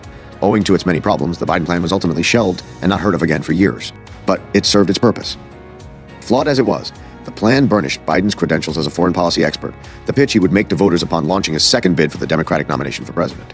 Though Biden had supported the war to save his political skin, it proved to be an enduring liability. In every political campaign he ran thereafter, including in 2008, Biden's vote for war was recognized as, at the very least, a symbol of poor judgment setting him apart from his rivals. In the medium term, the war destabilized an already volatile region and only fueled anti-American terrorism, mortally hindering any future Democratic administration. In the long term, by extending their embrace of the Republican approach beyond the domestic realm into foreign policy, Biden and the Democrats abandoned another left lane, leaving it wide open for a duplicitous right-wing populist to claim without trouble. But before that, Biden would spend the next 8 years closer to his boyhood dream of the presidency than he had ever been. Despite his leading role in what even then was considered one of the worst foreign policy decisions in U.S. history and authoring a plan for Iraq almost universally derided as simplistic and dangerous, the aura of Biden's expertise stayed bright enough in the insular world of Washington, D.C. to grant him the power of helping run the next president's foreign policy. Biden's days of shaping the world were far from over. Chapter, the great compromiser. It's like we've divided the country into pieces. How can we be one America if we continue down this road? Joe Biden on Reaching Across the Aisle, January. It was only 3 months after the Democratic Party's electoral shellacking when Vice President Joe Biden found himself in Kentucky keynoting a conference about the U.S. Senate. There were few people better qualified to talk on the subject. Biden had spent virtually his entire adult life in the body and was one of the most outspoken proponents of its culture of chummy deal-making. Topics range from its foundations and evolution to the influence of antebellum political giant Henry Clay, the great compromiser who had staved off civil war through a series of famed bargains that also had the effect of extending the life of slavery. Biden was on enemy territory. He was speaking at the behest of the University of Louisville's McConnell Center, which, like the Papa John's Cardinal Stadium on whose third floor he prepared to deliver his remarks, drew its name from the source of its corporate funding. Mitch McConnell, Kentucky's longest-serving senator, who had ascended to the Senate Republican leadership over a 26-year-long career, founded on his unparalleled ability to raise money from powerful interests. McConnell, who would be speaking alongside Biden, was also the chief architect of the shellacking Biden's party and administration had just received. Only 2 years earlier, with another charismatic figure as their nominee and popular rage against the Bush administration, further inflamed by the worst financial crash since the 1930s, the Democrats had swept to a level of domination in Washington not seen for 30 years, fueling talk of the GOP as a permanent minority party. Behind closed doors, Republican leaders plotted to reverse each Democratic gain by 2012 through an aggressive united front of opposition to each and every move the new administration made. Admitting that his single biggest priority was making Biden's boss a one-term president, McConnell spent the next 2 years leading a historic campaign of obstruction in the Senate against the Obama agenda. This meant rejecting the hallowed Washington tenets of compromise and bipartisanship, forcing the Democrats to cobble together 60-vote party-line majorities for every measure, and using his knowledge of Senate procedure to slow legislation down. In the process, McConnell whittled down the administration's economic stimulus proposal to, after accounting for inflation, the smallest such measure in 30 years. And he blocked further measures to boost jobs and the economy that Republicans had once advocated, sabotaging economic recovery. The coup de grace was a December 2010 deal McConnell had personally struck with Biden to howls of outrage from Democrats, trading 13 more months of unemployment insurance at a time of nearly double-digit joblessness for a host of more permanent giveaways to the wealthy. Biden's 50-minute speech the following February painted things differently, however. As McConnell looked on, Biden warmly paid tribute to the man who had devoted the last 2 years to smothering his administration's agenda. He stressed his oft-repeated refrain that you couldn't question someone's motives in politics, only their judgment. He pointed to their deal as the only truly bipartisan event that occurred in the first 2 years of our administration, proof that the process worked. And he reminded the audience about the essential unity of those who ran the government, whether they were liberal or conservative, Tea Party or blue. Dog, they all ran for office because they loved their country. 5. We basically all agree on the nature of the problems we face, he concluded. Biden's comments were dubious by the standards of anyone who had lived through the preceding 2 years. For someone who had served in Congress through the tumultuous Clinton and Bush years, they were delusional. While Republicans responded to their electoral collapse 2 years earlier with a ruthless determination to defeat their opponents, take back power, and halt the leftward swing in political momentum that was expected to follow the election, Democrats seemed wedded to a hokey faith in the political values of a bygone era with a different Republican Party. It wasn't that they were playing two entirely different ballgames. Biden and Democrats like him didn't even seem to know a game was being played. Biden's continued faith in principles that his adversaries had long abandoned, and his willingness to give it all away at the negotiating table made him the go-to contact for every one of McConnell's future fiscal hostage scenarios. The inability of Biden and the administration to effectively push back would mean disaster, first in working Americans' pocketbooks, and then at the ballot box. The throwback candidate. Despite giving himself an early start 2.5 years before the first primary, Biden knew winning in 2008 would be tough. He would almost certainly be running against Sen. Hillary Clinton, considered a lock for the nomination on the back of her fundraising prowess and influence within the party from her time as First Lady. And in many ways, he was a man out of time. I may not be what the party's looking for, he said. I may be too muscular on foreign policy. I may not be pure enough about abortion rights. I may not have been energetic enough about gay marriage. That socially conservative streak he alluded to was now an especially big liability. Once upon a time, Biden's nuanced position on abortion rights, drawn at least partly from his Catholic upbringing, had marked him as a frustrating but fascinating renegade among Democrats. Telling a reporter in 1974 that he disliked the Roe v. Wade decision because I don't think that a woman has the sole right to say what should happen to her body. He eventually settled on what he called the only consistent position intellectually, which is that if you say government should be out, then government should be out. With this as his guiding light, Biden cast a decade's worth of votes that turned into political boomerangs. Though opposing a 1974 constitutional amendment banning abortions, he didn't have the right to force his beliefs on others. He explained, he backed measures barring federal money from being used directly or indirectly to pay for or encourage abortions, prohibiting poor women from using Medicaid to pay for the procedure, and forbidding federal workers from using their government health benefits to obtain one, something he voted for 5 times before it finally became law. Some measures had long-lasting legacies. Biden's support for the 1976 Hyde Amendment secured a landmark anti-abortion triumph by barring federal funding of abortions, becoming so entrenched in subsequent years that abortion rights campaigners simply gave up on repealing it. His proposal to bar U.S. aid from going to biomedical research related to abortion remains on the books to this day. Meanwhile, the Reagan-era Mexico City policy that Biden supported, also known as the global gag rule for its stringent blackballing of NGOs that so much as counseled women on abortions, would be in place for 19 of the next 34 years, rescinded by Democratic presidents and reinstated and toughened by Republican ones in a perpetual loop. Though striving for a middle-of-the-road position, Biden backed some extreme measures. He helped defeat a 1977 amendment to remove all restrictions on federal funding of abortions and voted instead for what the Philadelphia Inquirer called the toughest ever anti-abortion measure, one that extended that ban to even cases of incest and rape. He voted repeatedly to ban funding simply for abortion research and training. In what he called the single most difficult vote I've ever cast as a U.S. Senator, he defied his own guiding philosophy and became one of 2 Democrats to send out of committee the Hatch Amendment, which would have overturned Roe v. Wade by letting either states or Congress decide the question of abortion, whichever was more restrictive. Unlike his appeasement of anti-busing groups, Biden weathered intense pressure from reproductive rights campaigners for taking such positions. Assuring constituents he had voted more than 20 times against abortion spending bills, he defied furious local representatives of groups like Planned Parenthood, the National Organization for Women, the ACLU, and even his own state's task force on human reproduction, who demanded that he protect abortion rights. By the late 1980s, Biden had succeeded in angering everyone, both anti-abortion groups that vowed to defeat someone they saw as a turncoat, and pro-choice groups like Planned Parenthood that complained he usually votes against us, with both sides accusing him of playing politics. These relationships were only further strained by Biden's role in the battle over Reagan and Bush Sr.'s Supreme Court nominees. Deemed an anti-choice lawmaker in 1987 by the liberal feminists of the National Women's Political Caucus, Biden became a lightning rod for abortion-related blame, with abortion opponents complaining he was too harsh to the Republican nominees and supporters more accurately grousing that he wasn't tough enough. Biden's failure to successfully challenge the nominees, particularly egregious in the case of Clarence Thomas and all the more so in the case of Anthony Kennedy, meant both justices would form part of the slim right wing, majorities delivering key anti-abortion rulings in the decades ahead. In the case of Kennedy, the opinion he co-authored in a 1992 case then celebrated for upholding Roe actually weakened it, opening the floodgates to an assortment of crafty state laws that didn't explicitly outlaw abortion but made it all but impossible. Thus, by the S, Biden seemed an awkward fit in a Democratic Party that had become markedly more liberal on social issues, even as it clung to the economically conservative philosophy it embraced under Reagan. Though Biden too had become more liberal on the issue, whatever political benefit he might have gained from this was undone in 2003 when, after voting repeatedly over the preceding 8 years for a ban on so-called partial birth abortions, he cast a vote that helped make the measure law under Bush Jr. When the Supreme Court controversially upheld the law in 2007, a ruling celebrated by abortion foes as the crack in the dike, that would eventually overturn. Joe Biden was not only the very last Democratic presidential candidate to issue a statement condemning it, doing so only at the prodding of his hometown paper, but he then told Democratic voters he made no apologies for his 2003 vote. As in 1987, bold, ambitious proposals would not be Biden's selling point for his latest White House run. While North Carolina Senator John Edwards centered lifting 37 million Americans out of poverty, Biden centered restoring America's place in the world and, what else? Its middle class with a platform that called for bringing troops home, repealing Bush's tax cuts, and ending oil subsidies. As his rivals floated single-payer health care or even just a public health insurance program to compete with industry, Biden proposed a grab bag of laudatory but inadequate half measures, the cornerstone of which was a government reinsurance pool to cover catastrophic health care costs over $50,000, which he bafflingly pitched on the stump by stressing the hardship of business owners with sick employees. 14. Some of Biden's measures were comically feeble. His affordable education plan covered half the tuition of a public four-year college and did so through every government allergic, neoliberals' favorite bureaucratic instrument, tax credits. Deploring that, average Americans are really getting hung out to dry. He proposed as one solution a special savings account for kids that the government would kickstart with a $500 contribution, which the students would have to pay back upon turning 30. Meanwhile, Biden returned to the tough on crime well, proposing a law enforcement hiring spree meant to build on his 1,994 legislation, even though violent crime had nearly halved since February 15, 1990. If his ideas fell short of the challenges at hand, it's because Biden believed the biggest issue on voters' minds was security for their families, physical security, and the ongoing Iraq war. But Biden's attempt to cast himself as the safest pair of hands on foreign policy was plagued by the same vulnerability that hampered almost all of his rivals' his vote for said war. It was this, more than anything, more so even than his charisma and electrifying speeches, that provided a wide-open lane for a young, first-term African-American senator from Illinois named Barack Obama to ascend past Biden and the rest of the field and quickly establish himself as a frontrunner.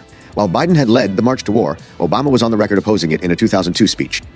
By April 2007, in a poll asking the members of the progressive grassroots group MoveOn.org which candidate would best lead the country out of Iraq, Biden ended up second to last, with Obama, advocating a much speedier withdrawal, coming in first. Not helping were Biden's frequent gaffes, whether it was saying that you cannot go into a Dunkin' Donuts or 7-Eleven unless you have a slight Indian accent, describing Obama as the first mainstream African-American who is articulate and bright and clean, or repeatedly invoking Delaware's history as a slave state to make the case for his appeal to Southern voters. Delaware had only fought for the Union because we couldn't figure out how to get to the South, he told one mostly Republican audience. It seemed like Biden couldn't say anything without drawing a hail of justified criticism. What had passed for straight shooting and candor in America, and a Democratic Party 20 years younger and far less diverse, now came off as offensive, out of touch, and old-fashioned. 17. With his number one selling point neutralized, a lack of ambitious proposals dealing with Americans' pressing material concerns, and no 1987-style youth appeal to paper over his deficiencies, Biden fell far behind Obama, Clinton, and several others in both fundraising and polling, even running second in his own state. Decrying the contest's money chase as obscene, Biden desperately scrounged for lawyer and lobbyist cash to fill up his comparatively empty campaign coffers, having already missed one key debate on LGBTQ issues due to not being able to afford a private plane. He bet it all on a good showing in the first two contests, insisting to the press in the home stretch that his rival's support was soft and an upset was on the horizon. 18. It was not to be. Despite a long list of endorsements, growing crowds, and swelling donations at the 11th hour, Biden managed only 0.9% of the vote in the Iowa caucuses, placing fifth. Announcing the end of his campaign, a dejected Biden stood on stage with his tearful family and told the crowd, "I ain't going away." He had no idea how right he was.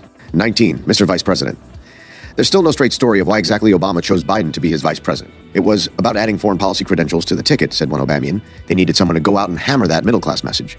He and Obama shared a chemistry missing with the other candidates. His age would preclude any future presidential ambitions and make for an easier relationship. Obama, fearing a backlash among white voters in the Rust Belt and Appalachia, wanted racial balance. Perhaps it was some mix of all five. "You are the pick of my heart, but Joe is the pick of my head," Obama told one runner-up. For Biden, unwilling to take a job he saw as standby equipment, the calculus was much simpler. While he didn't want the quasi-executive role of Bush's vice president, he did want to be Obama's closest advisor, the proverbial last person in the room for any decision the future president made. The two struck a deal, and on August 23, Obama introduced his running mate to the world at a rally in the Illinois capital of Springfield. 21. Besides his chumminess with Wall Street and other industries, picking Biden should have been the first sign the Democratic nominee's progressive bona fides weren't quite as robust as he made them seem.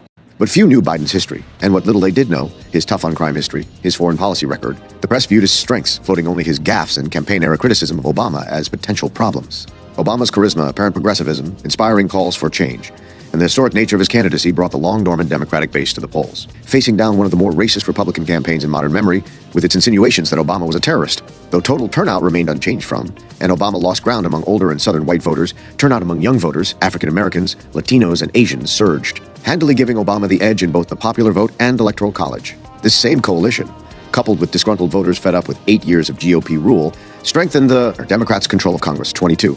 As president, much of Obama's job involved cleaning up messes that Biden had helped create. Most pressing was the 2008 financial crash. As Sen. Byron Dorgan had predicted a decade before, the repeal of Glass-Steagall, which Biden and virtually every other Democrat had voted for in 1999, while not the main cause of another Wall Street crash that had been the product of predatory lending by the mortgage industry, nevertheless made the resulting crisis much more severe. Between 2007 and 2011, a quarter of American families lost at least 75% of their wealth. Black families were hit particularly hard. 23. Besides this, the list of tasks facing the administration was daunting. It had to stabilize the economy, prevent another crash from happening, deal with a festering healthcare crisis, extricate the United States from a set of disastrous wars, come to the rescue of underwater homeowners and otherwise struggling Americans, and fix an unjust and Kafkaesque immigration system, all while making as much progress on preventing a looming catastrophe in the form of climate change. It was a tall order. Yet despite an unprecedentedly pitiless campaign of right-wing opposition waged on the streets, over the airwaves, and in the halls of power, the administration held the cards it needed. Obama, and by extension the Democrats who rode into Congress on his coattails, had been elected with an overwhelming public mandate. He stood at the head of a massive volunteer army ready to fight for his agenda. He and his party controlled not just the presidency but both houses of Congress. Within 6 months, they would have a filibuster-proof supermajority, albeit a flimsy one, in the Senate. And as details about the greed and criminality of those who had wrecked the world economy trickled out, a bipartisan anger burned across the country. So what happened? Though Biden would have no compunction in later claiming Obama's achievements as his own, he didn't deserve the blame for every one of the administration's failures any more than he did its successes. It was Obama's presidency, and it was he who demobilized his volunteer army, who failed to prosecute Wall Street and capitalize on public anger and its greed, who went back on his pledge to end the wars and took Bush's war on terror to new extremes, who declined to apply pressure to Democrats holding up his agenda, and who shied away from taking more radical steps to deal with an epochal crisis for fear of being labeled a socialist, something he had already been called incessantly long before winning an election. But despite an initially rocky start to their relationship, Biden's status as counselor-in-chief meant he was deeply involved at the administration's core. Every single solitary appointment he has made thus far, I've been in the room, he told ABC's George Stephanopoulos in December 2008, and the recommendations I have made in most cases coincidentally have been the recommendations that he's picked. Not because I made them, but because we think a lot alike. Taking Biden at his word, that means he had independently settled or signed off on the appointment of right-wing Chief of Staff Rahm Emanuel, Clintonite transition head John Podesta, tax-evading Treasury Secretary Tim Geithner, and neoliberal economist Larry Summers. He's the smartest son of a bitch, Biden said.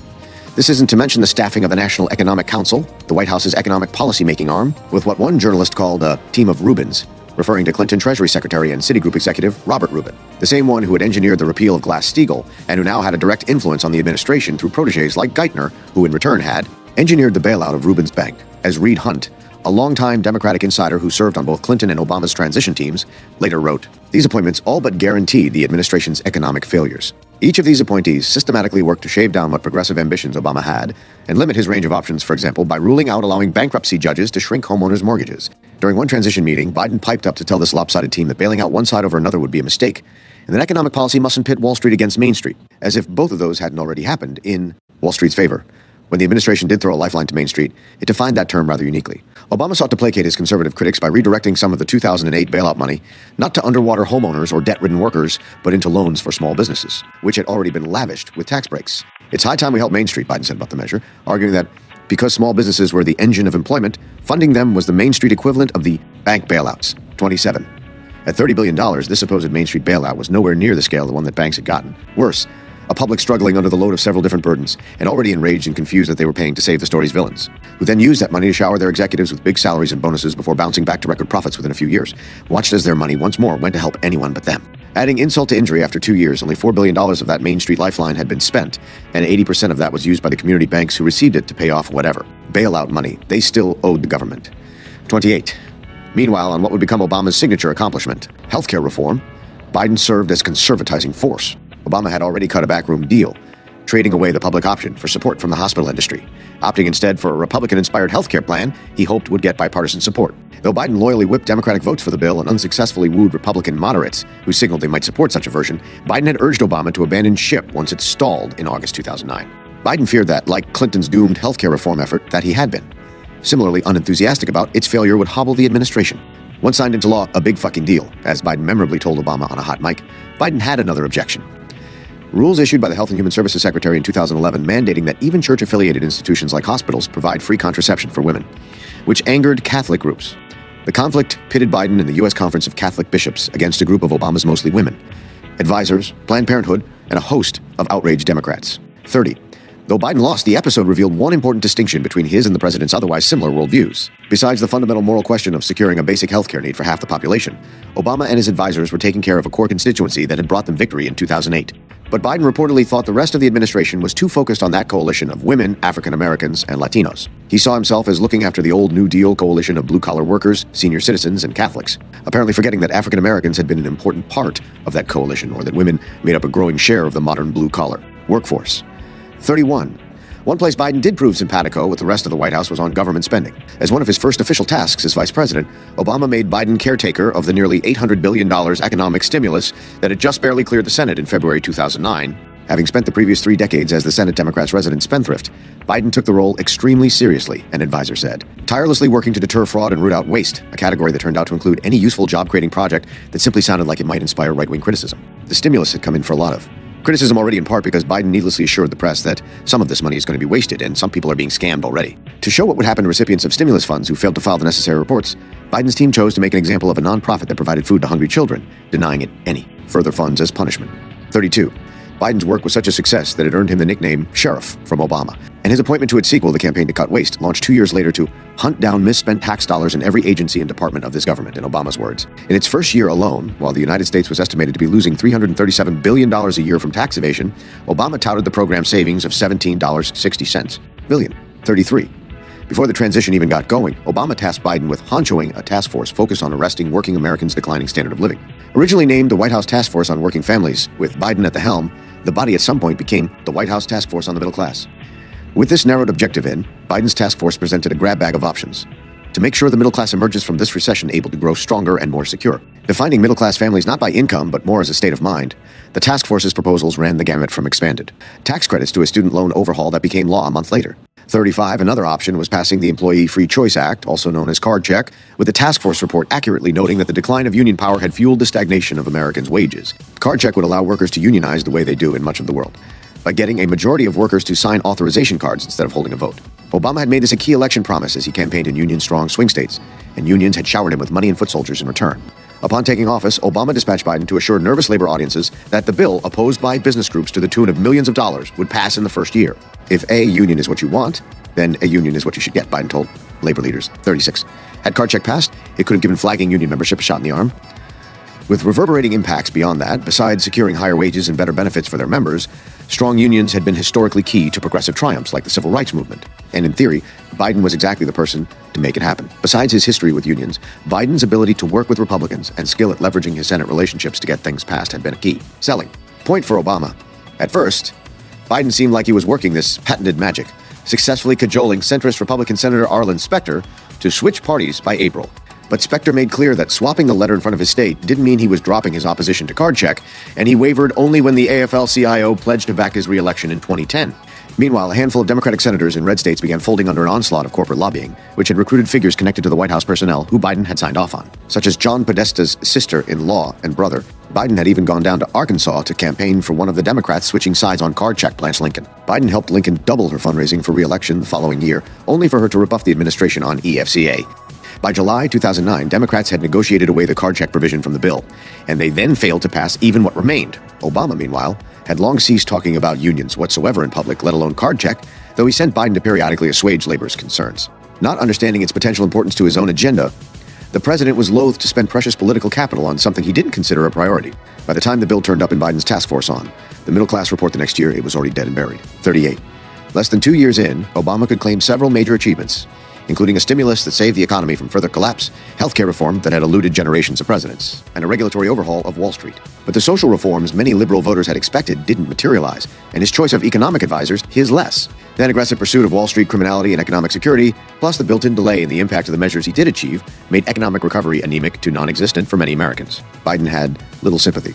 As he told one gathering in September 2010, he wanted to remind our base constituency to stop whining. If they didn't get everything they wanted, it's time to just buck up here, not yield the playing field to those folks who are against everything we stand for. This was hardly yes, we can. In November, Republicans roared back to retake the House, besting their historic result. Only 1 month earlier, Biden had delivered to Obama an audit showing that his oversight of the stimulus, while doling out money more slowly and cautiously, had produced almost no waste or fraud, a top priority for the duo that appeared to matter little to actual voters. It was a symbol of the administration's conservative, misplaced priorities. The Democrats' brief window of power slammed shut, and stayed that way for the rest of Obama's presidency. 40. Surrender in Kentucky.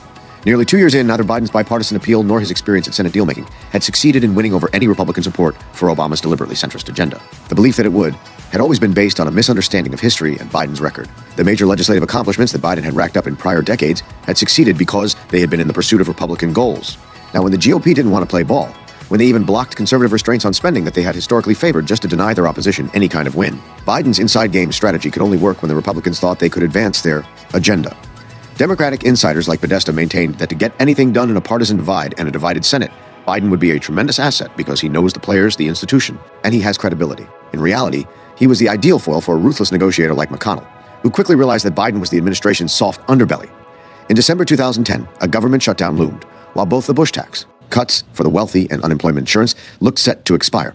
With McConnell happy to hold hostage the nearly 15 million jobless Americans about to lose their government lifeline, Biden personally called him to make a deal. That deal ended up so lopsided that it outraged Democrats across the political spectrum. In exchange for keeping unemployment insurance alive for another 13 months, extending an education tax credit for 2 more years, and an 11th hour stimulus of payroll tax cuts, Biden gave McConnell not just 2 more years of high-income tax cuts, but a lower estate tax with a higher exemption, new tax write-offs for businesses, and a maximum percent capital gains tax rate locked in for 2 years. At one point, Biden's team had even considered dropping the poorest Americans from the Obama stimulus payments of $400 a year, reversing course at the objections of a Treasury economist who called the idea immoral.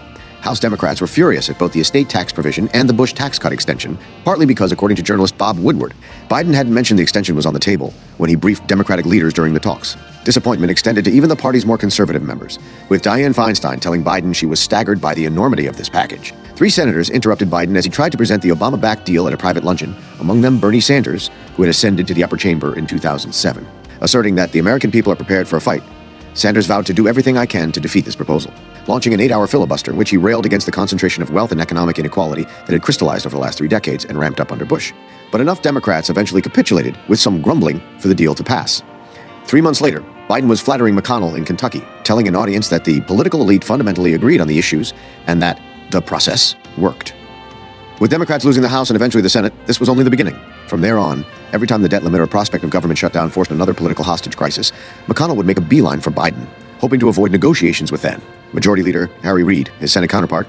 Biden had the full backing of Obama, who by that point, under pressure from the GOP and hoping to still record some Beltway accomplishments, had pivoted to doing what Republicans and Biden had been proposing for decades, making a bipartisan grand bargain to tackle deficits, including cuts to Social Security and Medicare, something Obama had pledged before he was even inaugurated to spend some political capital on. In with the looming debt ceiling, this time the bargaining chip for a GOP militantly opposed to any tax hikes, Biden once more sat at the negotiating table. As his opening bid, Biden offered cutting $4 trillion in spending over 10 years, with a 3-to-1 proportion of cuts to new revenue, before later proposing $2 trillion in cuts to general spending, federal retirement funds, Medicare and Medicaid, and, at the GOP's urging, food stamps. To put this in perspective, the post-9/11 wars that Biden had backed would total $6.40 trillion by 2020. At one point, to the confusion and horror of a fellow Democratic negotiator, Maryland Representative Chris Van Hollen, he suddenly called for $200 billion more in cuts that had never even been discussed.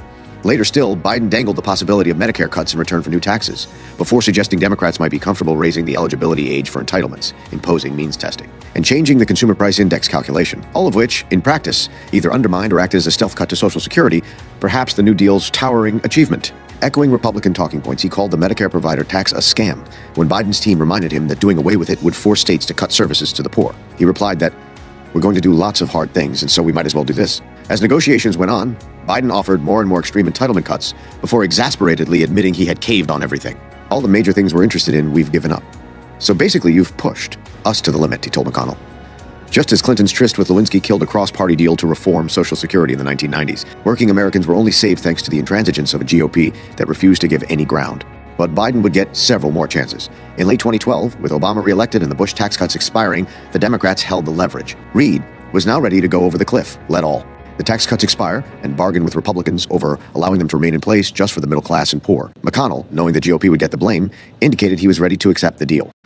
But he had one last trump card, the vice president, who he phoned directly on Air Force Two to inform him that Reid was being unreasonable. Yet again, Biden gave McConnell everything he wanted. Yet again, Democrats reacted in fury.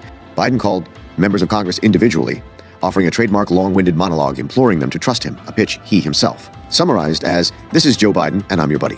48. With Obama backing the deal, the federal government lost trillions of dollars in revenue from the reinstituted Bush tax cuts. It would get around billion in all, billion less than the Republican House Speaker had initially promised, and ultimately even less once Republicans passed a tax cut under Trump in 2017. Biden hadn't even extracted the authority to raise the debt ceiling from McConnell, leaving the door open for more Republican blackmail. Meanwhile, the super-rich pocketed the windfall, further widening wealth inequality and, more alarmingly, growing their power to push a political system now totally overrun by money for the right. Even centrist Democrats shook their heads at the White House's inability to win while holding all the cards, openly grumbling about its failure. Reid told the White House not to let Biden negotiate with McConnell anymore. But Biden would assist the White House in one last betrayal. In December, with Republicans now controlling both houses of Congress and a potential second government shutdown in sight, Obama, Biden, and the GOP banded together to go around the Democratic leadership and whip votes for a $1.1 trillion spending bill packed with Republican goodies. Further erosion of campaign finance restrictions, cuts to a nutrition program for low-income mothers and children, more than $1 billion worth of jet fighters the Pentagon didn't even want, and, perhaps most notorious, a provision written by, who else? Citigroup lobbyists that weakened Obama's own 2010 financial reform.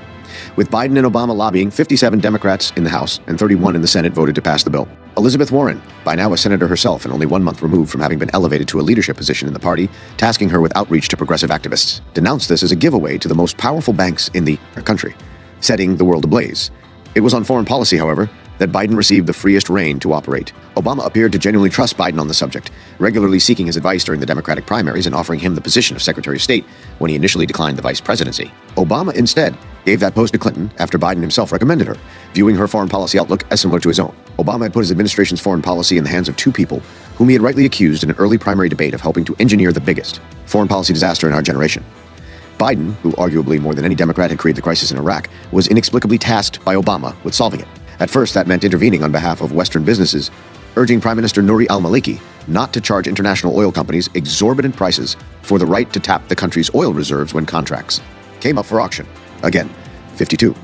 When the 2010 Iraqi elections left both Maliki, who was alienating Iraqis with his increasingly sectarian and authoritarian rule, and his leading opponent, one with a non-sectarian base. Without a parliamentary majority, Biden was at a crossroads, hoping to get a stable Iraqi government in place before the midterms, as well as to ensure U.S. troops' continued presence in the country past.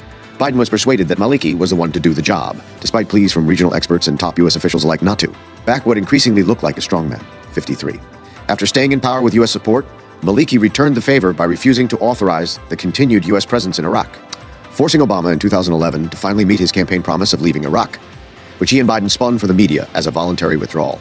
Now firmly ensconced in power, Maliki created a Shia-dominated sectarian government that allied with Shia militias and persecuted Iraq's Sunni minority, creating an opening for ISIS, a terrorist group formed from the remnants of al-Qaeda and former Baathists, with horrific consequences. 54.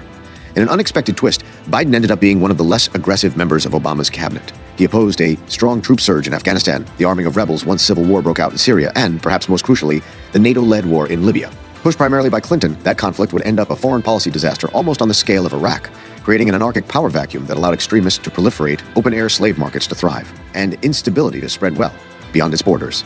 55. But Biden did have one major influence. His alternative to the surge in Afghanistan, what he termed counterterrorism plus, ultimately became the Obama administration's overall approach to the war on terror. Rather than sending in American forces and engaging in nation-building, a costly and unpopular strategy, particularly once more and more young Americans were inevitably sent home in flag-draped coffins, the U.S. would instead step up surgical tactics, like sending in special forces and bombing countries via drones. 56. Using this strategy, the war on terror that Bush had launched to liberal derision had dramatically expanded by the end of Obama's 2 terms, with the U.S. military bombing 7 different Muslim-majority countries, stretching from the Middle East to North Africa, with no declaration of war. Far from surgical, drone strikes would kill hundreds of these countries' civilians over the course of 8 years. Farmers, funerals, a wedding party, and even a 16-year-old American citizen who happened to be the son of an accused terrorist.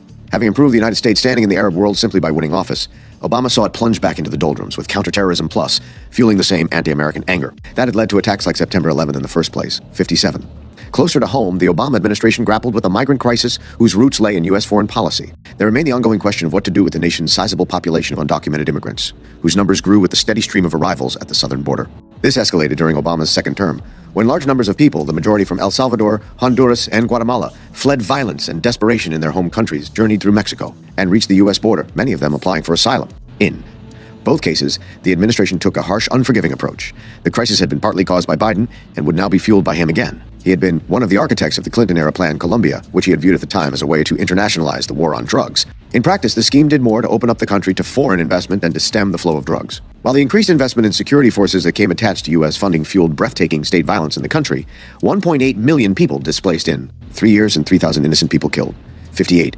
Obama thought this a sufficiently impressive record to charge Biden with spearheading his response to the migrant crisis, the Alliance for Prosperity, a plan that promised financial incentives to Central American states in return for stepping up deportations and border militarization. Those incentives advanced privatization, free trade zones with special regulatory carve-outs for foreign investors, and the creation of logistics corridors for the movement of goods and new infrastructure, such as a new gas pipeline that opened up markets for us exporters. Ironically, these policies were set to perpetuate the very economic and environmental conditions that led migrants to flee the region, and peasants, indigenous people, and environmental activists to protest and sometimes die over. 59. While the vast majority of the investment would come from home countries, the United States was on the hook for $1 billion per year over 5 years. Though the amount of aid fell far short of this, the program became known as Biden's billion, with the vice president making a public push for the scheme to hand $1 million more to abusive security forces at Congress. Members were, at that very time, trying to bar from military aid programs because of their records of human rights violations. 60. After driving a surge of migrants from their home countries with policies like these, the administration then brutalized them upon their arrival at the U.S. border, largely thanks to powers that Biden and the rest of the Democrats had voted to create in the 1990s. In an atmosphere of anti-immigrant fervor that took hold of the country that decade, and driven in large part by the overcrowded prisons that Biden's 1980s drug and crime bills had created, Republicans and Democrats, including Biden and many of the party's other leading lights, joined hands to give the government an array of powers to deal harshly with both documented and undocumented immigrants. Biden's 1994 crime bill, as well as his votes for the Anti-Terrorism and Effective Death Penalty Act, Welfare Reform, the Patriot Act, and, most significantly, the Immigration Reform and Immigrant Responsibility Act of 1996, enshrined into law powers that immigrant rights advocates and civil libertarians denounced: mandatory and indefinite detention of immigrants convicted of even minor drug crimes, fast-track deportations and restrictions on government help for immigrants, and broader definitions of the kinds of crimes even legal residents could be deported for. It was this deportation machine that fell into Obama's hands upon becoming president, and he used it, to the disappointment and outrage of his Latino supporters, to deport unprecedented numbers of immigrants, breaking apart families and detaining even children in cages and other deplorable conditions. Biden would be on the front lines, boasting in 2014 of enhancing the enforcement and removal proceedings of migrants as large numbers of children and others fleeing violence in Central America looked for sanctuary in the United States. 62, careful not to appear soft on immigration as the GOP increasingly used the issue to rile up its base and attack Obama. Biden warned those making the trip from Central America to be aware of what awaits them. It will not be open arms, he said. Indeed, according to a 2014 lawsuit filed by the ACLU, migrant children were deprived of medical treatment, shackled, sexually abused, and forced to drink toilet water by border agents. Within 3 years, this architecture would fall into the hands of a very different president. 63. The 2016 election. What ultimately transpired in November 2016, as Obama prepared to calmly hand the presidency to his designated successor, took almost everyone by surprise: world leaders, pundits, even voters themselves. But it probably shouldn't have. Biden and the brand of liberal politics that he and much of the Democratic Party had pursued for decades created the ideal set of circumstances for a right-wing populist to come to power. The neoliberal consensus he had championed, with Bill Clinton perhaps its ideal and Obama its last viable proponent, could only hold so long. This was not a trend unique to the United States. Countries with similarly triangulating liberal parties saw voters dramatically reject their respective political establishments around the same time, with Britain's Brexit vote just one example. Biden had been thinking about a third tilt at the presidency since at least as far back as when a top Obama aide was forced to dress him down for holding strategy meetings about an impending run. Running for president was, after all, what vice presidents did. 64. But Biden demurred. Obama and virtually the entire party establishment were behind Clinton, the candidate who was supposed to have won in 2008. Those primaries were a wide-open race, with a gaggle of Democrats, both known and obscure, going for gold. The 2016 field had only 5 candidates, and even these would be whittled down to 2 soon enough. In the end, Bernie Sanders, the supposedly unelectable Vermont socialist who had spun his political transformation of the state's biggest city into the longest-run an independent office holder had ever had at the national level, dared to carry through a challenge against the political order represented by Biden and Clinton. There was another factor in Biden's decision. Personal tragedy had reared its head in Biden's life once more with the death of his son Beau, who had survived his mother's fatal car crash, deployment to Iraq, and a 2010 stroke, rising to become Delaware's attorney general and eyeing a run for governor before succumbing to brain cancer. Though CNN would leave an empty podium on the stage of the first Democratic debate, just in case Biden decided to join the race, the loss was too much. Biden sat out the race. With Clinton guaranteed to win the primary and possibly the general election, any hope of living out his boyhood dream of becoming president vanished. Or did it? The course of the Democratic primary should have been a tip-off that something was in the air. Clinton, like Biden, a 1990s-era neoliberal Democrat who had embraced every centrist shibboleth and ran yet another cautious, conventional campaign stressing incremental progress, soon found herself battling hard to survive the primaries. Sanders, meanwhile, surged seemingly out of nowhere by doing everything Biden had been telling Democrats for decades not to do. He talked about poverty, rejected big money fundraising, stressed diplomacy over war, rejected free trade and the free market in favor of bold government intervention, took forthright positions on divisive social issues, and called for a political form of class warfare against the rich for the benefit of the working class. Baffling and frustrating political observers with its success, Sanders' run, once dispatched, could be written off by a spooked establishment as just another Howard Dean-esque fad candidacy that the unruly Democratic base indulged in from time to time. But then came Donald Trump. A garish, scandal-ridden career criminal and former game show host, Trump, even more than Sanders, seemed the epitome of every possible rule for what not to do to win an election.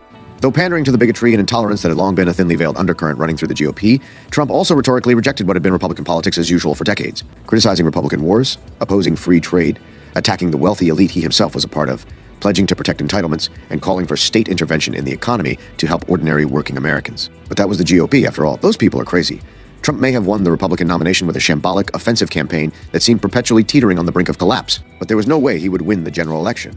Whether Republican or Democrat, a nominee courted the party base in the primary, then moderated their views in the general. Everyone knew that. While Clinton did everything a candidate was supposed to do, she took the right centrist positions, appealed to bipartisanship and pragmatism, racked up important endorsements, promised a muscular foreign policy, and so on. Trump did everything you weren't, keeping his heterodox, sometimes grossly offensive political positions while continuing to behave erratically. He launched blatantly hypocritical attacks on Clinton's tough-on-crime past, her husband's sexual crimes, her elite connections and corruption, and much else. Who on earth would vote this man in?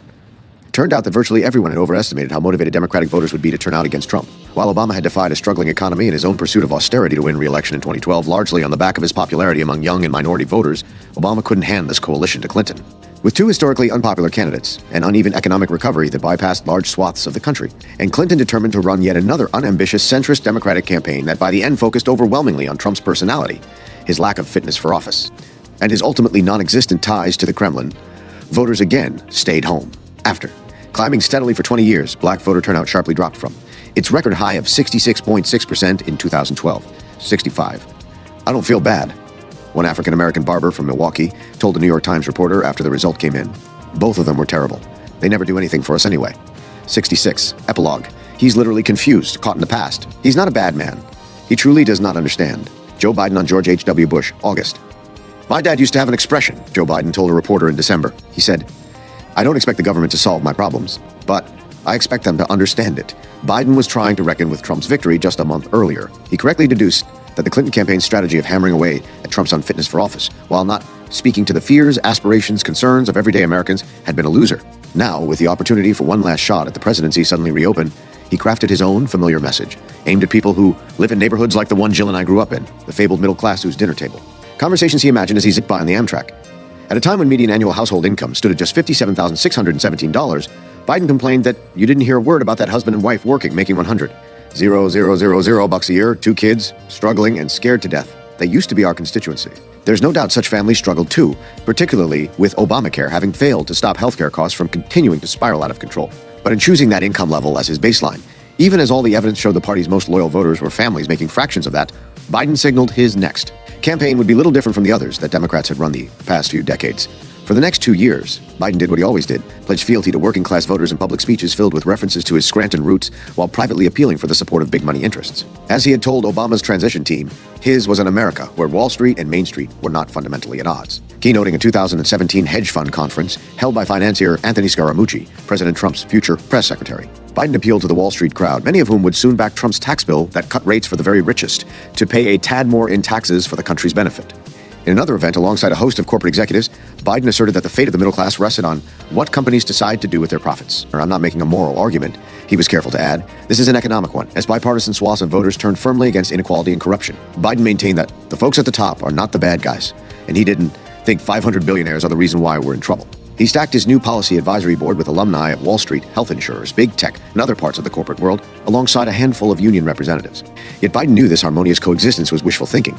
He told a crowded Teamsters hall that the country wasn't built by Wall Street bankers, CEOs, and hedge fund managers, but by you and the great American middle class. Indeed, Unions had a special distaste for the hedge fund managers whose support Biden had been courting since 2016, given their history of depleting pension funds through bad management and exorbitant fees.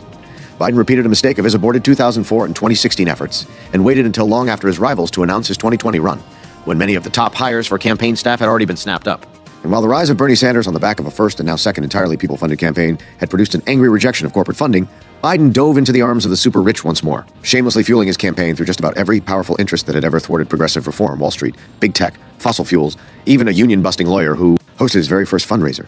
This, coupled with Biden's natural political instincts, anemic small donor support, and crowds markedly smaller and less enthusiastic than his rivals, produced a conservative, Clinton-like campaign, best illustrated by the subject of health care. Obama's Republican-originated reform had failed to stem the continuing flow of medical bankruptcies and preventable deaths. But Sanders' rise in popularity had suddenly revived the viability of single-payer. Healthcare liberals had dreamt of since Roosevelt's days.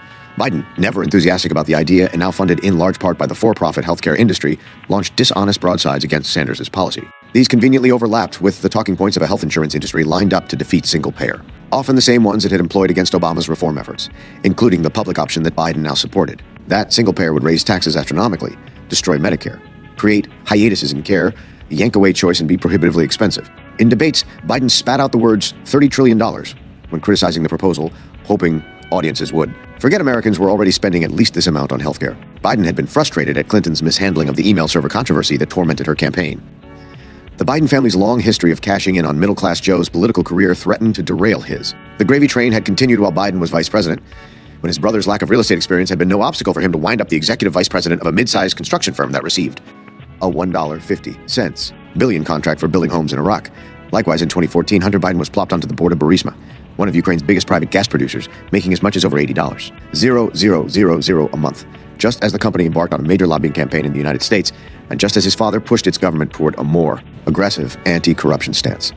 5 years later, this became the centerpiece of Trump's attempts to coerce a new Ukrainian president to get dirt on Biden and impeachable action. While Trump's seat in the White House is all but guaranteed until the next election by a GOP united around his protection, the scandal has already prompted Democrats to roll out weak defenses of Hunter's run-of-the-mill legal corruption. Meanwhile, though it's assumed the central charge that Biden had Ukraine's top prosecutor fired to kill an ongoing investigation into Hunter and Burisma is bunk, the reality could end up less tidy than the Western media reports insisting that this investigation was closed before Biden leaned on Ukraine. In October 2019, the independent Russian newspaper Novaya Gazeta, lauded by Western liberals for its fearless exposés of Kremlin corruption, concluded the inquiry had still been open when Biden had the prosecutor fired, increasing the risk of the matter backfiring should Biden become the nominee. Already a man out of time in, Biden now seemed completely out of touch. Having supported the anti-abortion Hyde Amendment right up to June 2019, he abruptly flipped under mounting criticism as the only candidate of the field holding that position. His about-face satisfied no one. Like the Iraq War that he had backed opportunistically, his record of fighting against busing and for mass incarceration went from a strength to an Achilles heel, especially once he waxed nostalgic about the civility of working with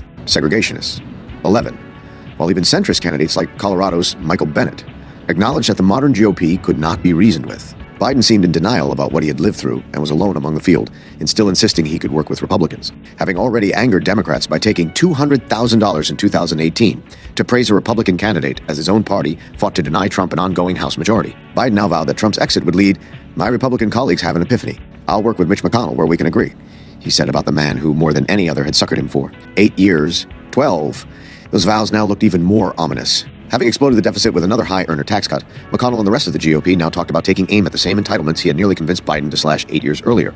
Biden, meanwhile, had told an audience in that, "We need to do something about Social Security and Medicare," floating the prospect of means testing. Something about Biden had changed, too. Gone was the quick-witted, if ill-disciplined speaker and debater of decades past, one who as late as had drawn plaudits for ably dissecting his vice presidential opponent. Biden again racked up headlines about his gaffes, but these were no longer instances of flippant rhetoric or deliberate controversy baiting. In his conspicuously rare public appearances and widely panned debate performances, Biden slurred his words, mangled whole memories, even forgot Obama's name, and meandered into often nonsensical points. Arriving in New Hampshire, he referred to his location as Vermont.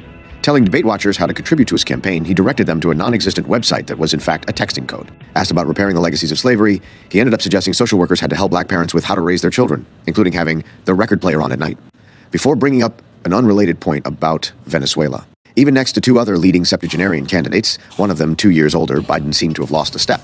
Trump, adept at coining disparaging nicknames cutting to the heart of an opponent's weakness, dubbed him Sleepy Joe.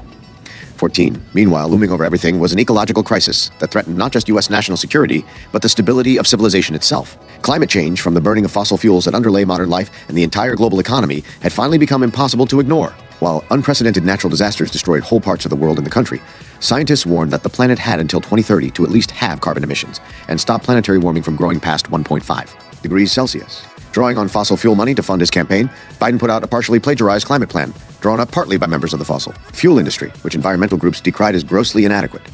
15. For a Delawarean transported from the 1970s, the Biden of 2020 may well seem unrecognizable. Joe Biden, the challenger who rejected the corruption of big money donations and outraised his opponent from small donors, was now running a campaign fueled almost entirely by corporate fundraising. The candidate who had won by inspiring young voters now struggled to enthuse them. The brash truth-teller who staked his career on honesty and integrity now peddled the insurance industry's misleading talking points. The man declared by environmental groups the most outstanding environmentalist in the whole country now put out a climate plan derided as one that cannot be considered a serious proposal. One thing hadn't changed. Biden, who once bragged that the black community will walk over coals for me, had entered politics with strong African-American support, and black voters were now his most loyal base, thanks in no small part to his association with the nation's first black president, beloved within the Democratic Party despite his failings. Thanks to this, even as Biden's numbers have narrowed everywhere else, he has held on to a dominant polling lead in the South Carolina primary, which, ironically enough, had been given its current prominence by the DLC in the 1980s to stop Jesse Jackson. 16. After entering the race far ahead of his rivals in the polls, Biden's numbers have eroded, as has his fundraising support, leading him to break a campaign promise and accept unlimited amounts of super PAC money. But thanks in part to a media that continues to paint the now bumbling, scandal-plagued Biden, with his history of effortlessly surrendering to an ever more extreme right-wing opposition, as the safest choice to defeat Trump, he clung to this shrinking lead as the first primaries approached. In his wife's words, while another candidate might be better on, healthcare than Joe is, voters would have to swallow a little bit and go for the one most likely to beat Trump. Decades of working-class evisceration had bulldozed the electoral landscape enough for Trump to triumph in, beating a scandal-plagued, unexciting Democrat who couldn't bring out the party's base and focused instead on unsuccessfully poaching the Republicans' upper-middle-class suburban voters. Trump's election in turn narrowed the liberal imagination for many. Throwing him out of office is the be-all and end-all, regardless of what follows, as if Trump will be the last or most competent far-right authoritarian populist to take the helm of a GOP that was heading in his direction long before he rode a golden escalator down to a podium and put on a red hat. With limited time to reverse a global ecological crisis, not to mention make the necessary political changes to stop a more dangerous politician from ascending to power, Democratic primary voters improbably hold the future of not just the country, but potentially modern civilization in their hands. By July 2020, we'll know if they've learned from history. Notes, Chapter 1.